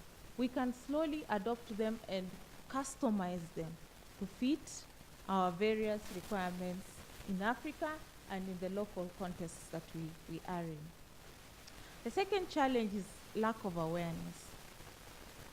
This is very critical, and it underscores the understanding of cyber threats and really estimating the kind of vulnerabilities that we face right now. Do we really have sufficient understanding of what are the potential cyber threats that we face? What are the risks that these cyber threats would project to us in case of any cyber attack? Do we underestimate vulnerabilities? You know, if someone comes and says, you know, if anyone walks through that door and, you know, was to attack this place, you know, that would be a vulnerability. How well do we understand that vulnerability? How well do we prioritize it? You know, that way we understand the risk and exposure that we have for that particular risk. Then skills shortage. They are very. I attended the ISACA conference recently, and as you well know, ISACA gives certifications for cybersecurity, for the cybersecurity space, and there are very few professionals right now. So that really says that we have skills shortages.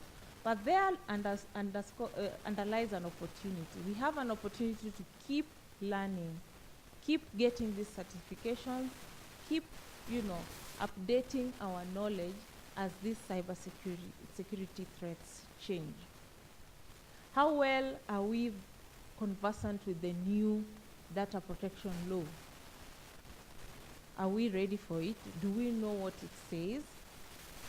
Those are the tough, you know, questions that we ask ourselves as Africans. We need to keep updating ourselves with the recent information and, you know, equip ourselves for any eventuality of a cyber threat.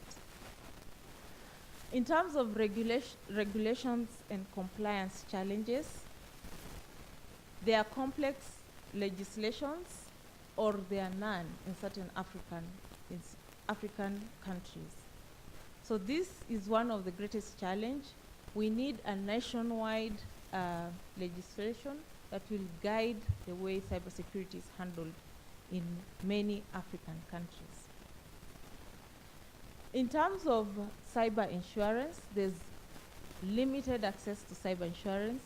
Cyber insurance is a reactive way of tackling cybersecurity. We have to be proactive as much as possible before we get to the cyber insurance space. So are we aware that there's actually cyber insurance in Africa, especially in Kenya? Do we know of the various products that insurance companies give for cyber insurance? So those are the questions that we need to ask ourselves and you know, get information about this. Then we have insufficient government support. Do we have comprehensive regulatory frameworks that guide cybersecurity? This definitely provides guidelines for organizations, institutions, and many other, you know, private sector institutions in terms of how they would handle cybersecurity. There are also cultural and social social factors which affect cybersecurity adoption, really. Do we have a risk-based culture? Do we first, you know, assess the risk of this critical infrastructure before we deploy these services to the public? Have we developed a comprehensive risk register that would say these are the risks that we have identified, these are the vulnerabilities, these are the controls that we are putting in place to mitigate these risks, and these are the continuous improvement controls that we will put in place to ensure that this risk remains low. So these are the cultural changes that we need to ensure that we adopt so that our mindsets our mindsets change in terms of cybersecurity. But then we will not just talk about challenges. Of course, challenges definitely come with opportunities. What are the opportunities that are there, or initiatives? I know there are some things that are already being implemented by our current government in Kenya, and it's important that we also understand that they are also there. So some of the government initiatives, especially here in Kenya, we have the National Computer and Cybercrime Coordination Committee. It's called NC4, that is now looking at whose vision is to ensure that there's a safe and trusted cyberspace for the people of Kenya, and its mission is to build a secure and resilient cyberspace through a coordinated approach while maximizing on the benefits of the digital economy. So this means the government of Kenya is now, recognizing that cybersecurity is a critical issue, and it needs to be addressed nationally. So some of the initiatives that they have is to build a comprehensive strategic framework to address cybersecurity challenges. This, of course, will enable, this will trickle down to organizations, and we will now have a national framework to refer to. The other initiative is the Office of the Data Protection Commissioner, whose vision is to ensure trust and build transparency in data protection in Kenya. Their mission is to protect personal data in Kenya through compliance enforcement, public awareness, and institutional capacity development. So we have heard of in the news where the Data Protection Commissioner has already fined penalties for some of the non-compliant institutions. But basically they give guidelines on how you need to report breaches, and on how you need to conduct risk assessment in terms of data protection impact assessments in institutions, in hospitals, in banking sector, everywhere. All these people collect personal information in one way or another, and therefore they need to do what we call risk assessment, which is basically the data protection impact assessment, and produce that report to the Data Protection Commissioner, who will then ensure compliance of these institutions who filed the same. The DPIA basically is for critical infrastructure and ensures that personal and sensitive information is protected, of the data subject is protected. Then the next aspect is adoption of a risk-based decision making. Just like I spoke earlier, do we have risk registers? Have we segregated our institution and identified risk sources? How then are we mitigating these risks? What are the controls we've put in place? What is the potential of loss in case any risk materializes? This information trickles into boardrooms where governance matters are discussed, and they form a basis for decision making. Should we invest more in this since it projects the highest risk? Should we invest more on this since it's core business and presents the highest risk? So this is what we call the risk-based decision making. The next initiative and opportunity is public awareness, and this comes in multiple forms. One is this conference. We should have multiple conferences where there's exchange of ideas across different congregations, really. The youth, people in the industry, experts, exchange ideas on how cybersecurity affects each and every one of us. Exchange programs for students with institutions that have matured in the way they handle cybersecurity. I'll give you an example. I was recently in Israel, and their cybersecurity frameworks are very mature. There are one or two learnings that I was able to draw from there and come back and implement the same in Africa, in Kenya, really. So these exchange programs, these forums, these seminars are important to exchange ideas on how to tackle cybersecurity. For institutions who are represented here, in-house cybersecurity awareness trainings are important because, as they say, the people are the human firewall. They are the first line of defense, or they are the first source of vulnerability or risk, because that is where most cyber criminals target.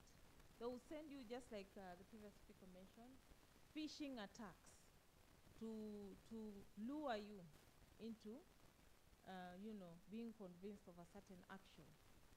And through that, malicious software is downloaded on your machine and spreads across the organization. So the human firewall must be strengthened at all times. We are not taking awareness for granted because statistically, that is where the highest source of vulnerability comes from. The next initiative is cybersecurity should be adopted in all industries. Previously, there was the perception that cybersecurity is only affecting the banking industries and the large organizations. But now we are seeing a change in the threat landscape, where cyber criminals are now targeting the small, what we call the small, perceived as the small institutions or the small industries where they would ordinarily not attack. These are the legal institutions, education sector like this university. And this underscores the fact that cybersecurity adoption should be an industry-wide adoption. It shouldn't be limited to a specific industry. The next is developing cybersecurity standards and certifications.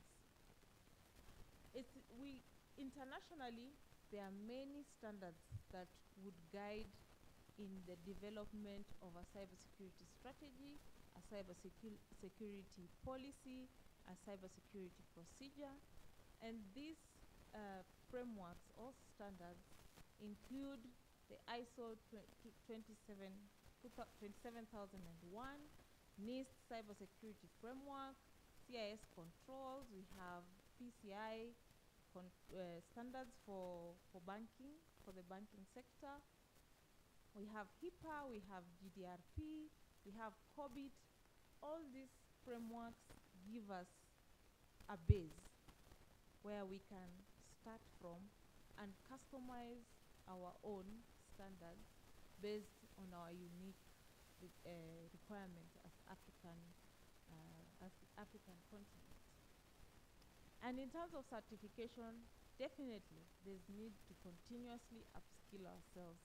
These cyber threats are changing every day. Nowadays, there's AI. There's use of AI to generate scripts that would in turn generate phishing emails or malware that would be very close to the real, the real email. So how then do we continuously upskill ourselves to also be wary of this changing nature of the cyber threats? There are institutions such as ISACA and others that keep giving their professionals continuous professional development in terms of emerging technology. And they keep keeping the professionals up to date on what is happening in the cyberspace. In terms of innovation, it's important to invest in research and development to innovate on solutions and products that would fit the African continent. I know right now we have so many global solutions, but why then should we always rely on the global solutions? can't we as students or as experts in the industry work together to come up with something that is local, unique to our own requirements, a solution that would best protect our critical infrastructure? I think it's possible. So it's a challenge for us as industry experts, as students, and as people who are now collaborating together to ensure that there's a safe cyberspace for Africa. We can do it. We can come up with our own solutions. We can come up with our own unique products, and we can use them to protect our critical infrastructure. Lastly, I'll leave you with a quote from Neil Rirap, a cybersecurity expert, that says, "True cybersecurity is preparing for what's next, not what's last." Thank you.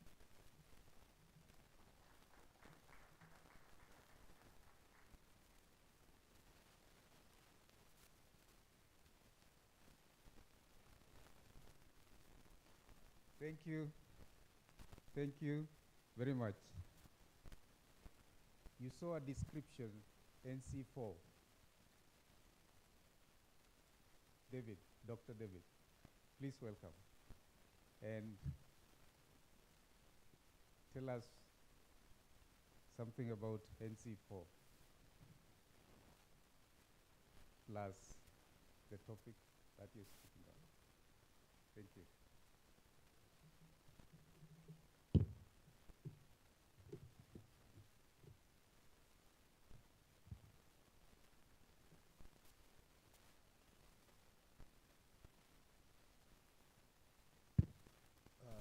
I think that is not me, but it's allowed for impersonation. My name is Dr. David Njoga.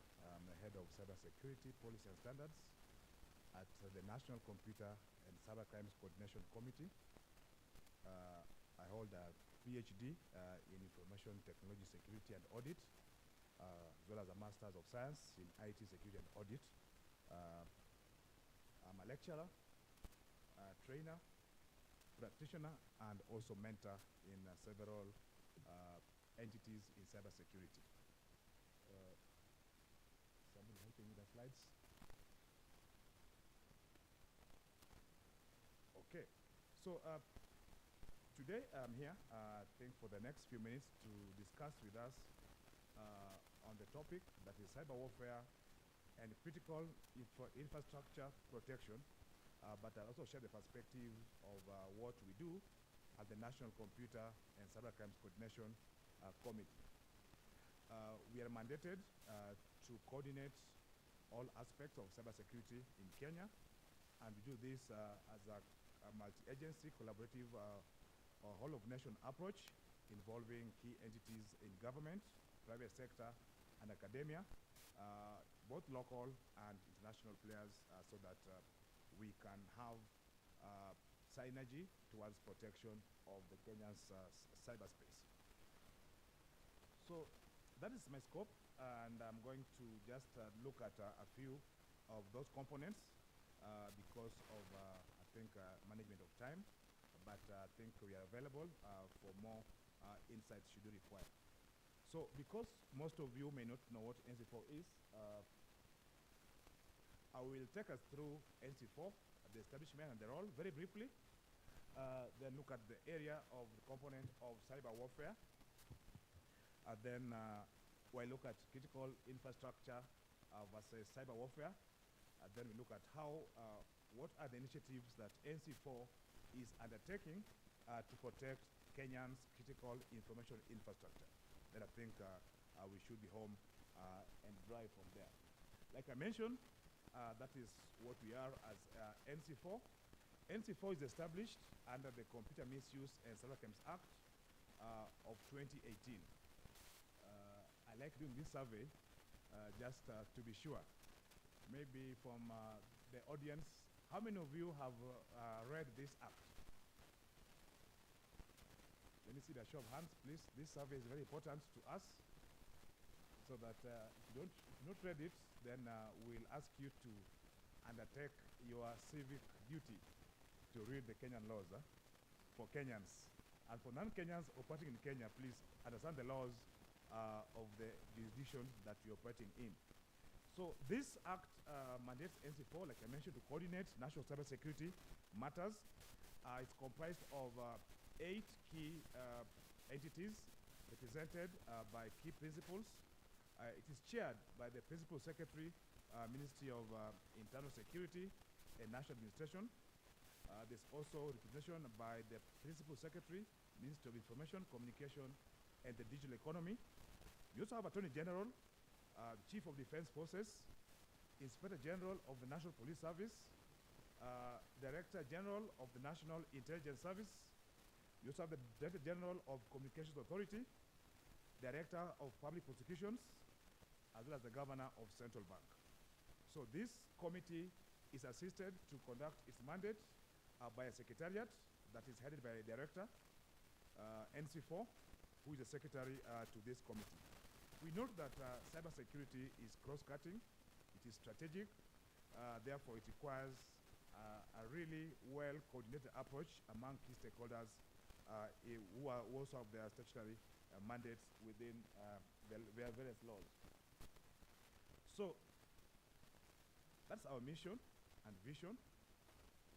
Okay, and I think that is part of the bigger discussion that we're having here this week, to have a safe and trusted cyberspace for the people of Kenya. And we're doing this through building a secure and resilient cyberspace through a coordinated approach. I think the previous speakers, the two that I witnessed since I came, talked about collaboration, partnership, and so on. It's inevitable in this domain that we must collaborate through a well-coordinated approach so that we can maximize also on the rapidly reaching digital transformation agenda. Now, we are in the era of the 5th domain of warfare, what we call the cyber warfare. We've seen revolution from, the traditional forms of warfare, the ground warfare, okay? Then the Air Force, I think, became decisive in Second World War. Then now the maritime operations also took root during the same World War, and so on and so forth. We've also seen adoption of space technology being the 4th domain.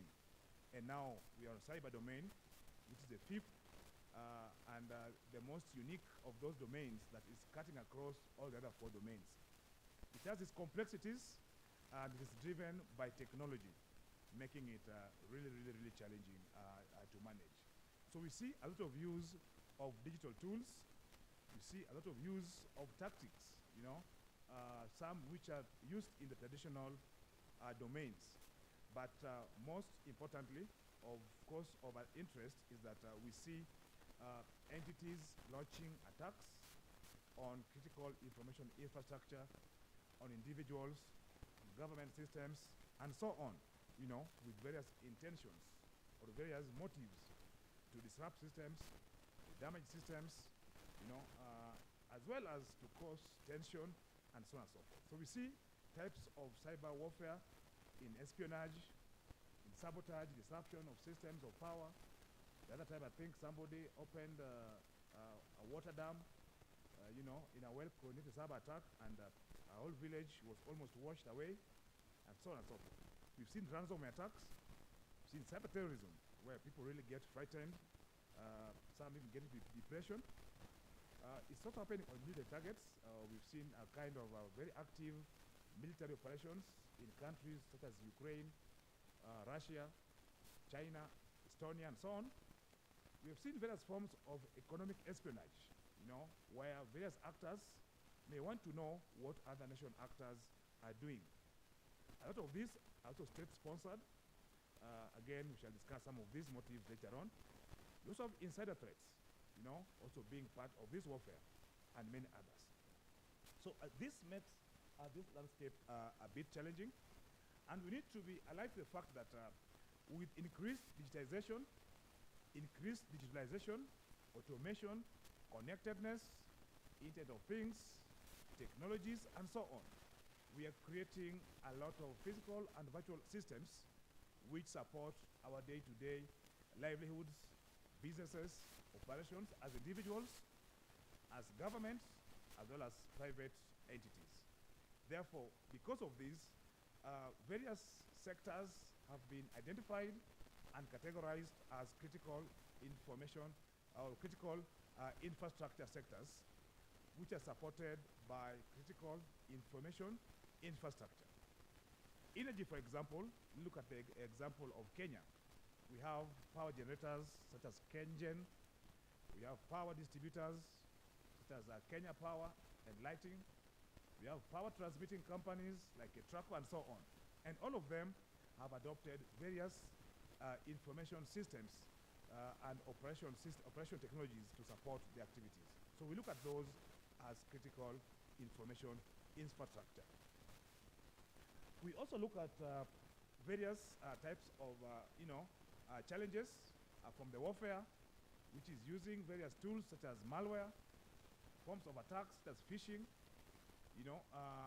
impacts such as DDoS, and many others.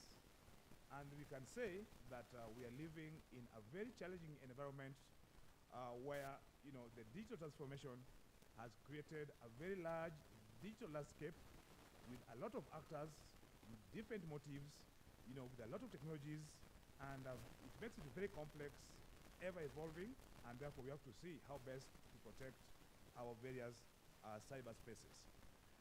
So with that, I believe we are all aware, for those who are alive to current affairs in Kenya, about some of these recent attacks, starting with the most recent one on eCitizen, which has become a critical information infrastructure for government of Kenya because of the kind of services it is offering citizens.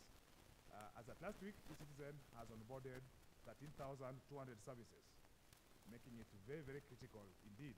And we saw, for those who are there in July in Kenya, even those who are outside Kenya, you're aware that those whose flights were cancelled because they could not apply for visa on arrival. And that could be guaranteed before their flights took off from wherever they were. Okay? You're also aware about tourists who could not access their preferred destinations because of unavailability of payment platforms attached to the services they're about to consume. We've also seen ransomware attacks which affected Kenya Airports Authority systems, and I think the attackers went further and breached that data in the dark web and other wrong places. There was a breach of confidentiality apart from embarrassing the government and the authority thereof. We've also seen issues at the National Transport and Safety Authority of data breaches, where you see two vehicles. One is a high-end SUV, e.g. V8, and one a multi-purpose means of transport like Toyota Probox, having the same number plate. Sorry, no offense for those of us who own and drive Toyota Proboxes. They are very efficient machines for the purpose for which they were designed. So we've seen breaches in the database of such entities and many others. We've seen falsification of documents and many others. Those are just a tip of the iceberg of some of the matters that I'm talking about. So as a country, as NC4, we have developed and we are implementing the National Cybersecurity Strategy, which is running from 2022 to 2027, and maybe by another survey poll, how many of you have access to this strategic plan and read it? Let me see, good Kenya. Okay, for the rest, it is my honor and duty to remind you that please exercise your civic duty of reading official documents so that we can protect our lovely country, Kenya. Unless you have dual citizenship, where if things go wrong, you may have an option of going elsewhere. But this strategic plan identifies certain key areas, one of which is cybersecurity governance. You also have the cybersecurity policies, laws, regulations, and standards. And I think previous speakers spoke to these. The other one, which is particular, is protection of critical information infrastructure. And I've given examples of what can really go wrong if some of those critical information infrastructures are disrupted. Then you also have the other challenge of capacity and capability building. And I think that forms part of the main discussions in this cyber week. All right? How much capacity do we need, and how do we build it so that we can have enough capacities and capabilities to support our cyberspace. Then the other one is on cooperation and collaboration. Cybersecurity being cross-border, being transnational, being sophisticated, being undertaken on platforms which are foreign to Kenyans, for example. Therefore, we need to have mechanisms for cooperation and collaboration locally, regionally, and globally. So we are saying that critical information infrastructures designation, which was done, and I'm going to share with you how it was done, this is critical as part of promoting a safe and secure cyberspace to enable government of Kenya to undertake its agenda and also create an enabling environment for public sector players to invest, create jobs, and rebuild our economy. So let me talk about one of the cyber laws that we have in Kenya, which is the Computer Misuse and Cybercrimes Act of 2018. Again, I won't go much into it, but it's important we note that this is the only cyber law that we have in Kenya. I think the previous speaker gave tallies of countries in Africa with cyber laws. I think Kenya is part of them. However, it faced challenges since it was enacted in 2018. One was some legal litigation, which was concluded in 2021 when it was now fully operationalized. That is when NC4 was now composed and operationalized. But then we noticed that we needed other instruments to operationalize this act, and I'll talk about the draft regulations to operationalize the Computer Misuse and Cybercrimes Act. But for your own interest, I would like you to keep focus on part 3 of the Computer Misuse and Cybercrimes Act. If you go to kenyalaw.org, you'll find all these documents there at no cost, being a government that is driven by digitization and digital economy agenda. So focus on offenses, focus also on procedures for investigating cybercrime. But importantly, aligning with what we are speaking about today, is that the Act from Section 9 to Section 13 are very particular in terms of how do we protect critical information infrastructure. So there's provision in terms of how do we identify critical information infrastructure, how do we classify them, how do we categorize them, and how do we finally designate them. And that is done through a Gazette notice. This has been done once last year. I'll just give a snapshot of how that Gazette notice looked like and give you references of where to go and further exercise your civic duty as patriotic Kenyans. Section 10 talks about the legal foundation for safeguarding critical information infrastructure against cyber attacks, and that puts the responsibility on the owners and the operators of critical information infrastructures to, protect them, to apply minimum protective measures, and also to report any incidents should they occur, which they do from time to time. We have noticed that most of the owners of CIIs, they keep these incidents to themselves. It's not good. So the law is clear in terms of reporting these incidents. I mentioned Section 12, which is about information sharing. Again, this is very important so that we can have a way of managing the vulnerabilities within these platforms. Let me give the example of the academia, like the platform where we are, which is part of the consortium under Kenneth.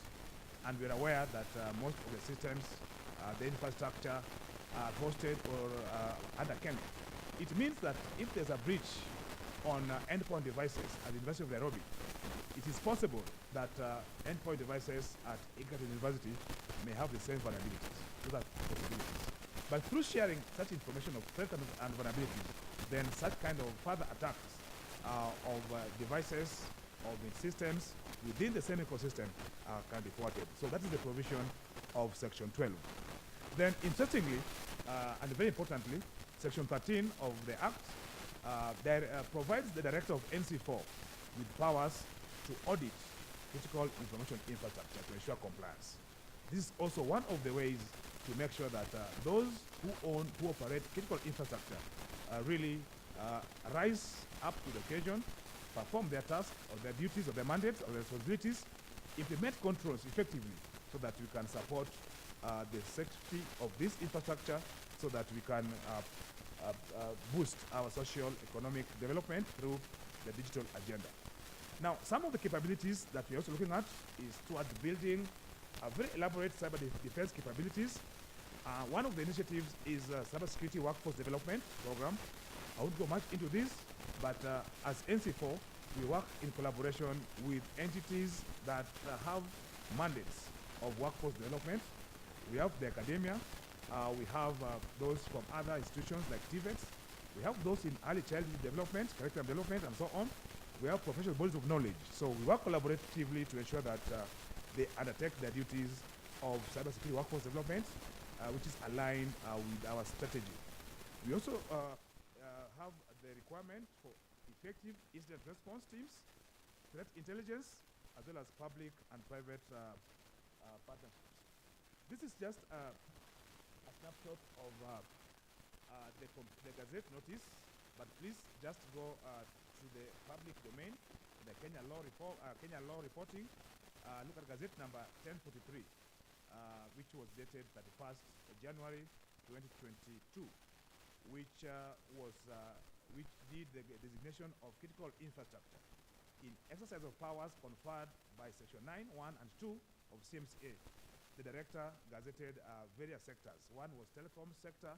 We have education, judicial, electoral, health, food, water, land. We have telecommunications. We have banking, finance, and so on, and many others. So I believe all of you from the sectors that you're coming from, you fit in each of those categories. So it's important that you take note of what is happening so that you can take the necessary precautions. Let me talk briefly about the draft regulations. I also double up as the joint secretary of the task force that is developing regulations to operationalize CMCA. We are at the tail end of the program. I think the final draft should be ready this week. Then the stakeholders validation will be done in a week or two, and then we shall submit it to Parliament for further processing. But some of the key lights is that the draft regulations provide a framework for prevention, monitoring, detection, and response to cyber threats, because in a country that is increasingly digitizing our systems, our threat landscape is also increasing. There is also provision for a framework for cybersecurity research centers that provide that capability of prevention, monitoring,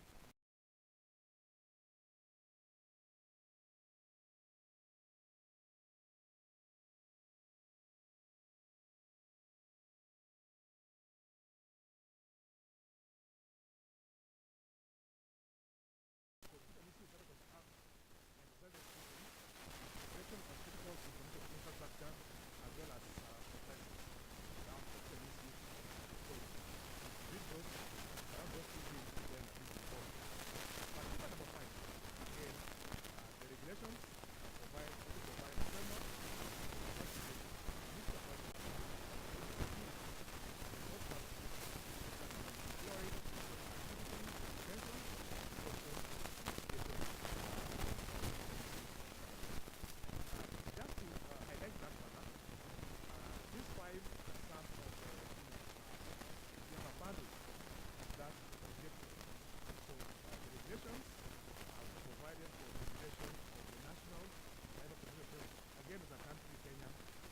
of unique things. We are a free country, so the regulation have that vision that we need to make our own national framework. Again, this is something we do in collaboration with other partners. This also goes with national cybersecurity standards. Very important, a tool of competence and qualification of the professionals that require to defend and protect our country. Also provisions for cyber innovation, research and development, as well as tools which can be used for training in this country. And lastly, we are talking about promotion of effective information sharing arrangements.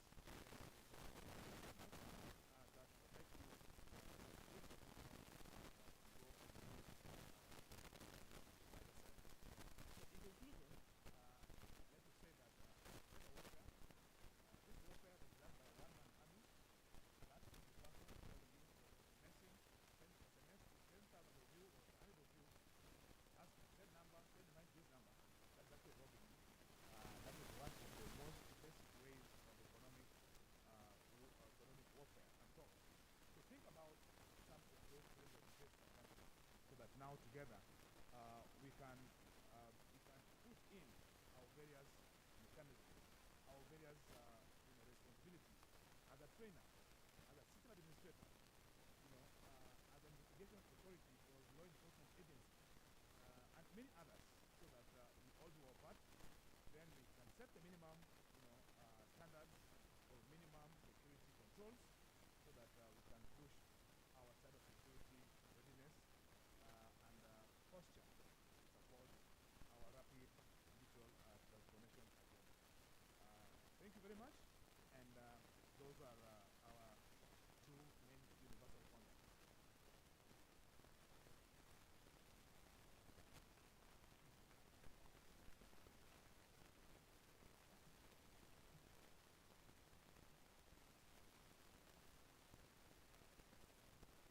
Thank you very much, Dr. David.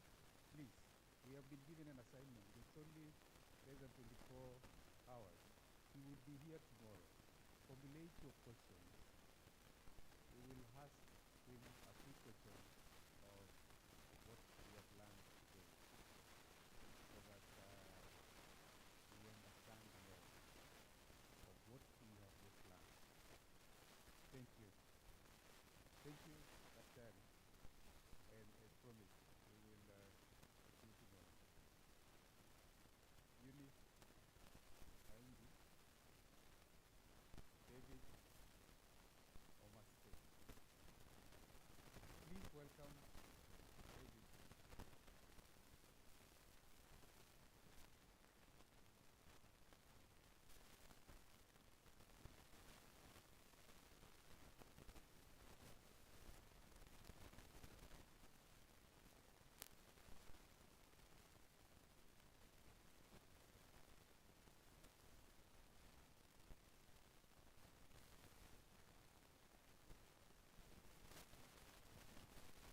Thank you. I'm David Onapepe from Strathmore University. I'm cybersecurity analyst. I'm majorly dealing with trainings in Strathmore University. We do penetration testing, ID penetration testing, training digital forensics, cyber threat intelligence. And for today, I'm going to be taking you guys through how do we create a cybersecurity culture. So Eunice will be coming in and be giving her the opportunity to continue. So it's a joint presentation. Yep. I'm actually loving the conversation and how we are taking it up. Yep. Because we have seen about the status quo. We have gotten to a point where we have looked at NC4. We have talked about how hard or easy is it for us to uptake cybersecurity. And I think for us, we get to a point where we want to say it all boils down to what we call developing a cybersecurity culture in our organization, be it in our different institutions in school, also in the government. Basically looking at how do we sensitize people, or how do we enable guys to come up with a safe cybersecurity culture that can be used for a long time. Yeah. So maybe I can just introduce it, then have you come in and introduce the concept. Yeah. So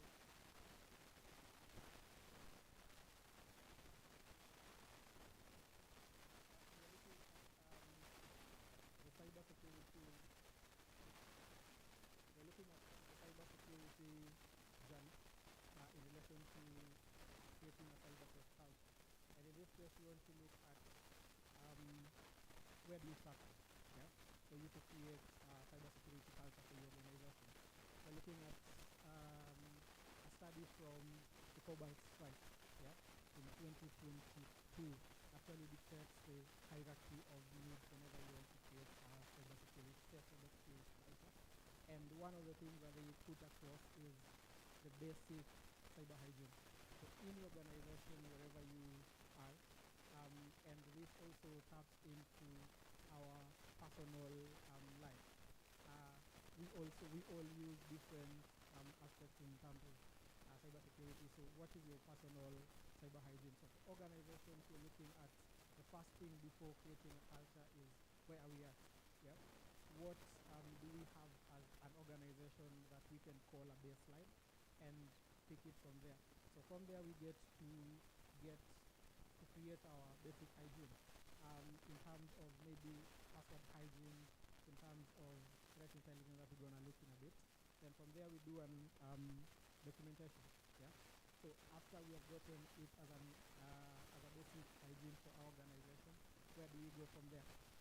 What do we pick and how do we ensure that 5 years from now, someone else comes into the organization, they're actually going to have the same culture that was created whenever we were starting it. Then we can do a management thing. In this case, we're looking to better the quality of the hygiene. So from our speakers, we've actually gotten the aspect of security is not stagnant. Yeah? We're always growing each and every other time. We're always getting zero-day attacks each and every other day. And in our case, we are looking to create a management plan in our cybersecurity culture that will ensure that we continue having quality hygiene in terms of cybersecurity hygiene. Then, according to Cobalt, the fourth aspect for it was proactive techniques and strategies. So in this case, we have gotten our basic hygiene. We have gotten a documentation of what we do. We have created a management plan for our cybersecurity culture that we are creating. So in this case, now we are looking at what are the techniques, what are the strategies that we can employ in our quest for creating a cybersecurity space, so that we ensure that any threats that are actually coming in, APTs, as you can see there, actually mitigated before they even get to make a big impact in our organization. Then finally, in that hierarchy of needs, whenever you're looking at a proactive, creating a cybersecurity culture, we're looking at proactive optimization. For each and every day, we are looking to better that cybersecurity culture. What did we do yesterday that maybe wasn't good today, and how can we ensure that today we make it even better for us as an organization? Okay?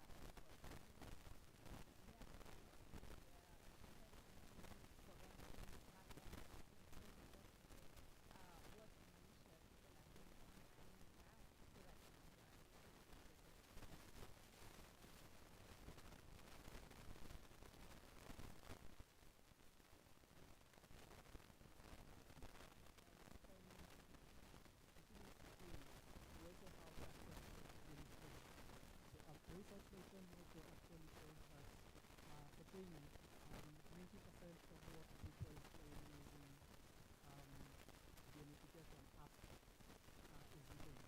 So in our cybersecurity culture, we are looking to ensure that we not only give training, but we give quality training to ensure that things are training that people will use even after. And Trend Micro has brought it out very well, in terms of how do we, as institutions, as individuals, get to improve on the cybersecurity aspect of our trainings. Yeah, that is through gamification. So for those of us who would like to get into more of building a culture in the organization, a number of them have been highlighted there. We have Tryhackon, which is a good gamification platform for those who want to get to learn and improve their skills in terms of the technical aspects. We also have Trend Micro. And Trend Micro, the goodness about it is that it does not only do the technical aspects of things, but also the awareness aspect in terms of one of the biggest problems right now what we have is phishing. Yeah? And Trend Micro has a very good gamification aspect in terms of phishing. What do you need to see? What do you need to learn? How do you need to go about it? And once you go through it, it becomes very easy for you to build a culture as you're going on, in terms of whenever you see an email, it's not just about creating. You get to find a way of looking more into where is it coming from, what are the links that are being sent to me, and how can maybe it affect me if I click on it. Yeah? Hack the Box is another good example of a gamification platform that you can use as an organization to sensitize people and build a good culture in terms of continuous training. And also, Val Machine is a good example. From there, we actually have employee awareness. And for employee awareness, we're looking at two aspects. Yeah? We can generate a roadmap to ensure that we create a culture for employee awareness. Anyone who comes into organization, where do they end at? And in this case, we are looking at a 5-step approach to creating an employee awareness whenever we look into creating a culture.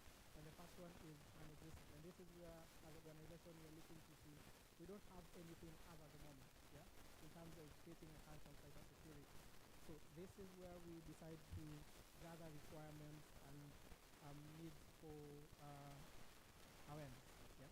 So we go around and do questionnaires. We ask people, what do you think is something that we are doing or we are not doing that is not creating a cyber awareness for us as a country, for us as an organization or individual. Then from there we can do or conduct research on the formulation and awareness of the program. So we want to create an awareness program that will work as our organization or our country's cybersecurity culture. What do we need to implement? What do we need to put in there so that it can be of impact to our people? Then from there we can do compliance. And in this case, we just have heard from the previous speaker of the Computer Misuse Act. So we cannot have a structure that is against that, because we live in a land and we need to abide by the laws of the land. Yeah? So the second step is to just ensure that we merge whatever we are thinking of creating with what is there in terms of compliance and audit. Then the next one would be this is now where we promote our awareness and behavior change. So we have not been doing this in organization. We have not been having a culture of training, continuous training for our people, and now we want to bring it up. Where do we start from? A former root course analysis. Yeah? Why have we not been doing it? Then from here, we can ideally get that which is important for us to create an impact security awareness training. Yeah? In this case, impact awareness training is not just a training where it passes them. Yeah? So we do it every other year and people go for training and everything. But we are looking at, from the different departments, from the different places that we are in organizations, which is the best training for these people. But one of the biggest issues that we have right now in Kenya is there's a lot of information, there's a lot of trainings in terms of cybersecurity, and not so many people know what they want to do in cybersecurity. So you're doing everything. At the end of the day, you come and find you know nothing. Yeah, you have bits of it and everything.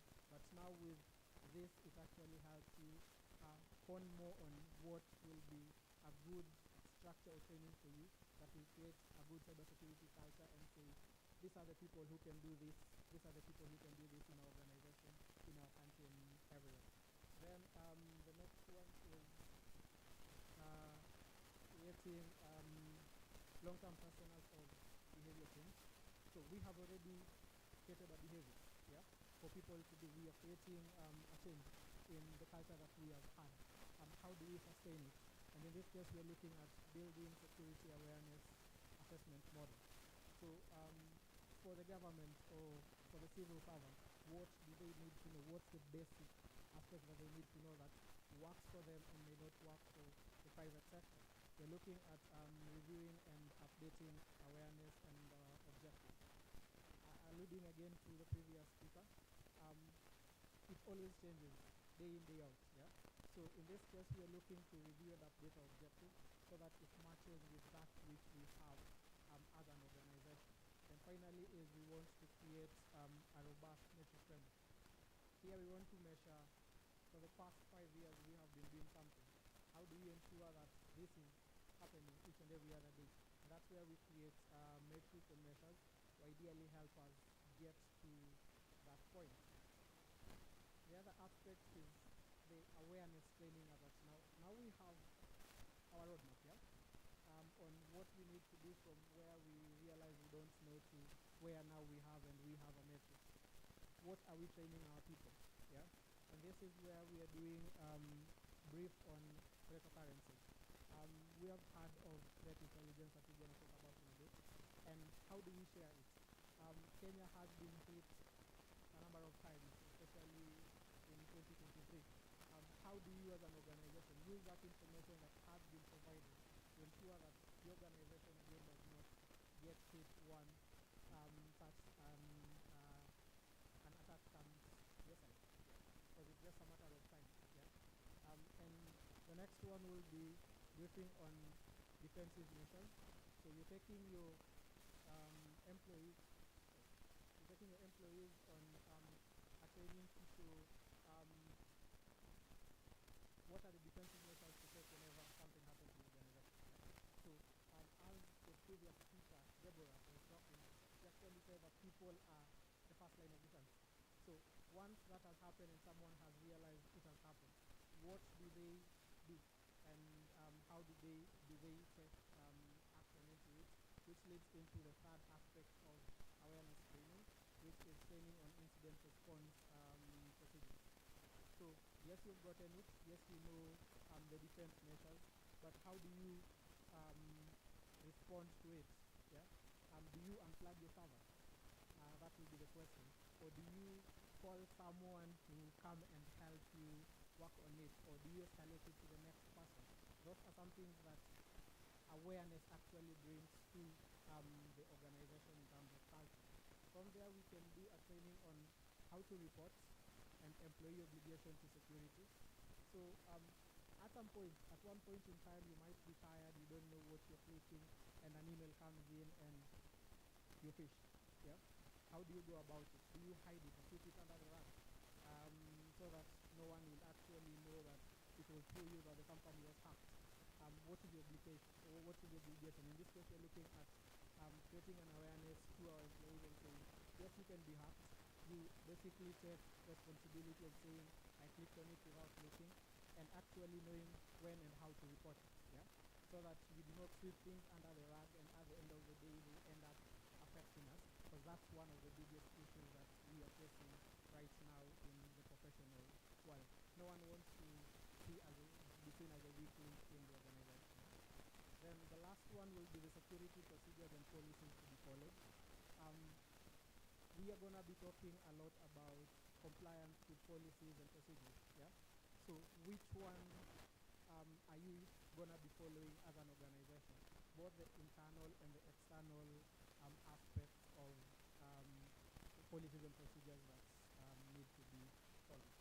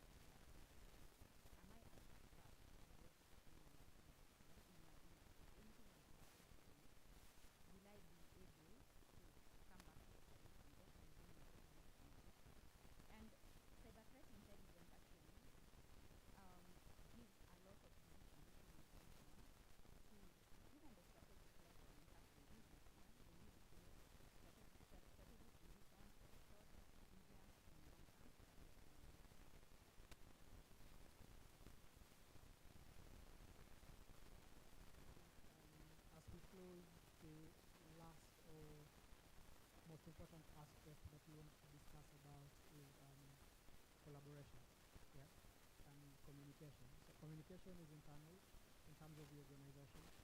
How do you disseminate information from point A to point B? Yeah? How does finance, yeah, help the overall security process? So remember, in your organization or wherever you are, security is never a one-man job. Yeah, it's a collective responsibility for each and every one of us in the organization, in the society, and wherever we are. So how do you communicate information from one department to the rest? And in this case, you're looking at, for instance, you actually want to come up with a solution in terms of you want to buy products. What information do you give to the procurement so that they can actually help you come up with vendor screening or vendor due diligence? Yeah? So in this case, we are looking at, in case we are attacked using an application that was created by David, for instance. Is David possible to come in and help us mitigate the attack in terms of vulnerability patching or whatever? So before even the procurement starts its process, we actually have an idea of what is the culture that we have in the organization that will help us have a secure security process. We're looking at things such as compliance. In your audit, for the audit that is being done in your organization, does each and everyone in the organization know what the audit looks into? And are you compliant with what each and every part of the organization actually looks at? And that cuts across each and every other department that we have, be it public relations. What information are we disseminating in terms of what we are doing in the organization? And how does that affect the Data Protection Act in Kenya, for instance, which is where the legal comes in? How do legal basically advise each and everyone in the organization in terms of litigation process and all to ensure that in the organization, each and everyone is compliant with whatever we have in and out of the organization. So in terms of collaboration, we are looking at, UNICEF just talked about threat intelligence. That has been alluded even with the speaker before. How do you as an organization relate to other sectors around you or other organizations in your sector, basically to help you understand what information are you getting and how can you use that information to make decisions for your organization that at the end of the day you become secure in all aspects, be it the tactical, the operational, and also the strategic implementation of the cybersecurity structure. And with that, we hope you have gained something in terms of creating a culture for your organization, and you might look into implementing one or two things. Thank you.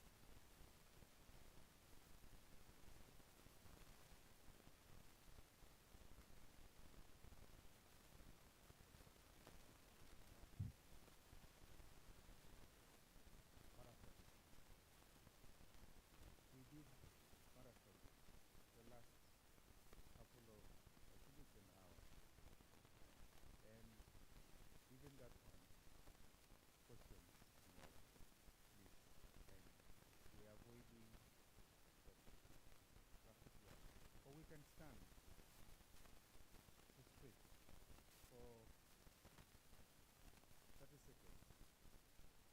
Don't move away from where you are, apart from Ken. Ken is the one coming to the front. He even has a better thing. It's your turn.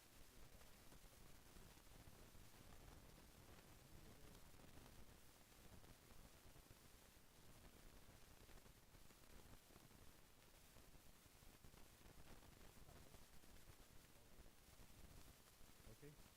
Sorry guys, I can't move around. Oh, we're on like that's worse. Okay. Thank you very much. Now, these are mature people. I see you are doing very well. So now we open this. So what I want you guys to do is focus on the focus on mobile phone. I know your eyes. No, your eyes is open. Okay.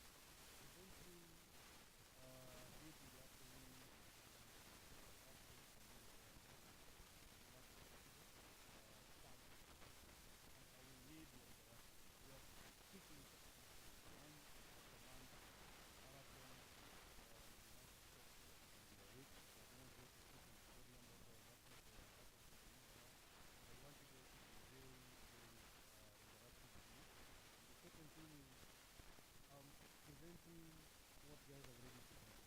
So I'm still in stream of slides, and thanks to you, really like thanks for the presentation. You can have a seat. I think you guys are awake now. Just have a seat. And I'll do a very quick introduction of myself, Ken Sagota. I think I've been teaching a very more than once. The first computer I had to say that I touched my first computer when I was 14. And at that time, it was something that I wouldn't call myself a geek. I loved the machine, and I picked it up as I went through school. And finally, after I graduated from my parents with a Master's in Business Administration, I followed my passion. So since 1995, I've been actively in the market globally and in Kenya, working in various categories and positions in IT. And recently I've started my internship, so I'm out there trying to push my envelope, but I have a passion for talking to young people like you, because I'm empowering young people as a mentor. I'm involved with a lot of mentorship programs, including the Presidential Digital Mentorship Program. I've been involved with the Zira as well, trying to mentor some of the guys and see how we can go in career. So if you're a student and you want to push a career, or rather you want to pursue a career in cybersecurity, you're in the right place. This is the right time to do it. I'm saying that because I've gone through this cycle. You can imagine in the 80s, already touching a computer was not affordable. There are incidents that I'll explain, and I have no daktari still here. There are some things that I've done that I don't want because now there's a law. But I did them before the laws were not so we can talk about them and I'll be talking about, by the way, I'd like to be the first to put one up and say I am not a cybersecurity engineer. However, I'm involved with cybersecurity issues on a daily basis, professionally and personally. I mean, 80% of each day, there will be a complaint about something.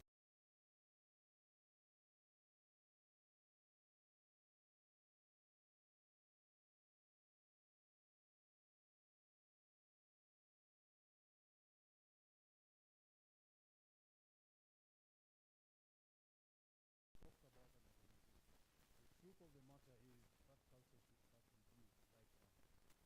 That's for sure. It should actually start with you, with whatever you're doing. As long as you have a mobile phone, a laptop, and a tablet, and you connect to the internet, start having cybersecurity culture inside. So, password. And these are examples I'll give you. I can give you a couple of examples. I use face recognition with my own data. Not because I have a weakness, because you work so hard, you result to the bar. I found out I can't go with my wallet because I overspent. So I leave my cash money and I leave my credit cards, and just make sure that I have enough money on my phone in M-Pesa that I will use in the club when I'm in there. But after the fifth beer, you have a culture. So what I do is when I'm with my friends, every time I place an order, I ask for the bill, stamps, and I pay. After the fifth beer, you forget about paying. So I have another process for that. So before I ask, I pay for it. So by the fifth beer, the DJ has put this song Friday, you're happy, you're dancing, and by the time you get to the 10th beer, the guy starts playing that song called, it makes me really laugh. There's one really in my head, you're happy, you're cool. But then now it starts going deep by the time you're reaching the 10th beer already. Yeah? And now you are there, baba yangu niko pesa mingi kuliko. At that point in time, you do not want to be paying bills. So face recognition, when I'm asking and I put my face, it can't recognize me because my face was changed. Saves me a lot of money. Guys, it's important to have multi-form factor authentication. It's important. It will help you. Okay. Now, let's have a look about classroom. Because when we talk about cybersecurity, we are talking about performance connection into the internet. Okay? And it is important that you understand there are some little bit of points on why cloud computing becomes important, connecting into the internet. So there are 2 things we're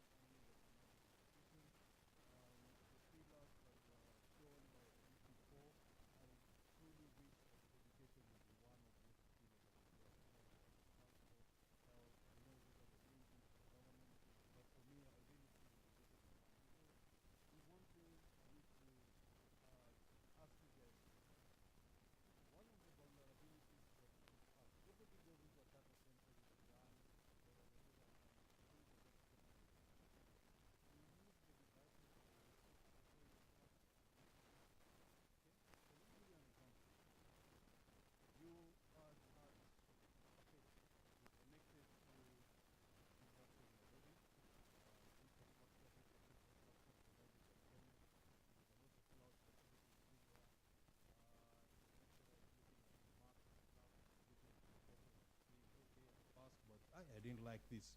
Now, I need you to understand that your wireless Bluetooth mouse or keyboard is using a frequency. And me, as Ken Kagota, seated next to you or some little bit of a distance away from you, I can tap into that mouse or that keyboard, get into your system. If I get into your system, I'm already inputting that from your end. Is that a reality or not? It's happening. We've got guys still in cars. Right now, cars have become, I mean, we have improved our intelligence with our gadgets.